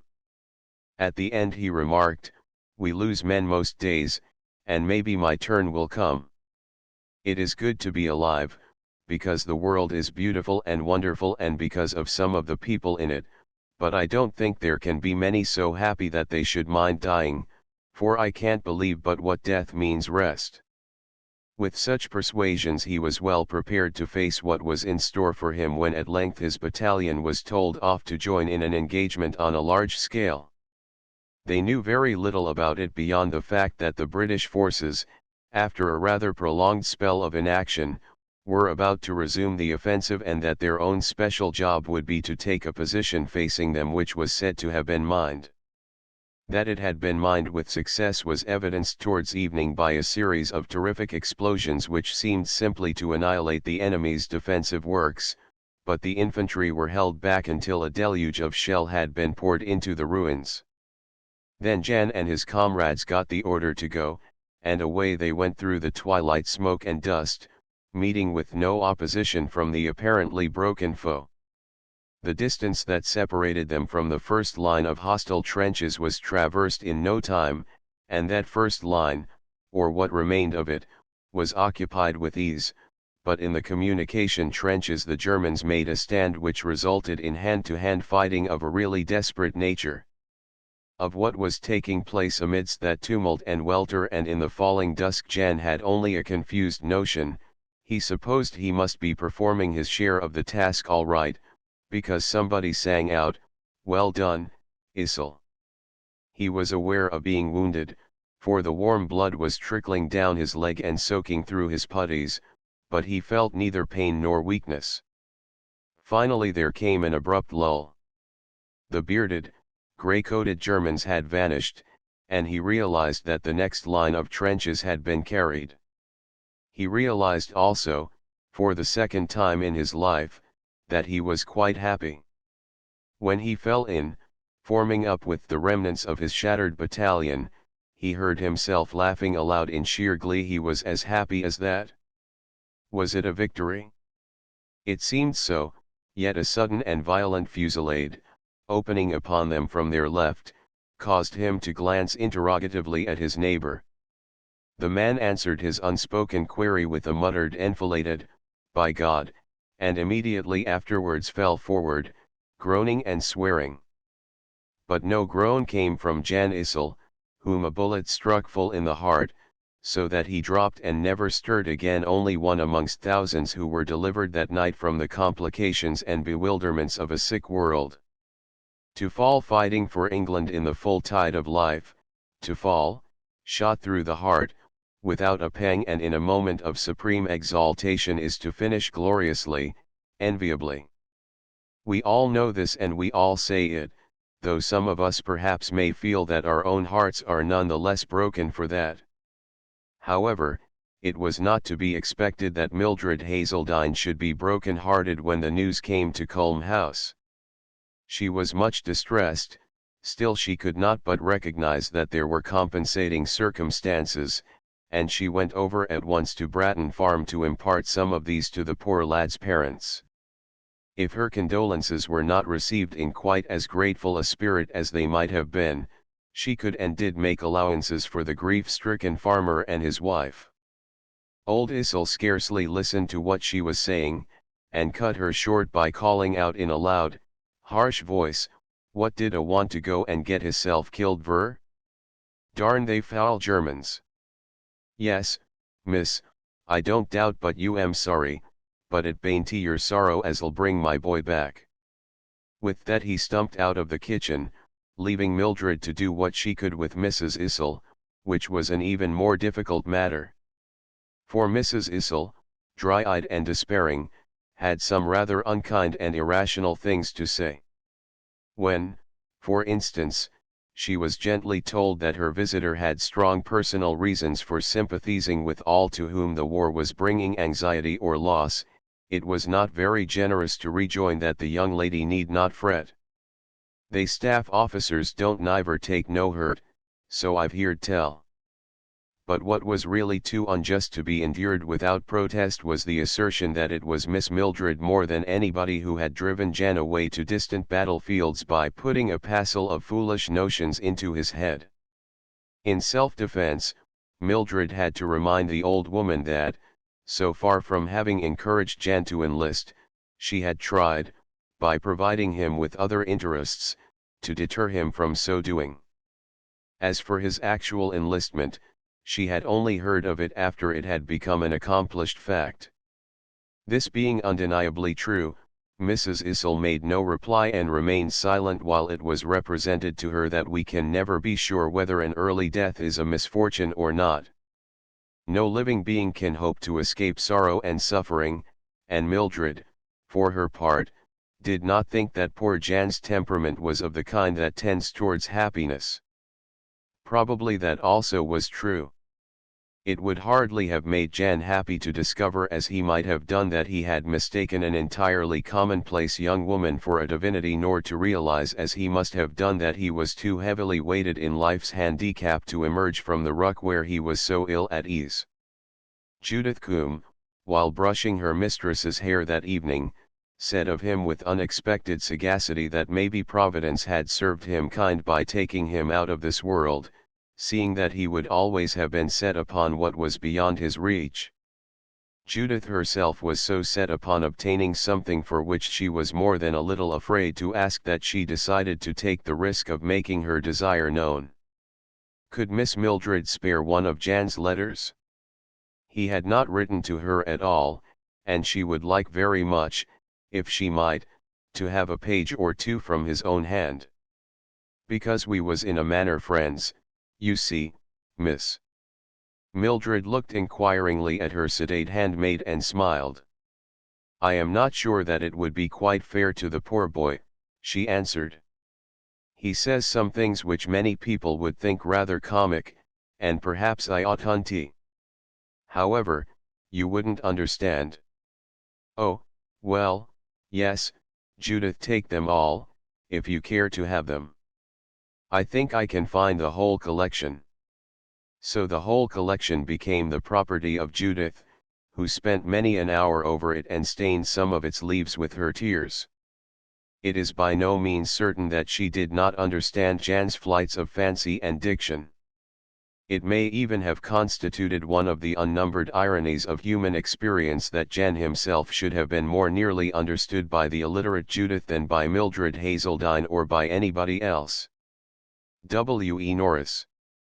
The New Ubique, A Battle. By Geoffrey E. Jeffrey. By the ears and the eyes and the brain, by the limbs and the hands and the wings, we are slaves to our masters the guns, but their slaves are the masters of kings. Gilbert Francois. Somewhere about the middle of June, we knew definitely that we were for it, as the soldier says. We knew that our division was one of those chosen for the great concentration which was to culminate in the great push, and we were proud of the distinction. A 3 days' march brought us to a certain training area, where we camped for a week and worked some 17 hours a day counting, that is, from reveille at 4 a.m. until the last bit of harness was hung up clean and ready for the morrow at 9 p.m. During this period 2 incidents of note occurred. One was that the child suddenly developed pleurisy, and was removed to hospital, a serious loss at any time, but especially so at this particular moment. The other was that a squadron of hostile aircraft flew over our maneuver ground and actually dropped a bomb within 150 yards of the tail of our column. Which, seeing that we were some 20 miles from the nearest part of the line and at the moment only playing at soldiers, was most disconcerting. From the time when we left this training area until, about 3 weeks later, we were withdrawn to rest in a quiet part of the line, I kept a rough diary of our particular share in the greatest battle ever fought by the British Army. The following are some extracts from it, in no way embellished, but only enlarged so as to make them intelligible. June 27, 9-hour night march southwards, arriving in comfortable billets at 3:30 a.m. Aeroplanes, or at any rate, hostile ones, are the curse of this war. If it was not for fear of them we could move by daylight in a reasonable manner. The old saddler, dozing on a wagon, fell off and was run over, nothing broken, but he will be lost to us. A great pity, as he's a charming character and a first-class workman. June 28 and 29 rested, the continuation of the march having been postponed. June 30 orders to move on tonight. Was sent off with a small party on a road and river reconnaissance, this presumably with a view to going forward when the advance begins. By the time we got back to where the brigade was to billet, had ridden about 40 miles. Job only half finished. Battery marched in at midnight. July 1 started at 5:30 a.m. with same party to finish reconnaissance. Reached a point about 4 miles behind the line, at 7:15 a.m., a tremendous bombardment in progress. Left our horses, and walked on 2 miles to a river. Here learnt that the attack had been launched at 7:30 and was going well. Walked north up the river bank, keeping well under the shelter of the steep ridge on the east side, and only emerging to examine each bridge as we came to it. Thousands upon thousands of shells of every size, from grannies to 18 PRS, passing over our heads unceasingly, expected the enemy to retaliate. But not a round came, probably the Boche was too busily engaged elsewhere. Met streams of wounded coming down, some with captured helmets, nearly all with grins. Finished the river reconnaissance about 10:30 and walked back by a roundabout, but less unpleasant, way, and reached our horses about midday. Rode back to the battery and spent the afternoon writing out full report. Orders to move at 11:30 p.m. long night march to new billets, arriving 4:15 a.m. July 2 rested. In the course of the day the child returned, having in some amazing way persuaded the hospital authorities that pleurisy and a temperature of 104 degrees are the best possible things to have on the eve of a great offensive. Swears he's all right now, and objects to being ordered to take it easy while he can. Heavy bombardment all day, but we are 8 miles back here. Official communiques record further successes. July 3 moved at 9:30 p.m., and arrived, 5:30 a.m., soaking wet at the worst bivouac it has ever been our unhappy lot to occupy. July 4 saw about 150 German prisoners being brought back.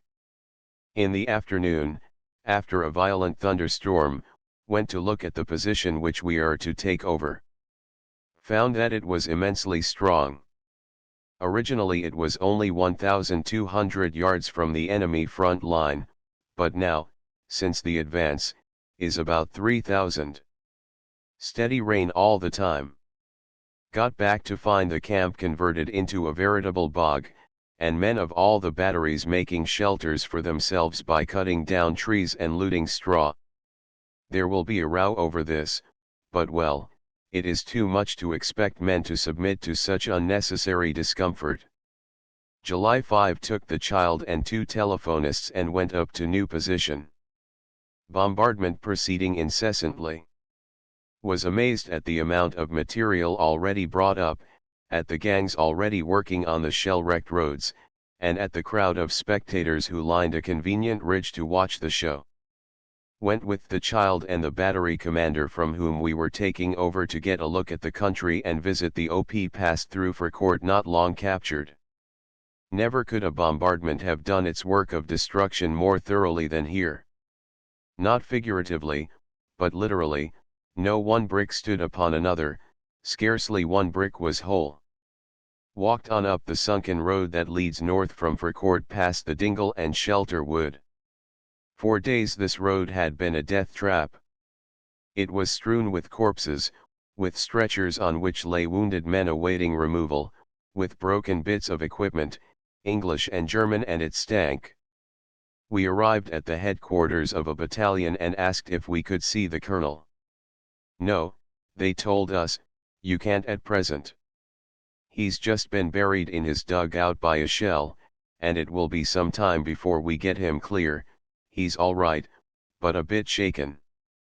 So we went on up a battered trench to the OP. In it a subaltern and 2 signalers, all 3 caked in mud. At the moment the wire to the battery was intact. 2 men had been killed and 1 wounded whilst mending it. From here we could see the famous quadrangle trench, which at that time was holding up the advance. Many batteries were shooting at it. Having got our bearings, so to speak, we did not linger in this most unhealthy spot, but returned to the battery position. On the way home met our own colonel bearing the news that the brigade would probably go into action in quite a different area. This news confirmed at HQ at 5 p.m. turned back and reconnoitred the new position, which was farther south, nearer Fort, rather cramped and quite unprepared for occupation. Catch dinner from an old friend whom we met at DHQ. Met the battery on the road about 10 p.m. and led it to new position. Work of getting guns in, ammunition and stores dumped, and teams away completed by 3 a.m. awaited dawn. July 6 as soon as it was light went up the hill on the right front of the battery to meet the colonel, choose an OP and learn the country. The scene of wreckage upon this hill now is past all belief, and is, I should imagine, a perfect example of the havoc wrought by a modern intense bombardment. The whole face of the earth is completely altered. On the German side of no man's land, not 1 square yard of the original surface of the ground remains unbroken. Line upon line of trenches and tunnels and saps have been so smashed that they are barely recognizable as such. There are mine craters 70 to 100 yards across, and there are dugouts, some of these still intact, which go down 50 feet and more into the chalk. On every side is debris, rails, timber, kit, blankets, broken rifles, bread, steel helmets, pumps, respirators, corpses. And nowhere can one get away from the sickening smell, the smell of putrescent human flesh. The morning mist cleared at last and we were able to see the landscape. From the OP we chose, the view, for our purposes, was ideal. Below us lay the ruins that once were Fort, to the right Fort Wood, farther off Mametz Wood and village, and on the skyline Contalmaison. Returned, very disheveled, to breakfast at 8 a.m. During the morning ran out a wire, got through to the battery, but did not dare to start shooting until further information as to the situation of the infantry was available. Eventually gathered that we only hold the southern edge of Mametz Wood, and that the quadrangle trench which lies to the left, west, of it is not yet in our possession. Spent the afternoon registering the guns, and then began shelling Mametz Wood. Was relieved by the child at tea time. Came down to the battery and washed. Looked forward to decent night's rest but was disappointed, viz., July 7 woken by Angelo at 1 a.m., who brought orders for a strafe, which was to start at 2. Battery fired at a rapid rate from that hour till 2.30. Went back to bed. Woken by the infant, who had relieved Angelo, at 6. Big bombardment to start at 7.20. Went to telephone dugout at 7.15, unwashed and half-dressed, and remained there all day, meals brought in to me. The battery fired practically continuously for 14 hours at rates varying from 1 to 24 rounds a minute. Targets various, mostly barraging Mametz Wood and ground immediately to the west of it. Worked the detachments as far as possible in reliefs, turning on spare signalers, cooks, and servants to carry ammunition as it arrived. The child, who was at the OP, sent down what information he could, but reported that it was hardly possible to see anything owing to the smoke. Passed on everything to Brigade HQ, communications working well, and received their instructions as to changes of target, rate of fire, etc. By dusk we were all very tired, and several of the men stone deaf. There were several heavy showers during the day, so that the position became a quagmire into which the guns sank almost to their axles and became increasingly difficult to serve. Empty cartridge cases piled several feet high round each platform, mud awful. No official communique as to result of the day's operation. Got 8 hours sleep. July 8 shooting, off and on, all day, mostly registration of new points. In the intervals when not firing, the detachments kept hard at work improving and strengthening the position. Hostile artillery much more active, but nothing really close to us. Fired 150 rounds during the night into Mametz Wood, northern portion not yet in our hands. July 9 a good deal of barrage work all day, but as it was mostly at a slow rate the men managed to get some rest. Goodness knows, they both need and deserve it. July 10 went out with the colonel to reconnoitre an advanced position. Got caught in a barrage, and had to crouch in a, fortunately, deep trench for half an hour. Sitting there began to wonder if this was the prelude to a counter-attack. Just then, looking out to the left, that is towards the southwest corner of Mametz Wood, saw a lot of men running hard. Suddenly spotted the familiar grey uniform and spiked helmets of the enemy. God! I cried, it is a counter-attack. Those are Huns. Expected every moment to have one peering in over the top of the trench, did not dare to run for it, owing to the barrage, which was still heavy. T, who was with me, remained calm and put up his glasses. All right, he said, they're prisoners. Look at the escort. And so they were, running for their lives through their own shrapnel and the escort keeping well up with them. The storm being over, no hate lasts forever, returned as quickly as we could, and reported that the position was possible but by no means tempting. A lot of night firing. July 11 set out with the child, 2 sergeants, and my trusty lookout man to look for a more favorable spot.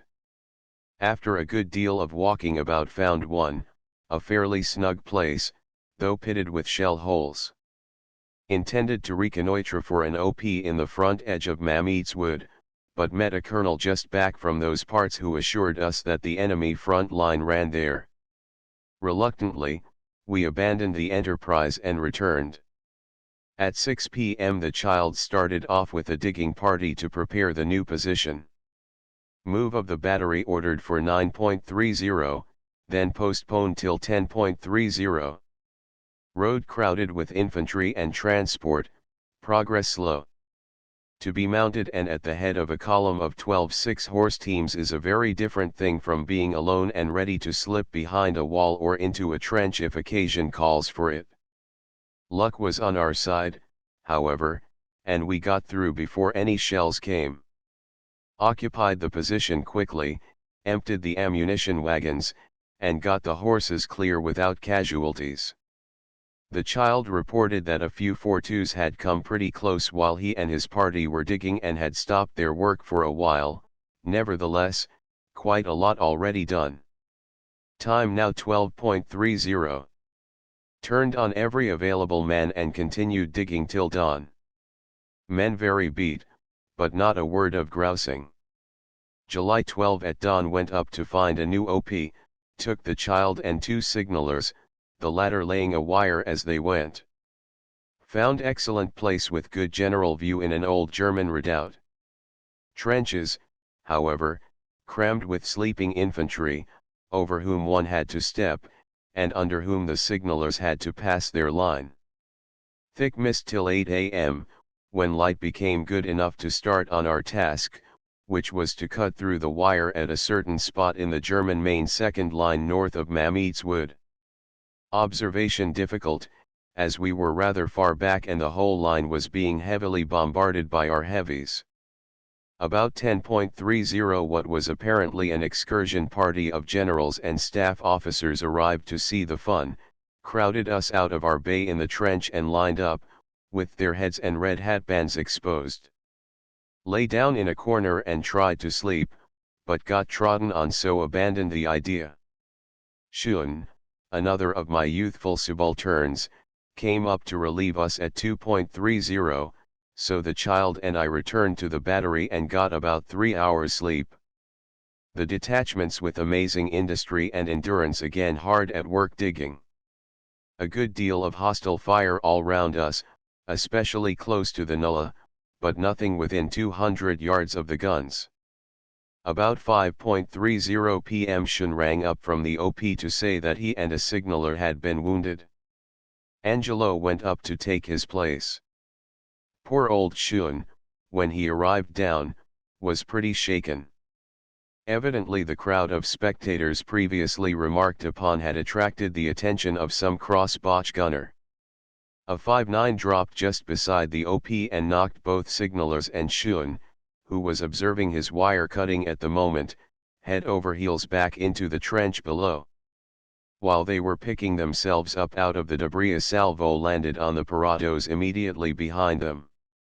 One signaler was untouched, and rescued his precious telephone, the other was badly cut about the head and leg and departed on a stretcher, a good man too.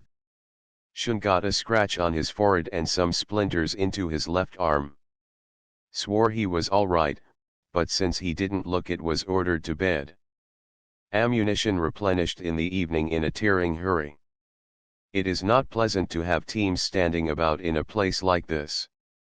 Heard that on the return journey to the wagon line last night a bombardier, 4 drivers and 5 horses had been wounded, all slightly, thank heaven. Shot all night at the Wood, Bazentin-le-Petit, and at the front line. July 13 continued wire cutting and searching the Wood all day. Scores of batteries doing the same thing, and noise infernal. The child went off to find out if he could see the wire from the front edge of Mametz Wood, which now really is in our possession. Failing to see it from there, he wandered on up an old communication trench known as Middle Alley, which led direct from our own to the German front line. Eventually he found a place from which he could see through a gap in the hedge. The wire was cut all right and, incidentally, he might have come face to face with a hostile bombing party at any moment. But what seemed to interest him much more was the behavior of the orderly who had accompanied him. This NCO, who is the battery lookout man, specially trained to observe anything and everything, raised himself from the ground a moment after they had both hurled themselves flat to await the arrival of a 5.9 in Mametz Wood, peered over a fallen tree trunk and said, "That one, sir, was just in front, but slightly to the left. Spent the afternoon preparing detailed orders and timetables for tomorrow's big show. Slept from 11 till 2:45 a.m. July 14. The intense bombardment began at 3:20 a.m., the infantry attack was launched 5 minutes later. Even to attempt to describe this bombardment is beyond me. All that can be said is that there was such a hell of noise that it was quite impossible to give any orders to the guns except by sending subalterns from the telephone dugout to shout in the ear of each sergeant in turn. The battery, in company with perhaps 100 others, barraged steadily, lifting 50 yards at a time from 3:25 till 7:15 a.m., by which time some 900 rounds had been expended and the paint on the guns was blistering from their heat. We gathered, chiefly from information supplied by the child at the OP, who got into touch with various staff and signal officers, that the attack had been very successful. About 7:30 things slowed down a little and the men were able to get breakfast and some rest half at a time, of course. At midday cavalry moved up past us and affairs began to look really promising. Slept from 3 to 5 p.m., then got orders to reconnoitre an advanced position in front of acid drop copse. It may here be noted that from our first position this very copse was one of our most important targets at a range of nearly 4,000 yards. Chose a position, but could see that if and when we do occupy it, it is not going to be a health resort. And, owing to the appalling state of the ground, it will take some driving to get there. Had a really good night's rest for once. Battery fired at intervals all night. July 15 attack continued. By 10:30 a.m. our guns had reached extreme range and we were forced to stop. We started at 2,700 in this position. News very good, enemy much demoralized and surrendering freely. Practically no hostile shelling round us now. In fact, we are rather out of the battle for the moment. After lunch formed up the whole battery and thanked the men for the splendid way that they had worked. Shun, whose arm has got worse, sent under protest to hospital. Desperately sorry to lose him. In the afternoon switched to the left, where we are apparently still held up, and fired occasional salvos on Martin Puch. Ditto all night. July 16 everybody much concerned over a certain switch trench, which appears to be giving much trouble. Fired spasmodically, by map, on this trench throughout the day. In the evening all guns removed to a traveling ordnance workshop for overhaul they needed. Late at night received orders to dig the acid drop copse position next day, and occupy it as soon as the guns are sent back. July 17 took all officers and practically every man up to new position at 7 a.m. and started to dig. Shells all round us while we worked, but still no damage. This is too good to last. In the afternoon went out with George, another B.C2 in the brigade, the child, and a telephonist to look for an OP whence to see this infernal switch trench.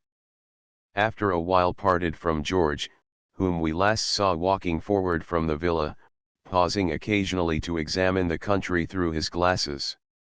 We learnt afterwards that he spent a really happy afternoon in no man's land carrying various wounded infantrymen into comparative safety, for which he has been duly recommended.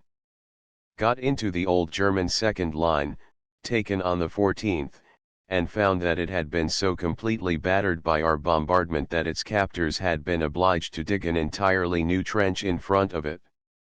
This part of the world was full of gunner officers all looking for an OP for switch trench. Returned to acid drop copse about 5 p.m. and found that the digging had progressed well.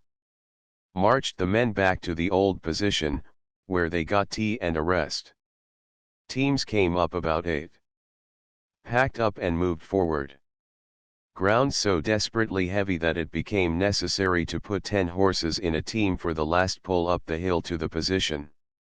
Got all guns into action and 21 wagon loads of ammunition dumped by 11 p.m. No casualties. Work of the men, who were much worn out, beyond all praise. The noise in this place is worse than anything previously experienced. Being, as we are now, the most advanced battery in this particular sector, we get the full benefit of every gun that is behind us, and there are many. Moreover, the hostile artillery is extremely active, especially in the wood, where every shell comes down with a hissing rush that ends in an appalling crash. About midnight the Boche began to put over small stink shells. These seemed to flit through the air, and always landed with a soft-sounding thud very like a dud. One burst just behind our trench and wounded a gunner in the foot.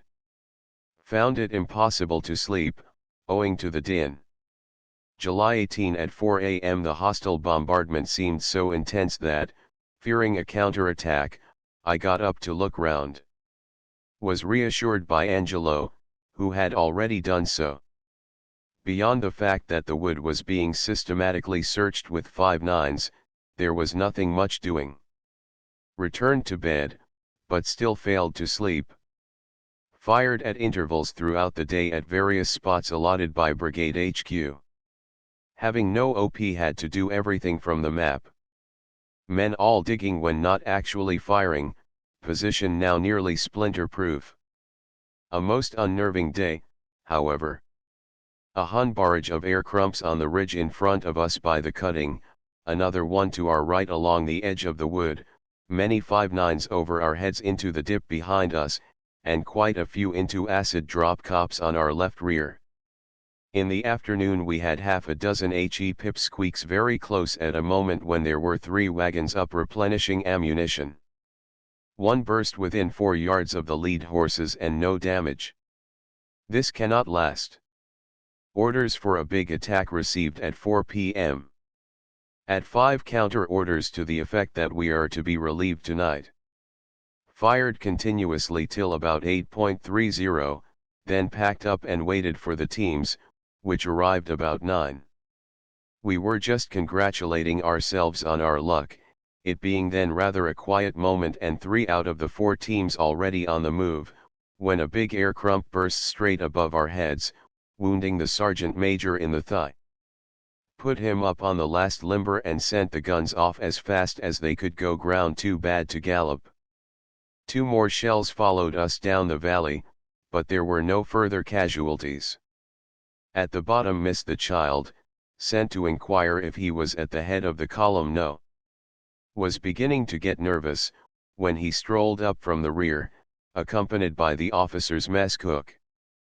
Pity to leave these behind, he observed, throwing down a kettle and a saucepan. Nervy work loading up our stores and kits onto the GS wagon, but the enemy battery had returned to its favorite spot by the cutting, and nothing further worried us. Marched back to the wagon line, about 5 miles. Much amused by the tenacity with which one of the sergeants clung to a jar of rum which he had rescued from the position 3 at the wagon line, collected the whole battery together, and while waiting went across to see the sergeant major in the dressing station. Am afraid, though it is nothing serious, that it will be a case of Blighty for him. A very serious loss to the battery, as he has been absolutely invaluable throughout this show. Marched to our old bivouac at the Swampy Wood, but were allotted a reasonable space outside at this time. Fell into bed, beat to the world, at 3:30 a.m. July 19. Much to do, though men and horses are tired to death.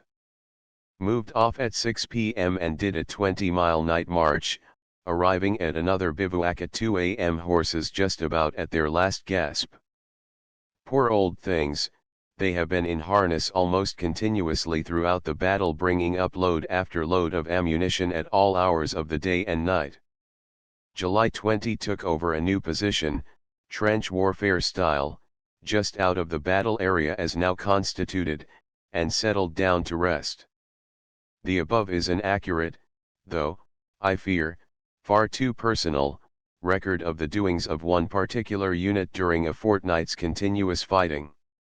It is in no way an attempt to describe a battle as a whole.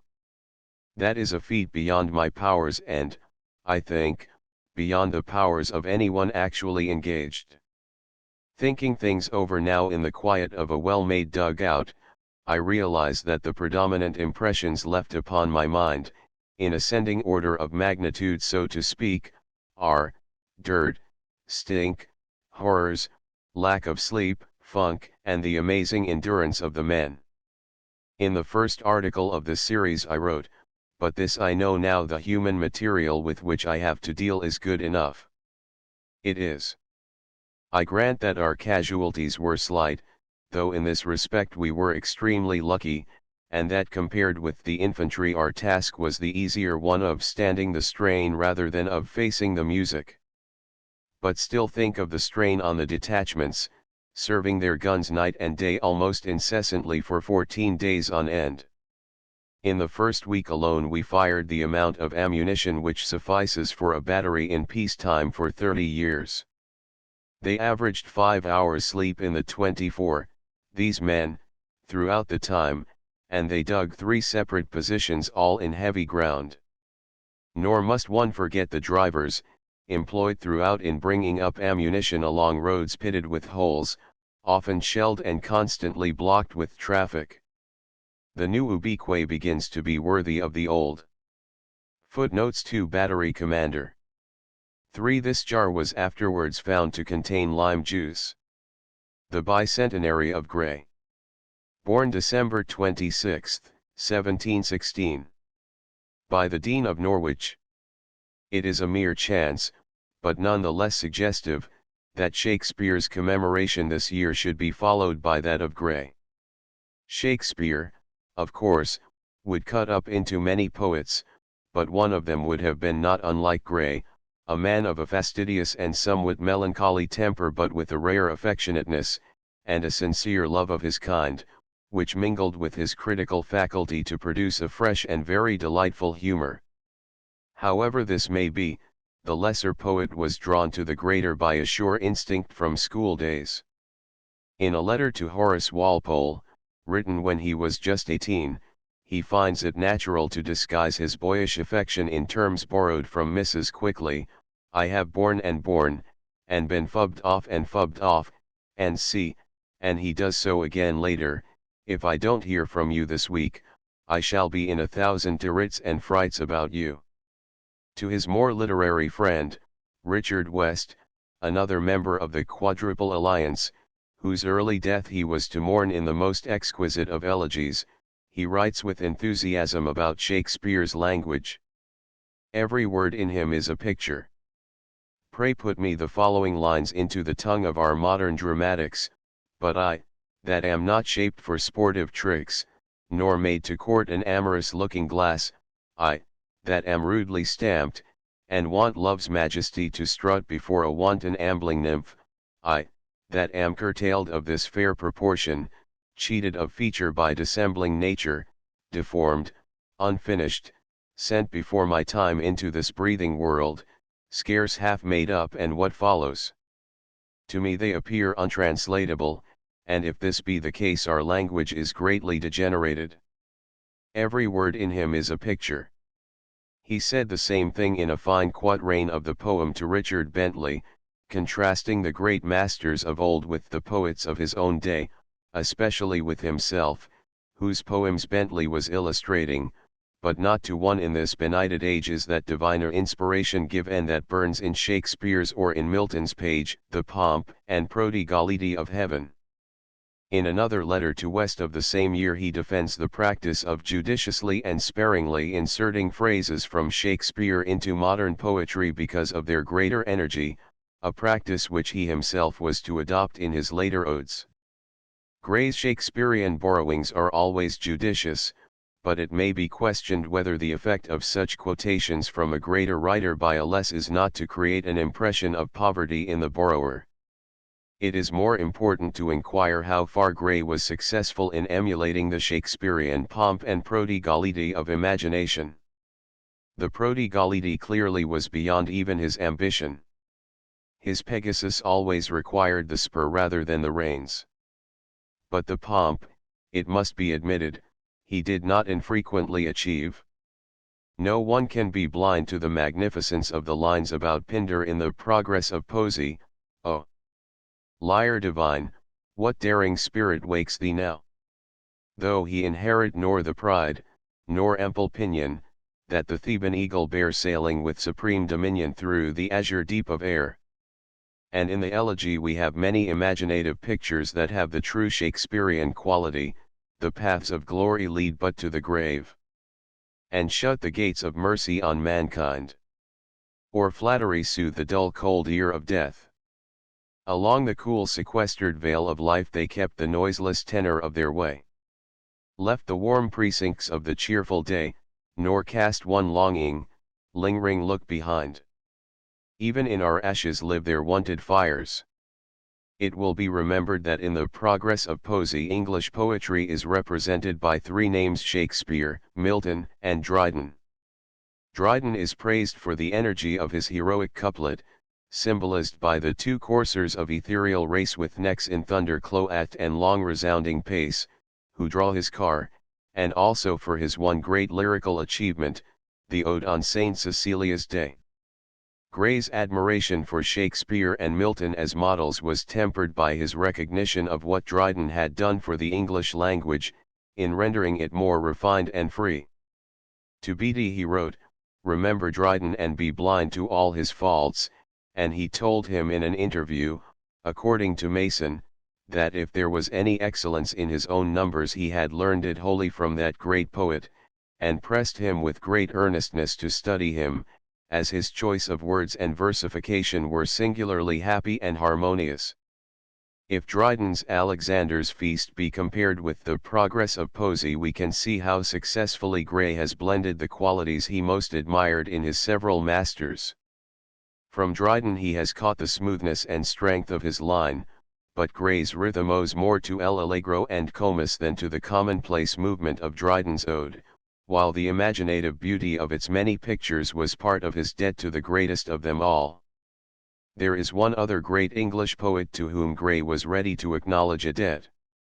He told Norton Nichols that he never sat down to compose poetry without reading Spenser for a considerable time previously. I do not remember that Gray ever incorporates a Spenserian phrase in his own verse. His instinct would have told him that the two styles would not agree. But his instinct would also tell him that to bathe himself in Spenser before entering the temple of his muse was a sure way of freeing himself from any pollution of mind or spirit. The elegy, written in a country churchyard, was composed at intervals between 1746 and 1750, and sent to Walpole in June of that year. Walpole showed it to many friends, and in some way it got into the hands of a publisher, who wrote to Gray announcing his intention of printing it, and begging his indulgence. Gray wrote at once to Walpole desiring him to let Dodsley print it without delay from his copy, and it accordingly appeared in February 16, 1751, in a quarto pamphlet, priced 6d, and entitled An Elegy Wrote in a Country Churchyard.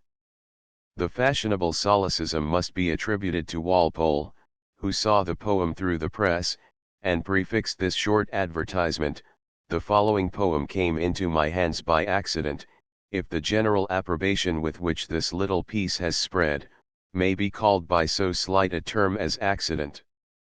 It is this approbation which makes it unnecessary for me to make any apology but to the author, as he cannot but feel some satisfaction in having pleased so many readers already. I flatter myself he will forgive my communicating that pleasure to many more."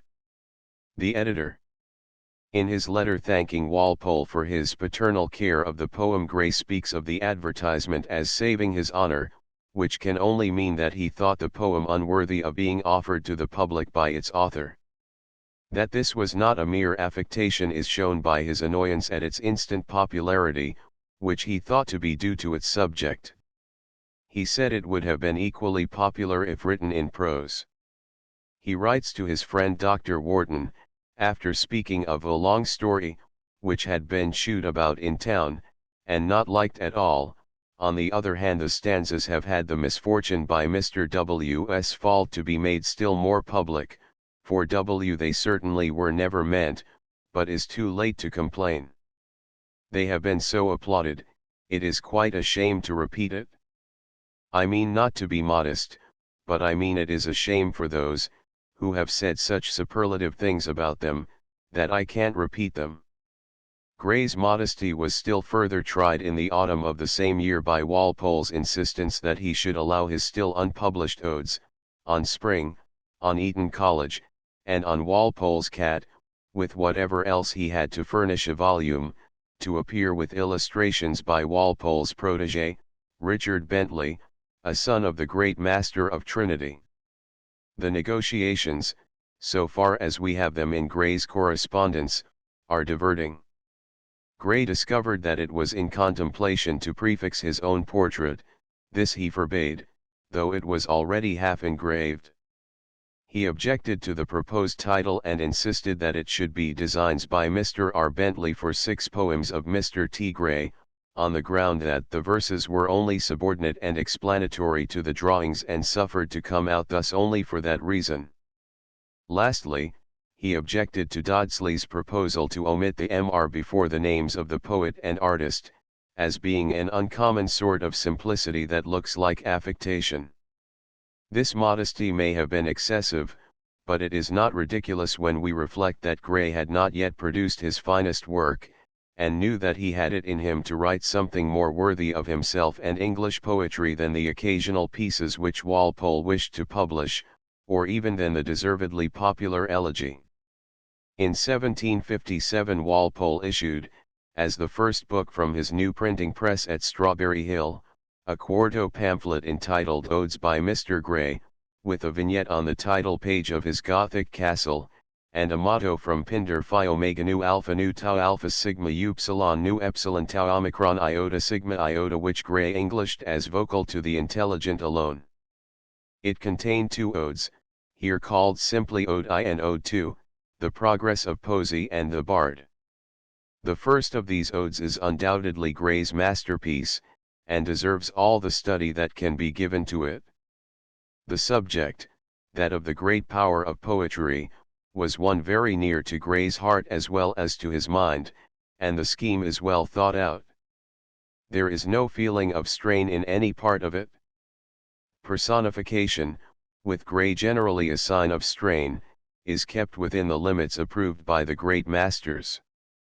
Thus we have antic sports and blue-eyed pleasures just as in the Allegro we have jest and youthful jollity, but there is no elaborate series of abstract figures like that in the 2 stanzas on the passions in the Ode on Eton College. This fashionable personification perhaps justified itself to Gray as a combination of the imaginative method of Shakespeare with the clear definition of Dryden. What in Shakespeare would have been a metaphor, hinted at and immediately succeeded by another, becomes too often with Gray a substantial allegorical personage. There seems to us today something essentially unpoetical, because artificial, in the posturing groups of Furies and Graces, and we wonder that Gray with his fine critical sense did not feel this. We must recognize, however, that whenever he is deeply moved he escapes from the snare. 2 consecutive stanzas in the Ode on Vicissitude show how his verse becomes more direct as it deepens in feeling. Still, where rosy pleasure leads, see a kindred grief pursue, behind the steps that misery treads, approaching comfort view, the hues of bliss more lightly glow, chastised by sabler tints of woe, and blended form, with artful strife, the strength and harmony of life. See the wretch, that long has tossed on the thorny bed of pain, at length repair his vigor lost, and breathe, and walk again, the meanest floweret of the vale, the simplest note that swells the gale, the common sun, the air, the skies, to him are opening paradise. When the 2 odes were reissued they were styled Pindaric, and they justify their title, being constructed in a series of strophe, antistrophe, and epode like the odes of Pindar. Ben Jonson had furnished one example in the Ode to the Memory of Sir Lucius Carey and Sir Henry Morrison, one strophe of which is the often quoted stanza beginning, "It is not growing like a tree." But the name Pindaric had been abused by Cowley, who, holding the theory that the lost excellences of another language should be supplied by others of our own, had substituted an expansive eloquence, one might almost say loquacity, for the terse musical phrase of his model, and had entirely ignored the interrelation of strophe and antistrophe. Gray recovered for the Pindaric ode both the music of phrase and the balance of its parts.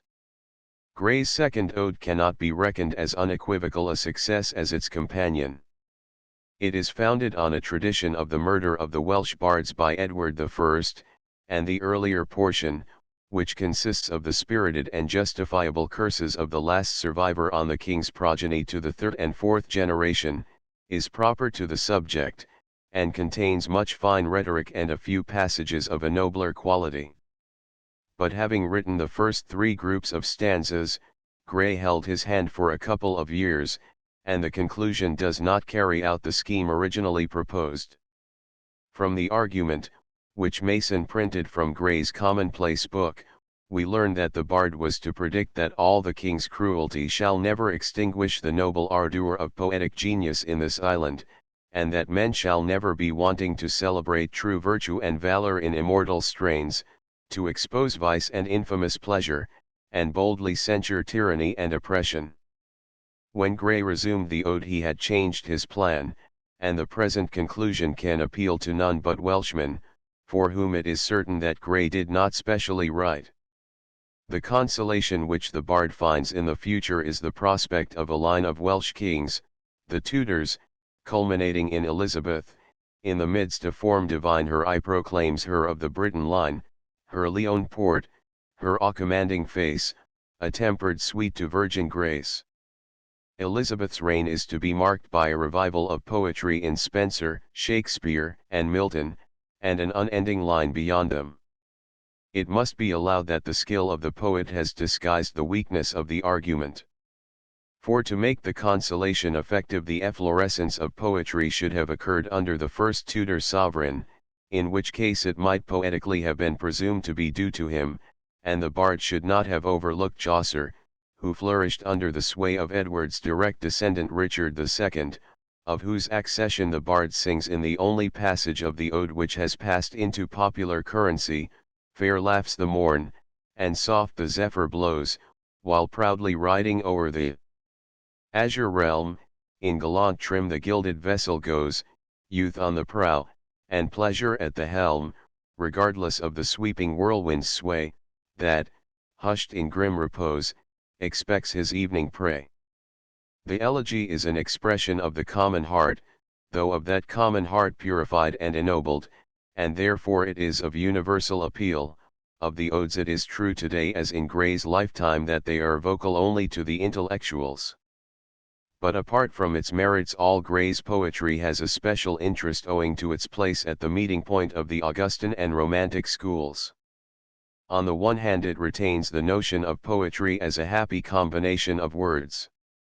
Gray, in a letter to Mason, says, extreme conciseness of expression, yet pure, perspicuous, and musical, is one of the grand beauties of lyric poetry, adding this I have always aimed at and could never attain.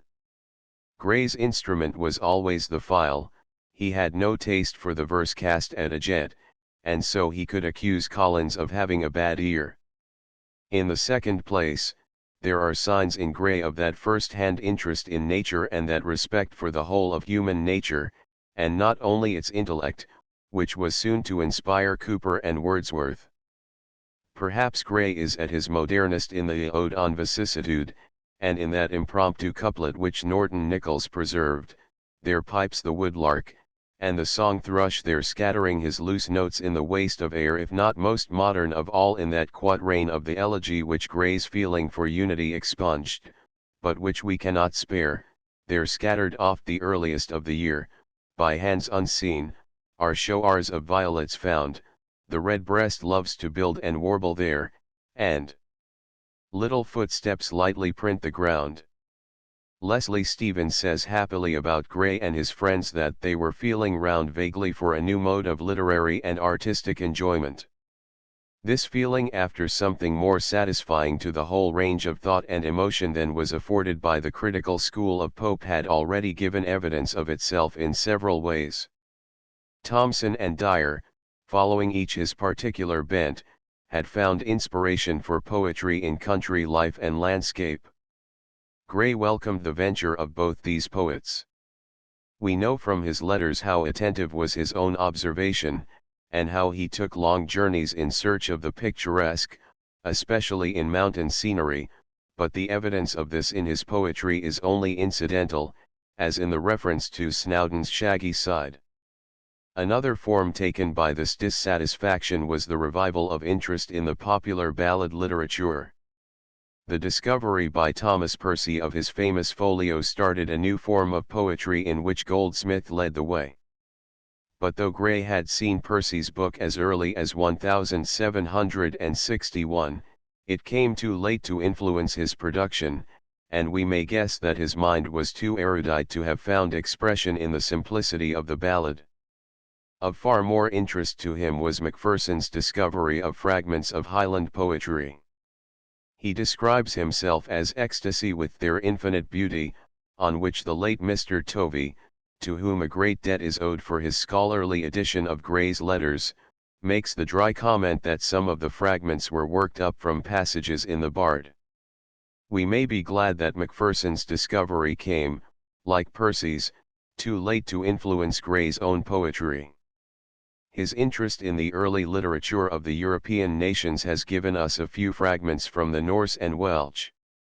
The remark of Leslie Stephen quoted above referred to the interest that Gray and Walpole took in Gothic architecture. This influenced Gray's poetry only indirectly, but it had some effect in the way it was presented to the public. When Walpole undertook to convert his newly purchased house at Twickenham into a Gothic castle, the artist he employed to help him in his designs was Richard Bentley, and when Gray had sprung suddenly into fame by the elegy, Walpole urged him to publish his other poems with designs by Bentley. Whether these deserve the poetical encomium Gray made upon them, I will not presume to say, but they are undoubtedly very Gothic. It is as a poet that we celebrate Gray's bicentenary, but those persons who do not care for poetry may celebrate him as a man and a letter writer. As a man he is secure of our affection as soon as we get to know him, and anyone may know him who will read his letters, of which there is a great store, and still more have come to light lately, and have been well edited by Mr. Paget Toynbee. There are few men of letters of so attractive a nature as Gray. Perhaps he is the most lovable of all except Charles Lamb, and with Lamb, despite many obvious differences, he has many points in common. They were both solitary creatures living a recluse life, in the world but not of it, their best companions among the dead. They were both exquisite critics, they were both a prey to melancholy, or rather, as Gray said, to leucocholy, white bile not black. They had both a delicate and delightful humor, they were both the soul of gentle goodness. And so it comes about that the letters of both, in which they live to us, are among the few external goods which are necessary to happiness. The charm of a letter of Gray's lies partly in this interest of his character, and partly in the perfect felicity with which everything is said. There is nothing slovenly, or far-fetched, or pompous, or makeshift, even in the shortest and apparently most hasty note. His touch is perfectly sure and his taste faultless, if we accept some Hogarthian passages which smack of the age rather than the individual. It might not seem probable beforehand that the letters of a man whose days went round and round like the blind horse in the mill swinging from chapel or hall home and from home to hall or chapel could have much to say that would be of general interest. Occasionally, indeed, he goes a journey the grand tour with Walpole, or to the Highlands, or to see his friend Wharton at Old Park, or to Stoke Poges to his relations, and then we get lively enough descriptions. But these are episodes. The main topics of his everyday correspondence are his melancholy or his indolence, Mason's poetry, Cambridge and church news, the British Museum, politics, criticism of current literature Rousseau or Sterne, or Dodsley's poets his dab of music and Prince, Gothic, hyacinths, and the weather. Occasionally, only occasionally, he allows himself to slip out a little town gossip, as a decayed gentlewoman would a piece of right Mechlin or a little quantity of run tea, but this only now and then, not to make a practice of it. The Real Thing, S.O.S. By William Hope Hodgson. Copyright, 1917, by William Hope Hodgson, in the United States of America. Big liner on fire in 55.43 N and 32.19 W, shouts the captain, diving into his chart room. Here we are. Give me the parallels. The first officer and the captain figure busily for a minute. North, 15 west, says the master, and north, 15 west, assents the first officer, flinging down his pencil. 117 miles, dead in the wind. Come on, says the captain, and the two of them dash out of the chart room into the roaring black night, and up onto the bridge. North, 15 west, the master shouts in the face of the burly helmsman. Over with her, smart. North, 15 west, sir, shouts back the big quartermaster, and whirls the spokes to starboard, with the steering gear engine roaring. The great vessel swings round against the night, with enormous sends, smiting the faces of the great seas with her 70 feet high bows. Crash! A roar of water aboard, as 100 phosphorescent tons of sea water hurls inboard out of the darkness, and rushes aft along the lower decks, boiling and surging over the hatchways, capstans, deck fittings, and round the corners of the deck houses. The ship has hit the 50-mile-an-hour gale full in the face, and the engine telegraph stands at full speed. The master has word with that king of the underworld, the chief engineer, and the chief goes below himself to take charge, just as the master has taken charge on deck. There is fresh news from the operator's room. The vessel somewhere out in the night and the grim storm is the SS Vanderfield, with 60 first-class passengers and 700 steerage, and she is alight for'ard. The fire has got a strong hold, and they have already lost 3 boats, smashed to pieces as they tried to launch them, and every man, woman, and child in the boats crushed to death or drowned. Damn these old-fashioned davits, says the master, as he reads the wireless operator's notes. They won't lift a boat out clear of the ship's side, if she's rolling a bit. The boats in a ship are just ornaments, if you've not got proper machinery for launching them. We've got the new derricks, and we can lower a boat, so she strikes the water, 40 feet clear of the side, instead of bashing to pieces, like a 60-foot pendulum, against our side. He shouts a question over his shoulder, standing there by the binnacle. What's she doing, Mr. Andrews? 20 3/4 knots, sir, says the second officer, who has been in charge. But the chief's raising her revolutions every minute. She's nearly on to the 21 now. And even if we lick that will be over 5 hours reaching her, mutters the master to himself. Meanwhile the wireless is beating a message of hope across 100 miles of night and storm and wild waters. Coming. The RMS Cornucopia is proceeding at full speed in your direction. Keep us informed how you are. Then follows a brief unofficial statement, a heart-to-heart word between the young men operators of the 2 ships, across the 100-mile Gulf of Black Seas. Buck up, old man. We'll do it yet. We're simply piling into the storm, like a giddy cliff. She's doing close on 21, they've just told me, against this breeze, and the chief's down in the stoke holds himself with a 14-inch wrench and a double watch of stokers. Keep all your peckers up. I'll let you know if we speed up any more. The operator has been brief and literal, and has rather understated the facts. The Leviathan is now hurling all her 50,000-ton length through the great seas at something approaching a 22 knot stride, and the speed is rising. Down in the engine room and stoke holds, the chief, minus his overalls, is a coatless demigod, with life in one hand and a 14-inch wrench in the other. Not that this wrench is in any way necessary, for the half-naked men stream willing sweat in a silence broken only by the rasp of the big shovels and the clang of the furnace doors, and the chief's voice. The chief is young again, young and a king tonight, and the rough days of his youth have surged back over him.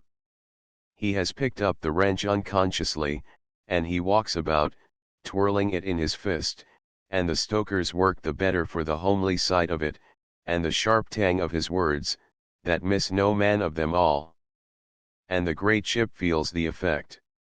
Her giant tread has broken into an everlasting thunder, as her shoulders hurl the seas to port and starboard, in shattered hills of water, that surge to right and left in half-mile drifts of phosphorescent foam, under the roll of her gargantuan flanks. The first hour has passed, and there have been 2 fresh messages from that vessel, flaming far off, lost and alone, out in the wild roar of the waters. There has been an explosion forward in the burning ship, and the fire has come aft as far as the main bunkers. There has been a panic attempt to lower 2 more of the boats, and each has been smashed to flinders of wood against the side of the burning ship, as she rolled.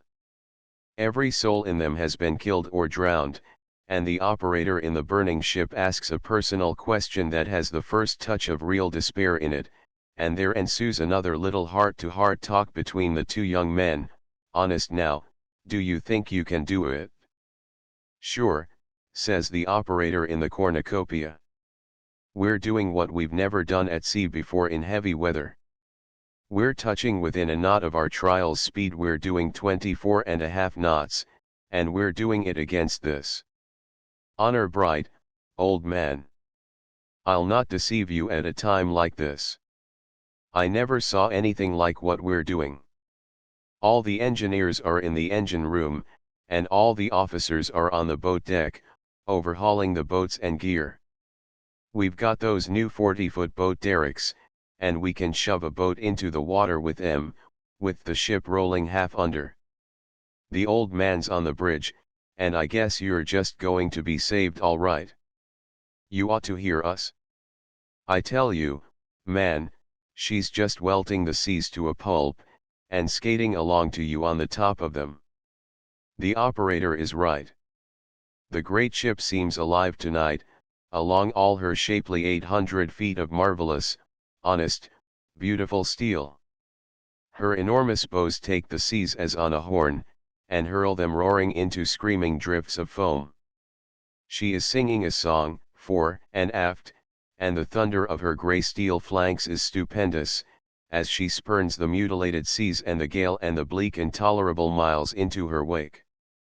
The 2nd and 3rd hours pass, and part of the 4th, in an intermittent thunder of speed. And the speed has been further increased, for now the Leviathan is laying the miles astern, 29 in each hour, her sides drunken with black water and spuma dripping, league-conquering, 50,000-ton shape of steel and steam and brains, going like some stupendous angel of help across the black desolation of the night. Incredibly far away, down on the black horizons of the night, there shows a faint red glow. There is shouting along the bridge. There she is, goes the word fore and aft. There she is. Meanwhile the wireless messages pulse across the darkness, the fire is burning with terrible fury. The forepart of the Vanderfield's iron skin is actually glowing red-hot in places. Despair is seizing everyone. Will the coming cornucopia never come? The young operators talk, using informal words. Look out to the south of you, for our searchlight, replies the man in the wireless room of the cornucopia. The old man's going to play it against the clouds, to let you see we're coming. Tell 'em all to look out for it. It'll cheer them up. We're walking along through the smother like an express man. We're doing our trials speed, 25.5 knots, against this. Do you realize it against this? Look along to the south. Now. There is a hissing on the forebridge, quite unheard in the roar of the storm, and then there shoots out across the miles of night and broken seas the white fan blaze of the searchlight. It beats like an enormous baton against the black canopy of the monstrous storm clouds, beating to the huge, thundering melody of the roar and onward hurl of the 50,000-ton rescuer, tossing the billows to right and left, as she strides through the miles. And what a sight it is, in the glare of the great light, as it descends and shows the huge seas. A great cliff of black water rears up, and leaps forward at the ship's bows. There is a thunderous impact, and the ship has smitten the great sea in twain, and tossed it boiling and roaring onto her iron flanks, and is treading it into the welter of foam that surrounds her on every side, a raging testimony of foam and shattered seas, to the might of her mile-devouring stride. Another and another and another black, moving cliff rises up out of the water valleys, which she strides across, and each is broken and tossed mutilated from her shapely, mighty, unafraid shoulders. A message is coming, very weak and faint, through the receiver. "We've picked up your searchlight, old man. It's comforted us mightily, but we can't last much longer. The dynamo's stopped. I'm running on my batteries." It dwindles off into silence, broken by fragments of a message, too weakly projected to be decipherable. "Look at her," the officers shout to one another on the bridge, for the yell of the wind and the ship thunder is too great for ordinary speech to be heard. They are staring through their glasses. Under a black canopy of bellied storm clouds, shot with a dull red glowing, there is tossed up on the backs of far-away seas, a far-off ship, seeming incredibly minute, because of the distance, and from her forepart spouts a swaying tower of flame. "We'll never do it in time," says the young sixth officer into the ear of the fifth. The burning ship is now less than 3 miles away, and the black backs of the great seas are splashed with huge, ever-shifting reflections. Through the glasses it is possible now to see the details of the tremendous hold the fire has got on the ship, and, away aft, the huddled masses of the 600-odd remaining passengers.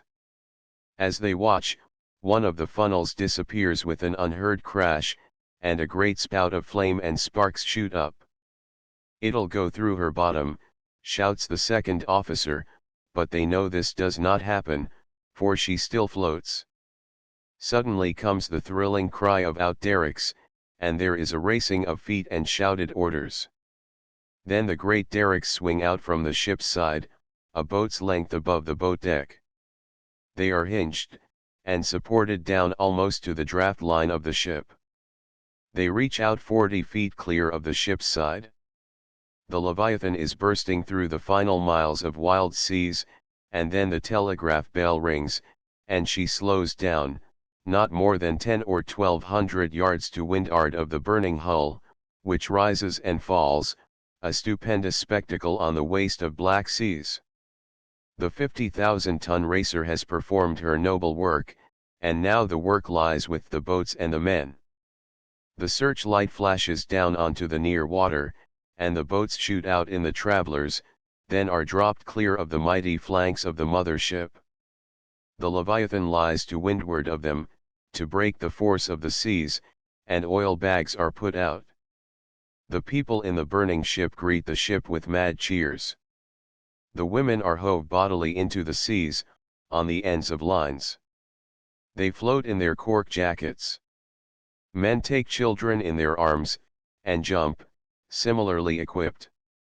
And all are easily picked up by the boats, in the blaze of the rescuers' searchlights that brood on leagues of ocean, strangely subdued by the floods of oil which the big ship is pumping onto the seas. Everywhere lies the strange sheen of oil, here in a sudden valley of brine, unseen, or there on the shoulder of some monstrous wave, suddenly eased of its deadliness, or again, the same fluorescence swirls over some half-league of eddy-flattened ocean, resting between efforts tossing minor oil-soothed ridges into the tremendous lights. Then the Leviathan steams to leeward of the burning ship, and picks up her boats. She takes the rescued passengers aboard, and returns to windward, then drops the boats again, and repeats the previous operations, until every man, woman, and child is saved. As the last boat swings up at the end of the great derricks aboard the cornucopia, there is a final volcano of flame from the burning ship, lighting up the black belly of the sky into billowing clouds of redness. There falls the eternal blackness of the night. The Vanderfield has gone. The Leviathan swings round through the night, with her 600 saved, and begins to sing again in her deep heart, laying the miles and the storm astern once more, in a deep low thunder. The War in Perspective. By Dr. W. H. Fitchett. The present war is the biggest event in secular history, so big indeed that its scale evades the imagination. Its cause cannot be condensed into a formula or its story told in a volume. But every war, sooner or later, finds literary expression, and the present gigantic struggle needs, and will create, a new literature of its own, beside which all the rest of secular literature will seem petty. 100 years hence professional soldiers will be spelling out its strategy, toiling historians will be collating and recording its events, philosophers will be analyzing its causes, moralists in spectacles will be assessing its spiritual elements. What a literature strategic, scientific, political, financial, geographical, legal, medical, personal it will be. And when all such questions are dealt with, there will yet remain that aspect of the war which has nothing to do with strategy, or politics, or finance. It deals with the purely human interests and emotions of the struggle, its picturesqueness, its dramatic incidents, the strophe and antistrophe of moral forces it reveals, its literary aspects, in a word, things in it which would have arrested the imagination of Shakespeare, and supplied the text for mightier dramas than Macbeth or Hamlet, incidents that Scott would have woven into romance, follies which might have given Swift the text for keener satire than even his Tale of a Tub. Heroisms that a greater Byron may set to more resounding music than even those famous lines which tell of Waterloo. And, it may be added, it is possible already to see in this amazing war some aspects which will do more than merely challenge the literary imagination, the sense of the wonderful. To begin with what is nearest, the new scale of the war, the strange temper, the terrific weapons with which it is being fought, will certainly prove, for centuries to come, an irresistible challenge to the literary imagination.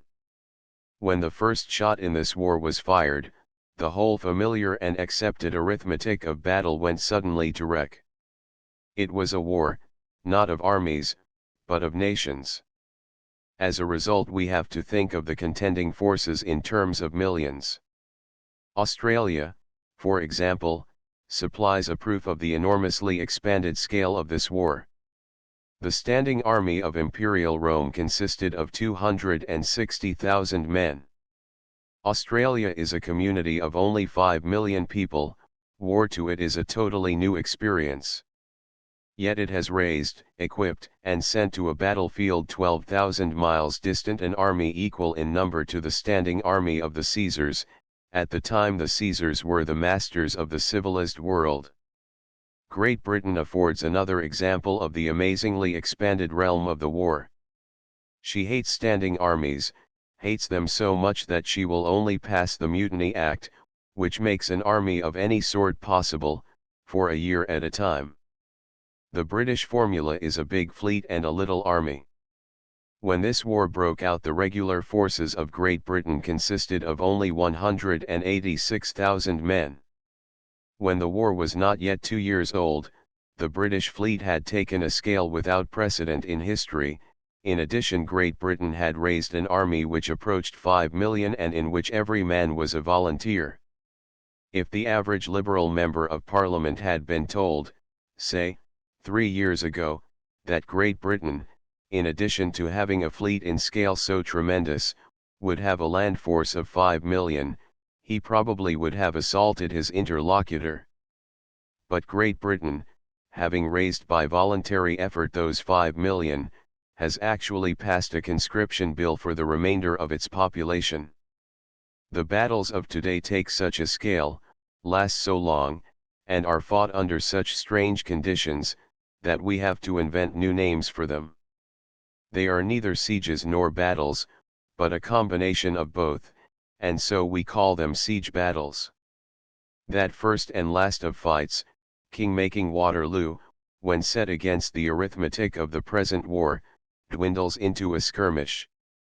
The little shallow valley outside Brussels, where Napoleon and Wellington measured swords with each other, and one of the greatest soldiers in history ended his career, is in area 3 miles by 2, and lies open to a single glance. Waterloo itself began at 11 o'clock in the morning, and ended before 9 o'clock at night. It might have been fought under the Factories Act.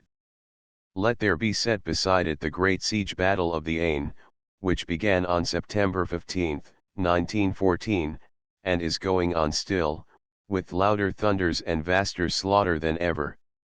Its field has lengthened into a ribbon of contorted trenches stretching from the North Sea to the Alps, a distance of 500 miles, and from, or in, those strange, vast, far-running ditches, now for nearly 2 years, some 3 million men, the best fighters in history, armed with an artillery which suggests nothing so much as the weapons with which Milton equipped Satan and his hosts in their war with the angels, have been slaying each other.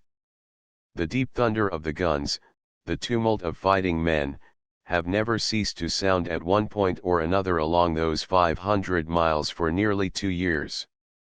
Verdun, with all its passion and slaughter, its 6 months' wrestle of guns and infantry, is a mere episode in this tremendous siege battle.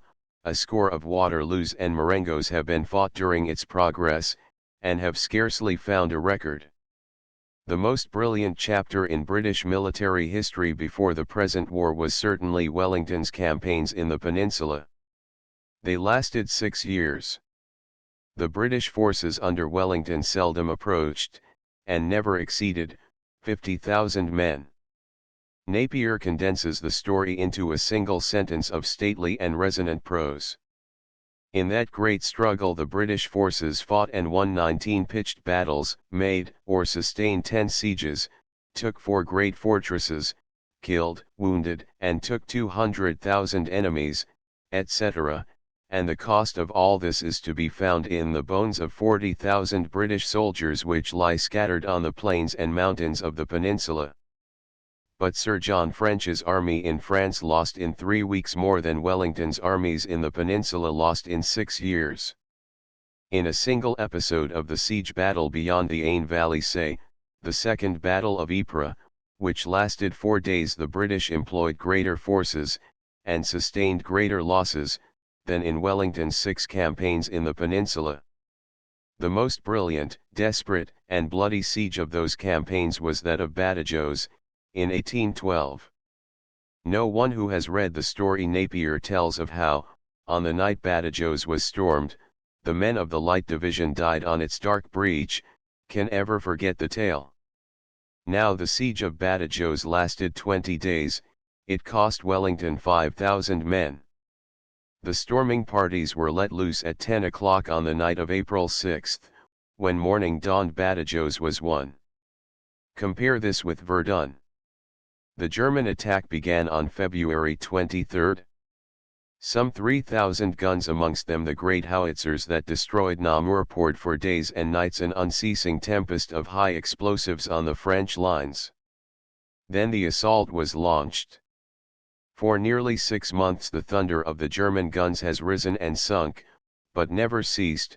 Again and again, now on one point, now on another, the vast grey waves of the German infantry have flung themselves in bloody ebb and flow on the French position.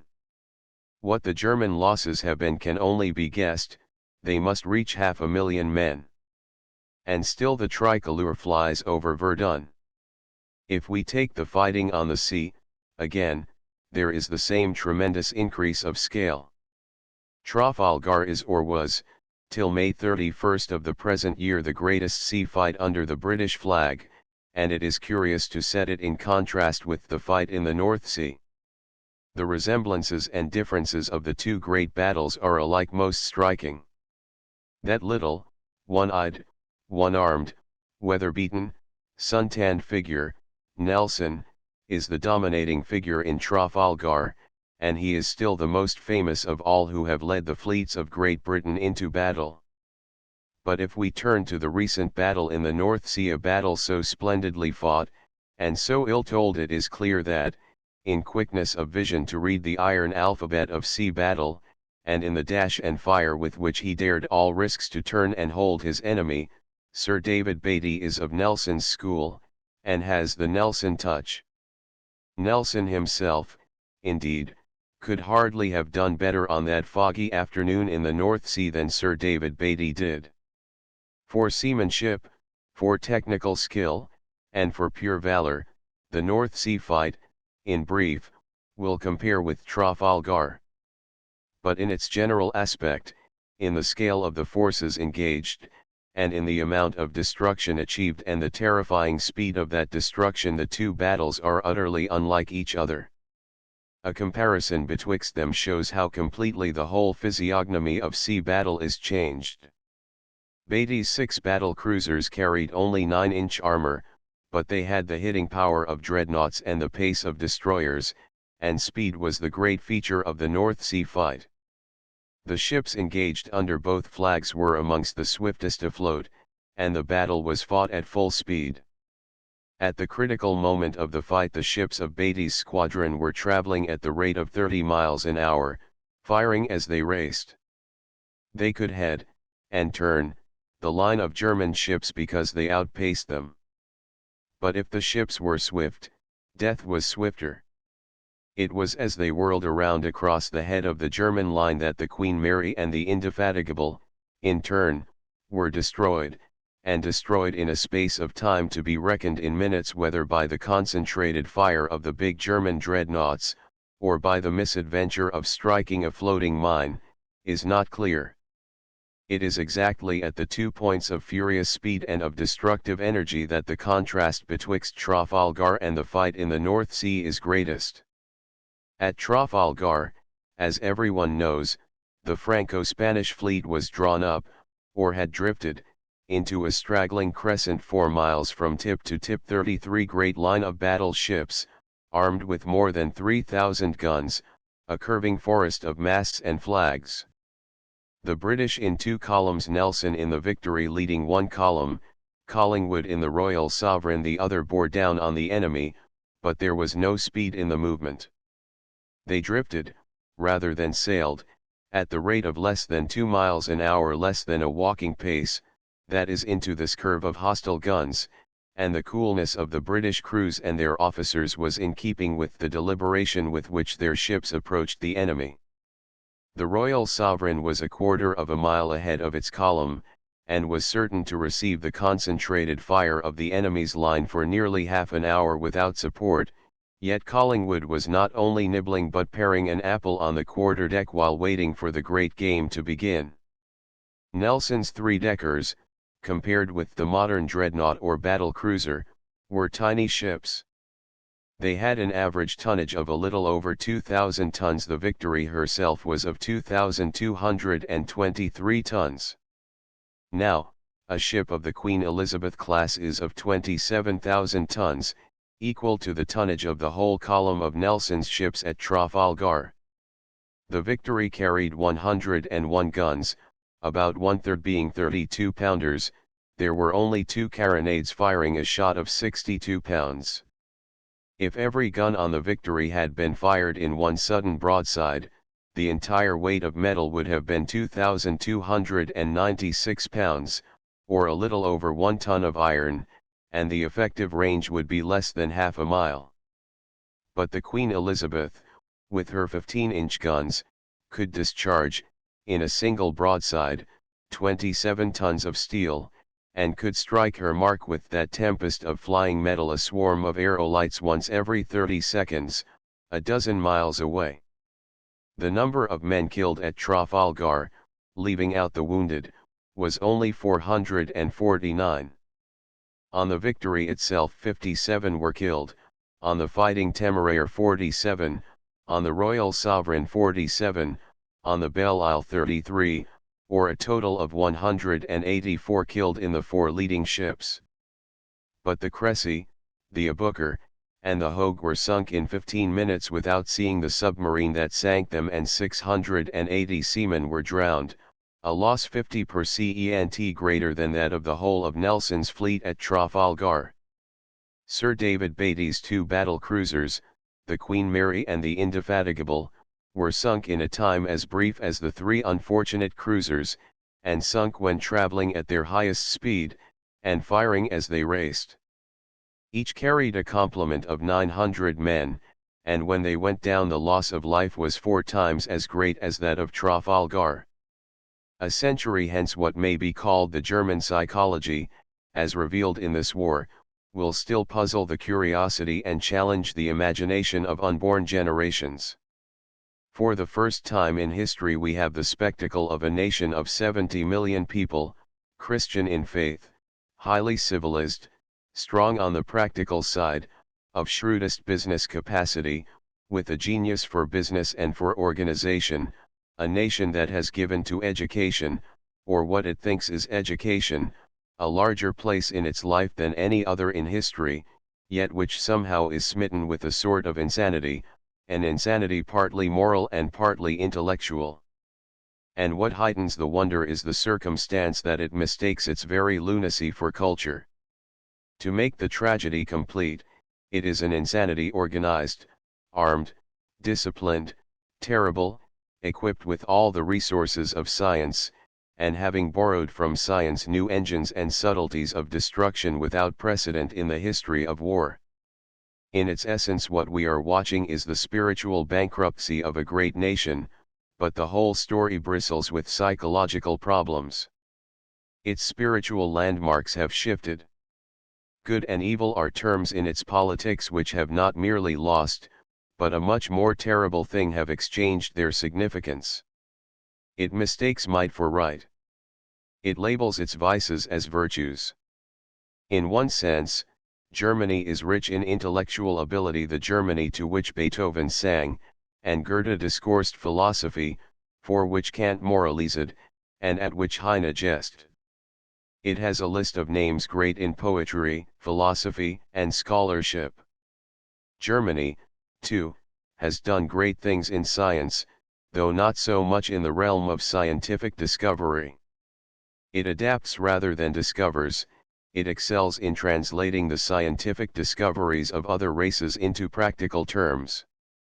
Noticeable, also, is the fact that the great names in German literature, philosophy, and scholarship are not Prussian, and it is Prussia, and the Prussianist form of Germany, which is troubling the world.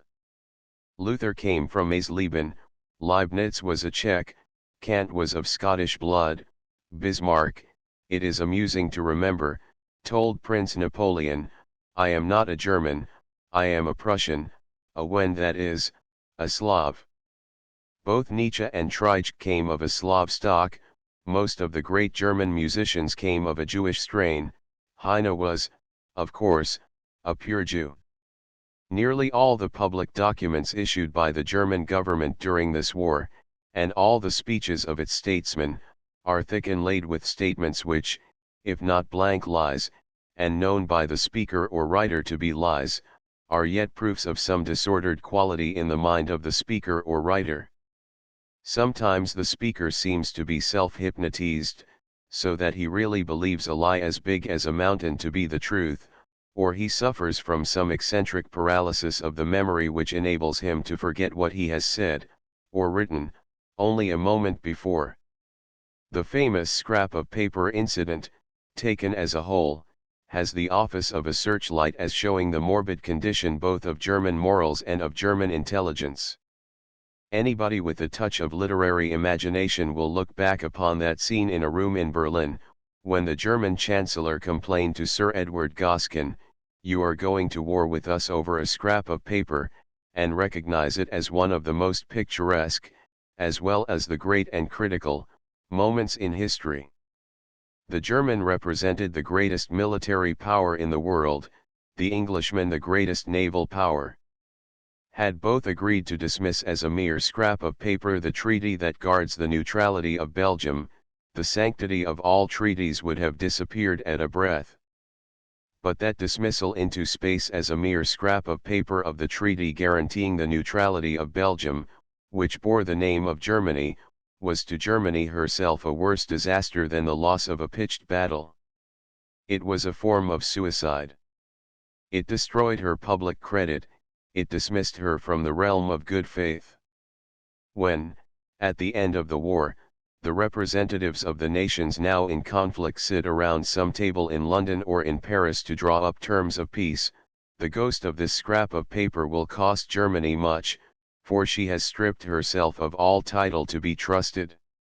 Now, a blunder so unspeakably stupid on the part of men so able shows that at that moment, and in that act, the brains of the men who were the representatives of Germany were in some curious state of paralysis.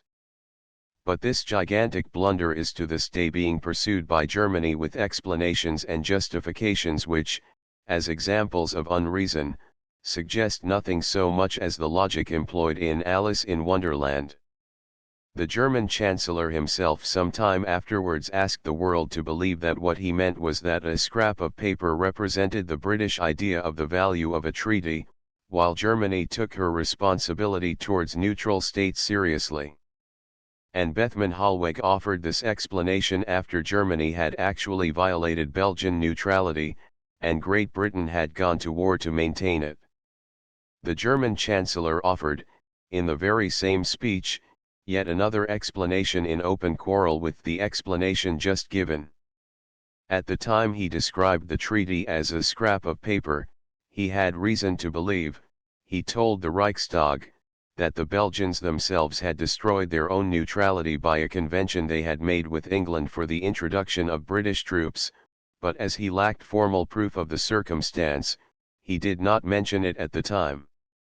Since then they had captured Brussels, and found, in the archives there, the actual text of the convention with England, by which Belgium violated its own neutrality. As a matter of fact, the guilty document which the German Chancellor quoted was not a convention at all, but notes of a conversation betwixt the British military attaché and Major General Duckelmay, a Belgian officer. It was an academic discussion of what might be done after Germany had entered Belgian territory, and it was endorsed as not binding on either of the two nations. And the German Chancellor quotes this discussion of what might be done to guard its neutrality against German attack as a surrender of its neutrality. This is very much as though a burglar, caught in the act of plundering a house, claimed that his burglary was justifiable, as he found after he had broken into the house that its owner had a revolver under his pillow. The doctrine of the freedom of the sea which Germany has suddenly begun to preach at the top of its voice is yet another proof of either the entire absence of any sense of humor in the German mind, or of a morbid condition of the German conscience. For Great Britain, the geographical distribution of her empire makes an overwhelming superiority in naval power a condition of its existence, but the seas of the planet, under her supremacy, have been free to every flag except the black flag of the pirate. She has never abused her sea power.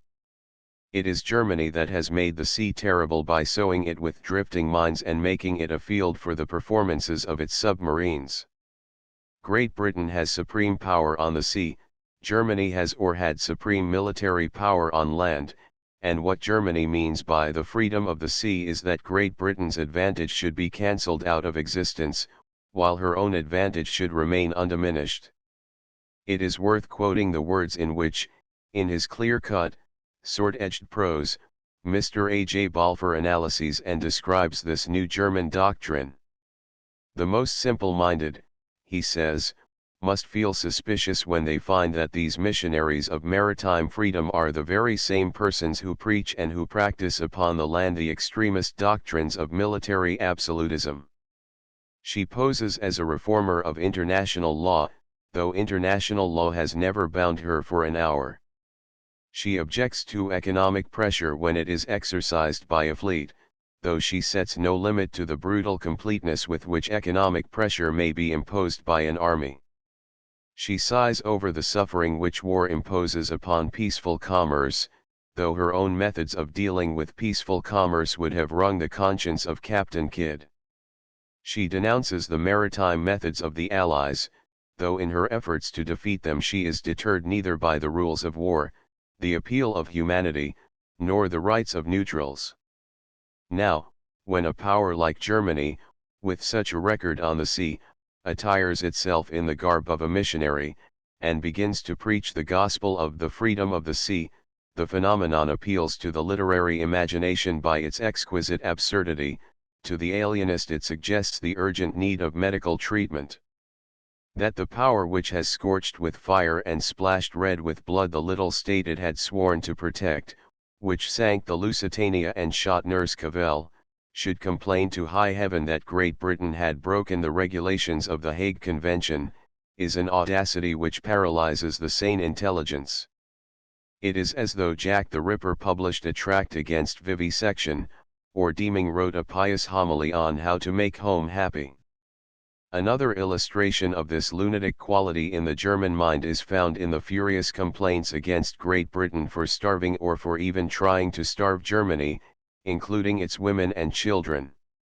And yet it was Germany that in 1870 drew lines of blockade around Paris, and waited for starvation to bring the gay city to surrender. No German city yet has known the horrors of starvation as the German armies compelled Paris to know them. The death rate of little children during those sad months rose to 5,000 a week, and Bismarck, when he rode into Paris after its surrender, expressed his surprise at seeing any children yet alive. Von Hindenburg, when told quite recently that Russian peasants were starving in Poland, said it is just as well that it should be so, we cannot make war sentimentally. Then he repeated the formula which is the true credo of every Prussian soldier: the more ruthlessly war is waged, the more humane does it really become, for that is the best way to bring it to a rapid conclusion.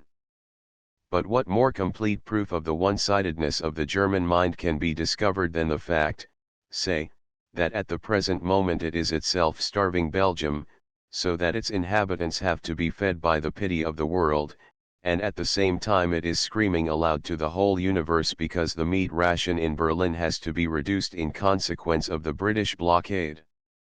The puzzle is not so much that Germany acts with such gaping inconsistency, it has not the faintest notion that it is inconsistent. This is a mental condition rare outside, and not even always found inside, a lunatic asylum.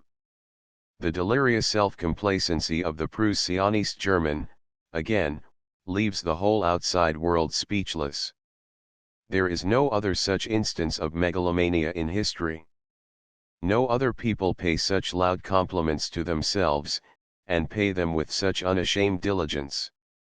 They decorate themselves with compliments as a savage decorates himself with bits of broken glass. A philosopher like Hegel set the example of proclaiming in German accents and to German ears the godlike glory of the German nation.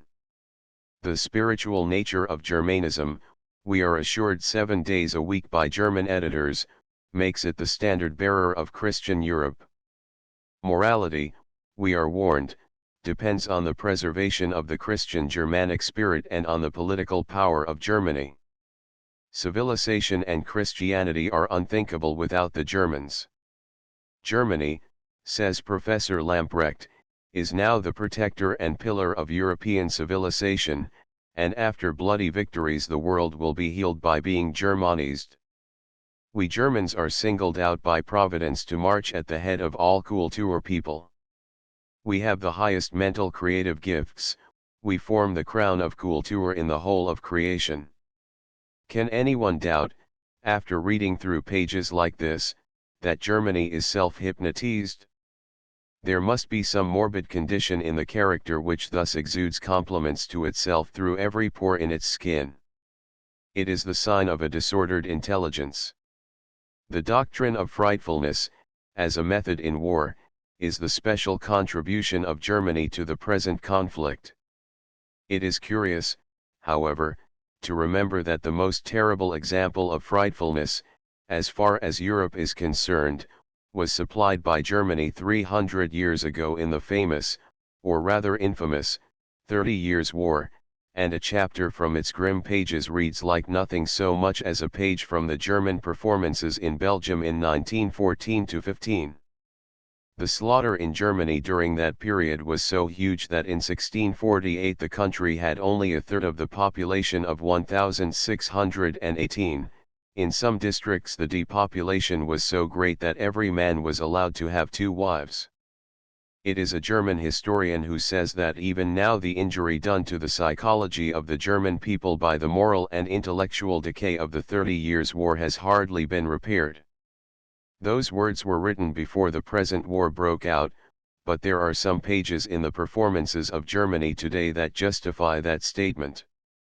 What makes the folly of Germany today absolutely unique, however, is the fact that, in its adoption of frightfulness as a war measure, it takes the performances of the 30 Years' War, translates them into modern terms, practices them on a new scale, and enjoins them as virtues.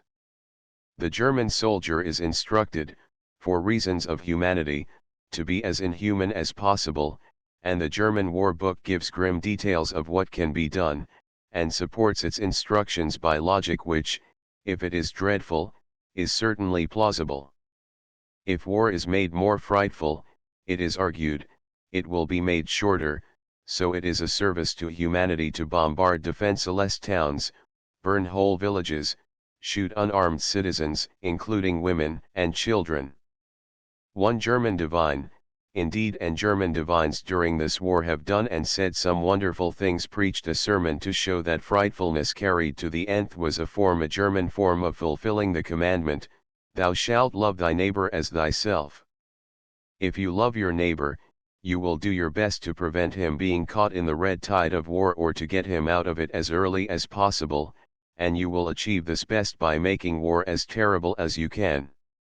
The committee which inquired into German atrocities in Belgium, and is responsible for the Bryce report, had on it such shrewd, practical, hard-headed men as Lord Bryce, Sir Edward Clarke, Sir Frederick Pollock, and their report is the most dreadful indictment ever drawn up against any nation, civilized or uncivilized. It says, in the minds of Prussian officers, war seems to have become a sort of sacred mission, one of the highest functions of the omnipotent state, which is itself as much an army as a state. Ordinary morality and the ordinary sentiment of pity vanish in its presence, superseded by a new standard which justifies to the soldier every means that can conduce to success, however shocking to a natural sense of justice and humanity, however revolting to his own feeling. Cruelty becomes legitimate when it promises victory. Then a very pregnant sentence is added: it is a specifically military doctrine, the outcome of a theory held by a ruling caste who have brooded and thought and written and talked and dreamed about war until they have fallen under its obsession, and been hypnotized by its spirit. If this explanation be the true one, the mystery is solved, and that which seemed scarcely credible becomes more intelligible, though not less pernicious. The use of frightfulness as a method of war, in other words, is the result of diseased psychological conditions. To have brooded and thought and written and talked and dreamed about war is a process which might well result in an evil obsession as real, and as devilish in its spirit and its fruits, as possession by the devil himself. But the most astonishing thing in this whole astonishing story is that Germany betrays no sense that it has done anything worthy of blame. It learns with a bewildered exasperation that the outside world disapproves of this example of German culture. The Kaiser is quite sure that he has the divine approval in this, and everything else he does. From the wireless station at Berlin, an official explanation of this stupendous crime of a destroyed city was sent to the newspapers of the world. The only means of preventing surprise attacks from the civil population has been to interfere with unrelenting severity, and to create examples which by their frightfulness would be a warning to the whole country. Now, as an example of inverted ethics, this is almost worthy of a place in De Quincey's essay on murder, considered as one of the fine arts. The German government, says Secretary Hay, is generally brutal, but not often silly. Here, however, it is at once both silly and brutal in a quite superlative degree. It is, of course, exactly this doctrine of frightfulness which has made Germany the outlaw of the civilized world. Perhaps nothing in this war will so sharply arrest what we have called the literary imagination as the uncertainty, the dim half-lights as to its reasons and issues, with which it began. Some of the explanations of the war are foolish, some are cynical. The Honorable Bertrand Russell, for example, has written a book on the war in which he says the nations of Central Europe are fighting for much the same reason dogs do, because they don't like each other's smell. Would anyone quote now, as an explanation of the war, that couple of pistol shots in a street in Sarajevo which slew the Archduke Franz Ferdinand and his wife? It is like offering the bursting of a soda water bottle as the explanation of a Niagara, or tracing an earthquake to the explosion of a cracker. The Austrian ultimatum to Serbia seems to be the match which fired the magazine, but if there had been no magazine the match would have been quite innocent. For Great Britain, the first reason of the war was something immediate and concrete: the German invasion of Belgium. Great Britain was pledged, both by express treaty and by its historic policy, to maintain that neutrality, and when the German columns crossed the Belgian frontier, war was inevitable. It was a simple question of good faith. England, Mr. Asquith declared, must keep her pledged word. But when the war was begun, it was quickly realized that the existence of the Empire depended on its result, and so Mr. Bonner Law told the House of Commons, "This is a fight for our national existence." That is certainly true, and it applies with greatest force to the Dominions. If the British Empire goes into liquidation, the most coveted assets will be Australia, with its 12,000 miles of girdling sea, its radiant climate, its mineral wealth, its vast pastures, or New Zealand, the Great Britain of the Pacific. The men in the French and Flemish trenches are certainly fighting for, amongst other things, the safety of every home in Australia and New Zealand. But the war raised the question of the value of the treaty relations which bind civilized states together, so, as Lord Rosebery put it, we are fighting for the sanctity of public law in Europe. A German victory would turn every treaty throughout Christendom into a scrap of paper. In the first message, again, King George addressed to the Empire, he said, "We are fighting for the continuity of civilization, and that also is true." The defeat of the Allies would put not only Europe, but Christendom, back into the Dark Ages. In this way, as the war went on, its reasons expanded: the obligation of the pledged word, our national existence, the sanctity of public law, the continuity of civilization. Yet even these reasons all put together are inadequate. There remains something in the war differentiating it from any other ever fought, some intangible and invisible element not easy to define. In his famous speech in the Guildhall, Mr. Asquith expressed this by saying this is not so much a material as a spiritual conflict. It is a conflict, in other words, not racial, political, dynastic, or a mere wrestle of political ideals. It is a battle of opposing ethical codes. We are fighting not merely a nation, but a doctrine, something that steel cannot pierce nor high explosives wreck. And it is a doctrine armed, disciplined, terrible, fighting with 17-inch howitzers and poisonous gases, with submarines. But what exactly is the doctrine against which we are fighting? It is customary to quote Nietzsche at this point, and find in his teaching the germ of the doctrine for which today Germany fights, and against which the rest of the world is in arms.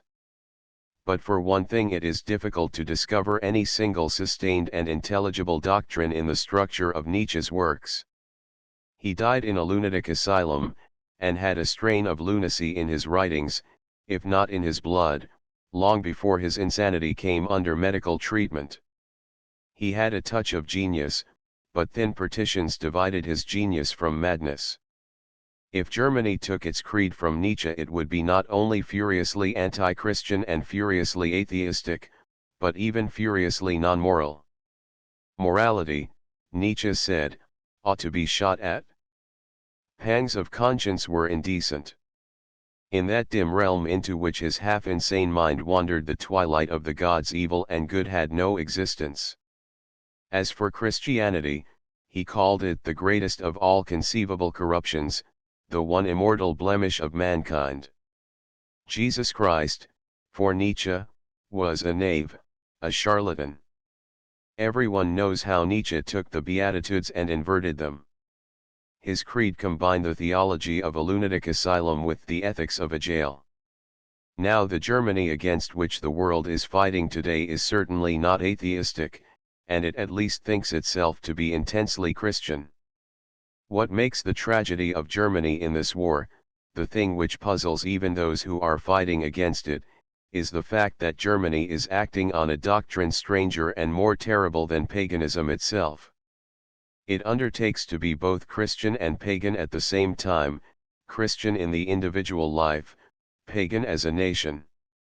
It has two eternally hostile codes of ethics, one for the individual and the other for the state. As a private citizen, the German may be a Christian, and ought to be one, but the moment he puts on a spike helmet, or sits at a government desk, he strips himself of all Christian morals. Vice and virtue change their names for him. As a soldier, he can clothe himself with frightfulness, can rape, plunder, kill, burn, with the entire approval of his official, that is to say, his paganist conscience. As a diplomatist, he can lie and cheat and forswear himself, and leave his Christian self-respect untouched. For Germany acts on the theory that the state is a non-moral, predatory entity, for which the distinction betwixt good and evil does not exist. It stands in no relation to God, it has no more morals than a tiger, it acts on the law of the jungle. Might, in its dreadful code, is right. In the Prussianist Germany against which we are fighting, we have, in brief, a double personality. When it acts as a nation, it undergoes a transformation more terrible than that in R.L. Stevenson's tale when Dr. Jekyll turned into Mr. Hyde. All the separate individualities of Germany melt into one gigantic Mr. Hyde in a spike helmet. Or, to change the figure, they become the great blonde beast of Nietzsche, lawless, predatory, invincible, the Superman, a non-moral monster. The Superman, says Nietzsche, where a foreign country begins, revert to the beast of prey conscience, like jubilant monsters who come with bravado from a ghastly bout of murder, arson, rape, and torture. The nation becomes a magnificent blonde brute, avidly rampant for spoil and victory. Treitschke, the little stone-deaf professor of history, proclaimed the doctrine that the state is a non-moral entity, for which an ethical code has no meaning. Bernhardi puts the matter more explicitly. Jesus Christ, he says, came into the world to establish a society founded on love, but that principle does not extend to the state. In all that concerns the state, Jesus Christ has no authority. His laws do not extend to that realm. When before in history have we this doctrine proclaimed from the iron lips of 17-inch howitzers? Here lies the explanation of all that puzzles us in the present war: the strange perversities discoverable in German policy, its contempt for truth, its capacity for cruelty, its blindness to moral distinctions. We are fighting with a nation which, taken individually, believes itself to be Christian, but, taken as a nation, it is by deliberate choice pagan. They chose new gods, then was war in the gate, so runs an ancient Hebrew psalm, explaining a dark page in a dark history. In those words, cause and effect are set side by side. Germany has certainly chosen a new god, a god of war, the god of high explosives, of poison gases, of submarines, a god of material forces, of battles and bloodshed as ultimate arbiter in the struggle to spread the pan-German ideal. Everyone remembers how Nietzsche inverted the Beatitudes.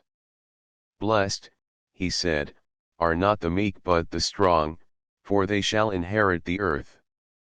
Blessed are not the peacemakers but the war makers, for they shall be called the sons of Odin. Cram said that in Europe two great spiritual forces, Napoleon and Christ, oppose each other, and their conflict is the most significant spiritual phenomenon of the 20th century. He adds that, in Germany, Corsica has conquered Galilee, Napoleon, or what Napoleon represents, is worshipped, not Christ, or what Christ teaches. But the Germans do not understand even the Napoleon they accept as their ideal. That great master of the art of war himself said that in war moral forces were to material forces as 3-1. It is true that by moral Napoleon did not exactly mean ethical, but the ethical is an essential part of the moral. Germany forgets or inverts the ethical, and that is the most fatal of blunders. For, as Carlyle teaches, this is a world of facts, and the first condition of success in any realm is fidelity to facts. And certainly the most important kinds of facts are in the ethical order. They have the quality of eternity in them. This world has been so constructed by its maker that a falsehood is in quarrel with the very system of things, and the Prussianist Germany, which has set the world in a flame with its greeds, and hates, and envies, is fighting against the system of things. We, on our part, have greater allies than the nations knitted to us by formal treaties. With the change of a single word we can adopt Wordsworth's memorable lines. Thou hast great allies, thy friends are exaltations, agonies, and love, and man's unconquerable mind. But in this war we have still mightier allies than these. All the forces that make for truth, for humanity, for honor, for justice, for freedom, are our allies. These are the enduring forces of the universe, and the maker and ruler of these forces, of whose character they are the reflex and of whose will they are the servants, is on our side too. End of the Project Gutenberg ebook. The Cornhill Magazine, Vol. XLII, No. 247 New Series, January 1917, updated editions will replace the previous one. The old editions will be renamed. Creating the works from print editions not protected by U.S. copyright law means that no one owns a United States copyright in these works, so the Foundation, and you, can copy and distribute it in the United States without permission and without paying copyright royalties. Special rules, set forth in the general terms of use part of this license, apply to copying and distributing Project Gutenberg trademark electronic works to protect the Project Gutenberg trademark concept and trademark. Project Gutenberg is a registered trademark, and may not be used if you charge for an ebook, except by following the terms of the trademark license, including paying royalties for use of the Project Gutenberg trademark. If you do not charge anything for copies of this ebook, complying with the trademark license is very easy. You may use this ebook for nearly any purpose such as creation of derivative works, reports, performances, and research. Project Gutenberg ebooks may be modified and printed and given away. You may do practically anything in the United States with ebooks not protected by U.S. copyright law. Redistribution is subject to the trademark license, especially commercial redistribution. Start, Full license. The full Project Gutenberg license. Please read this before you distribute or use this work to protect the Project Gutenberg trademark mission of promoting the free distribution of electronic works. By using or distributing this work, or any other work associated in any way with the phrase Project Gutenberg, you agree to comply with all the terms of the full Project Gutenberg trademark license available with this file or online at www.gutenberg.org/license. Section 1. General Terms of Use and Redistributing Project Gutenberg Trademark Electronic Works 1.a. By reading or using any part of this Project Gutenberg trademark electronic work, you indicate that you have read, understand, agree to and accept all the terms of this license and intellectual property, trademark/copyright, agreement. If you do not agree to abide by all the terms of this agreement, you must cease using and return or destroy all copies of Project Gutenberg trademark electronic works in your possession.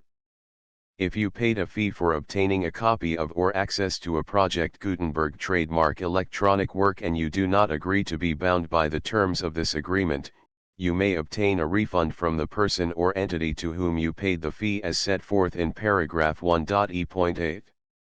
1.b. Project Gutenberg is a registered trademark.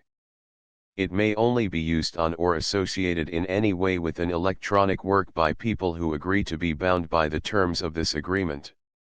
There are a few things that you can do with most Project Gutenberg trademark electronic works even without complying with the full terms of this agreement.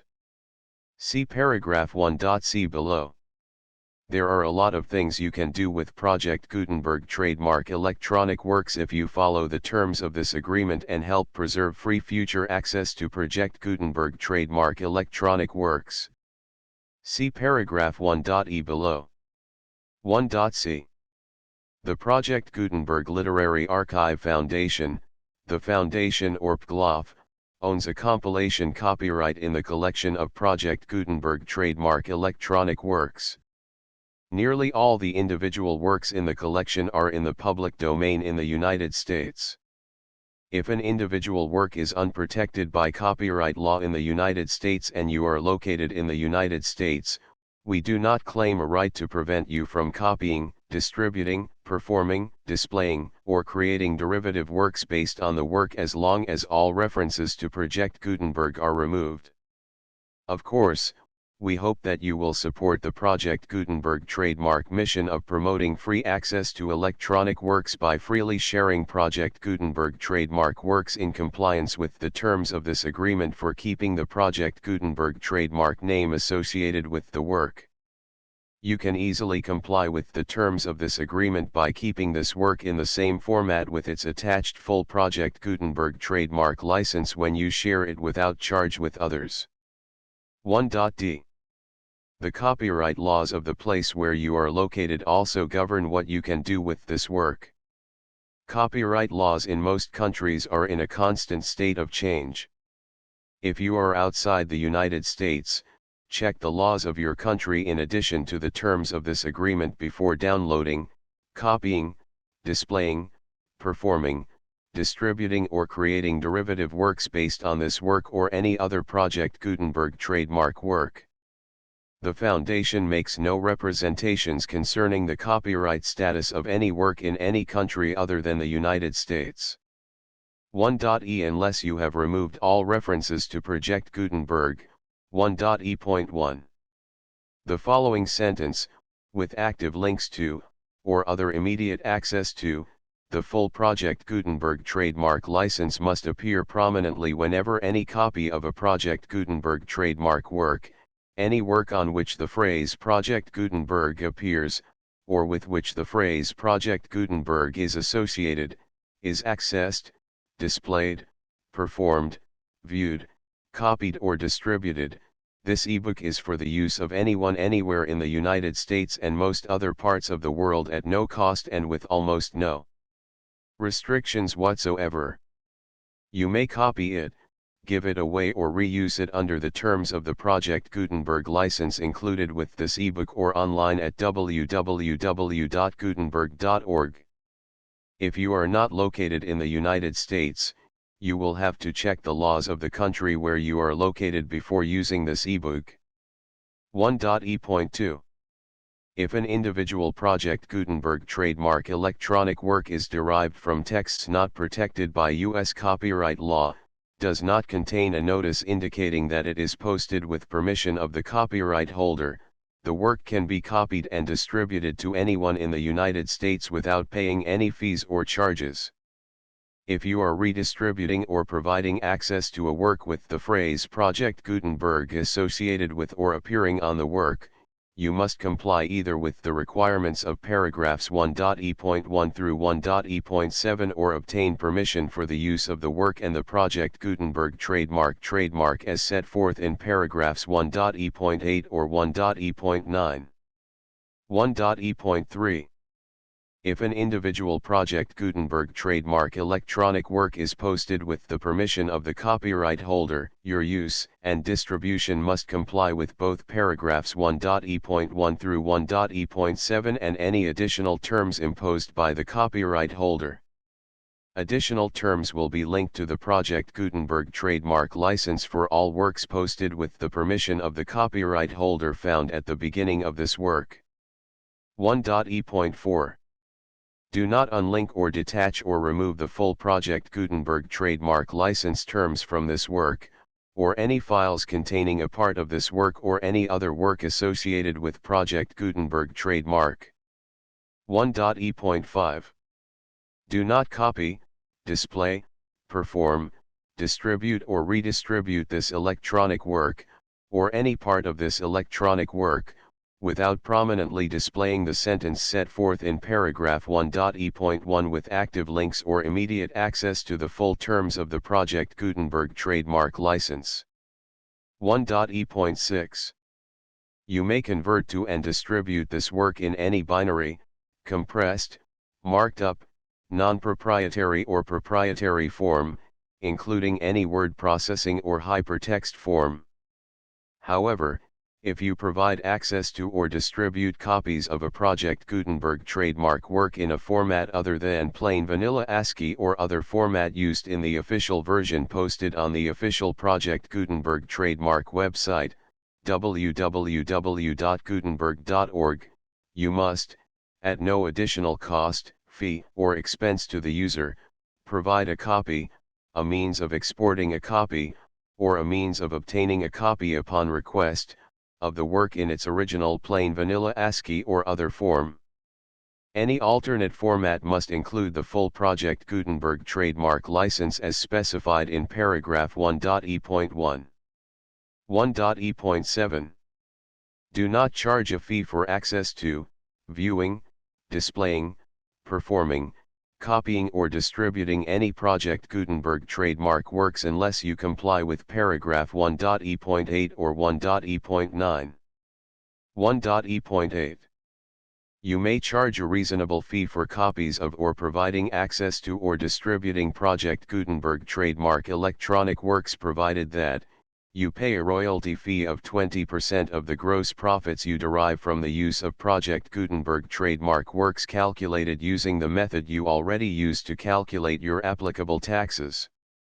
The fee is owed to the owner of the Project Gutenberg trademark, but he has agreed to donate royalties under this paragraph to the Project Gutenberg Literary Archive Foundation. Royalty payments must be paid within 60 days following each date on which you prepare, or are legally required to prepare, your periodic tax returns.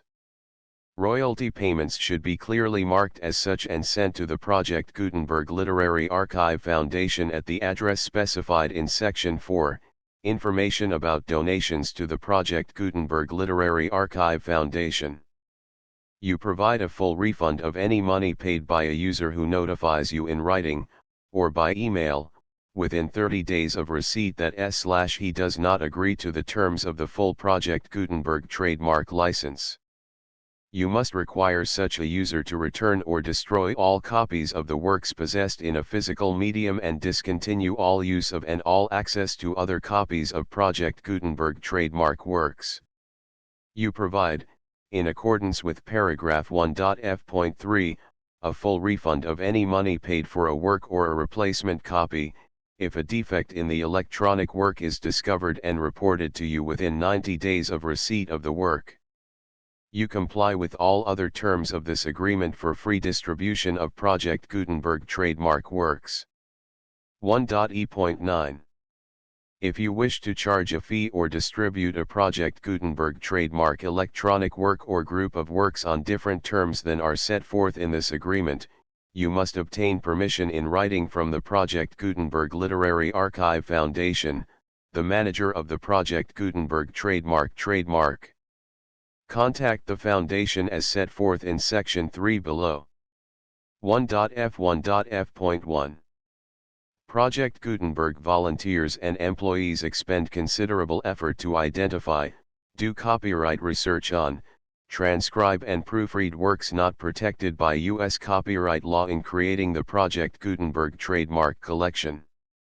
Despite these efforts, Project Gutenberg trademark electronic works, and the medium on which they may be stored, may contain defects, such as, but not limited to, incomplete, inaccurate or corrupt data, transcription errors, a copyright or other intellectual property infringement, a defective or damaged disk or other medium, a computer virus, or computer codes that damage or cannot be read by your equipment. 1.f.2. Limited warranty, disclaimer of damages, except for the right of replacement or refund described in paragraph 1.f.3, the Project Gutenberg Literary Archive Foundation, the owner of the Project Gutenberg trademark, and any other party distributing a Project Gutenberg trademark electronic work under this agreement, disclaim all liability to you for damages, costs, and expenses, including legal fees. You agree that you have no remedies for negligence, strict liability, breach of warranty or breach of contract except those provided in paragraph 1.f.3. You agree that the Foundation, the trademark owner, and any distributor under this agreement will not be liable to you for actual, direct, indirect, consequential, punitive, or incidental damages even if you give notice of the possibility of such damage. 1.f.3. Limited right of replacement or refund. If you discover a defect in this electronic work within 90 days of receiving it, you can receive a refund of the money, if any, you paid for it by sending a written explanation to the person you received the work from. If you received the work on a physical medium, you must return the medium with your written explanation. The person or entity that provided you with the defective work may elect to provide a replacement copy in lieu of a refund. If you received the work electronically, the person or entity providing it to you may choose to give you a second opportunity to receive the work electronically in lieu of a refund. If the second copy is also defective, you may demand a refund in writing without further opportunities to fix the problem. 1.f.4. Except for the limited right of replacement or refund set forth in paragraph 1.f.3, this work is provided to you as is, with no other warranties of any kind, express or implied, including but not limited to warranties of merchantability or fitness for any purpose. 1.f.5. Some states do not allow disclaimers of certain implied warranties or the exclusion or limitation of certain types of damages. If any disclaimer or limitation set forth in this agreement violates the law of the state applicable to this agreement, the agreement shall be interpreted to make the maximum disclaimer or limitation permitted by the applicable state law.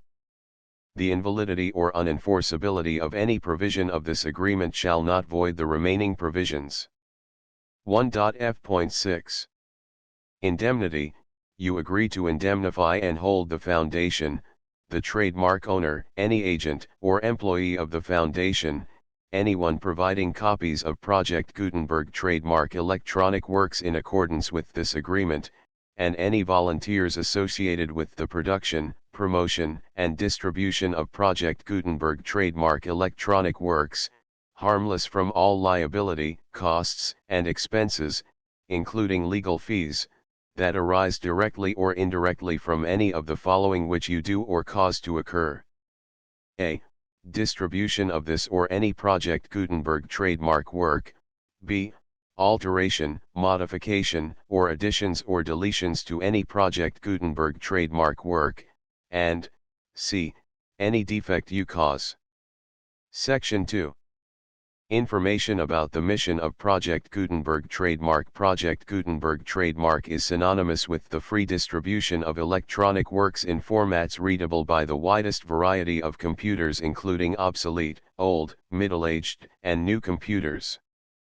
It exists because of the efforts of hundreds of volunteers and donations from people in all walks of life. Volunteers and financial support to provide volunteers with the assistance they need are critical to reaching Project Gutenberg trademark's goals and ensuring that the Project Gutenberg trademark collection will remain freely available for generations to come. In 2001, the Project Gutenberg Literary Archive Foundation was created to provide a secure and permanent future for Project Gutenberg trademark and future generations. To learn more about the Project Gutenberg Literary Archive Foundation and how your efforts and donations can help, see sections 3 and 4 and the Foundation information page at www.gutenberg.org. Section 3. Information about the Project Gutenberg Literary Archive Foundation. The Project Gutenberg Literary Archive Foundation is a non-profit 501(c)(3) educational corporation organized under the laws of the state of Mississippi and granted tax-exempt status by the Internal Revenue Service. The Foundation's IN or Federal Tax Identification Number is 64-6221541. Contributions to the Project Gutenberg Literary Archive Foundation are tax-deductible to the full extent permitted by U.S. federal laws and your state's laws. The Foundation's business office is located at 809 North 1500 West, Salt Lake City, Utah 841-16801-596-1887. Email contact links and up-to-date contact information can be found at the Foundation's website and official page at www.gutenberg.org/contact. Section 4. Information about donations to the Project Gutenberg Literary Archive Foundation. Project Gutenberg trademark depends upon and cannot survive without widespread public support and donations to carry out its mission of increasing the number of public domain and licensed works that can be freely distributed in machine-readable form accessible by the widest array of equipment, including outdated equipment. Many small donations, $1 to $5,000, are particularly important to maintaining tax-exempt status with the IRS. The Foundation is committed to complying with the laws regulating charities and charitable donations in all 50 states of the United States. Compliance requirements are not uniform and it takes a considerable effort, much paperwork, and many fees to meet and keep up with these requirements. We do not solicit donations in locations where we have not received written confirmation of compliance. To send donations or determine the status of compliance for any particular state, visit www.gutenberg.org/donate. While we cannot and do not solicit contributions from states where we have not met the solicitation requirements, we know of no prohibition against accepting unsolicited donations from donors in such states who approach us with offers to donate.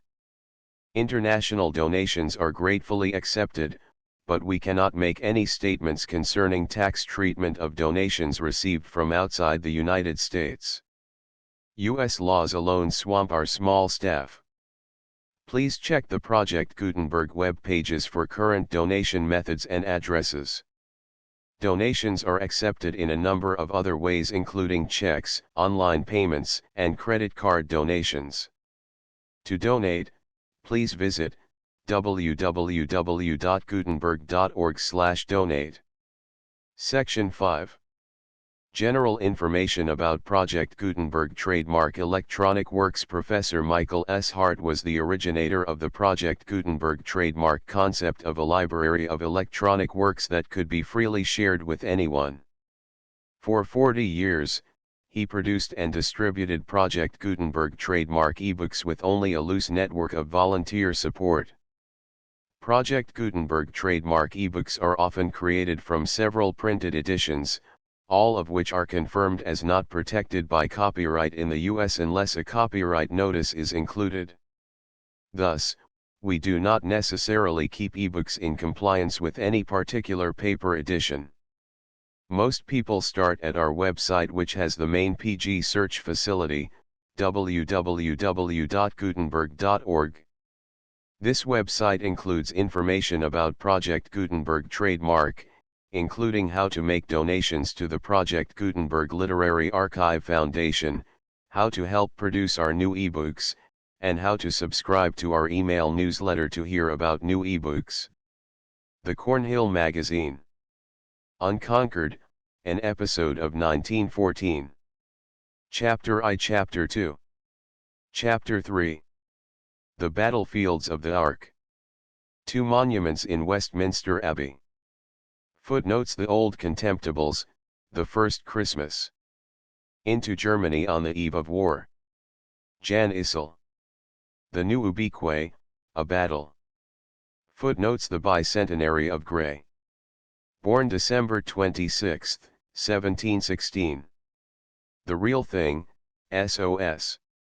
The War in Perspective.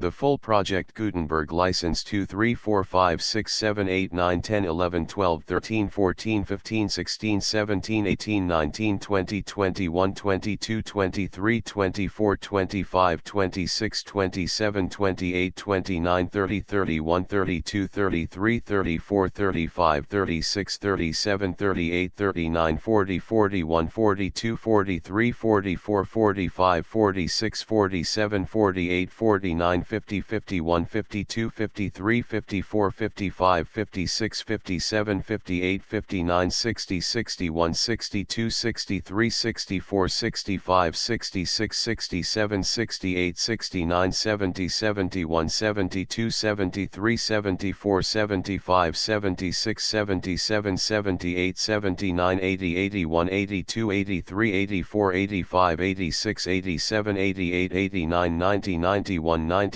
94 95 96 97 98 99 100 101 102 103 104 105 106 107 108 109 110 111 112 113 114 115 116 117 118 119 120 121 122 123 124 125 126 127 128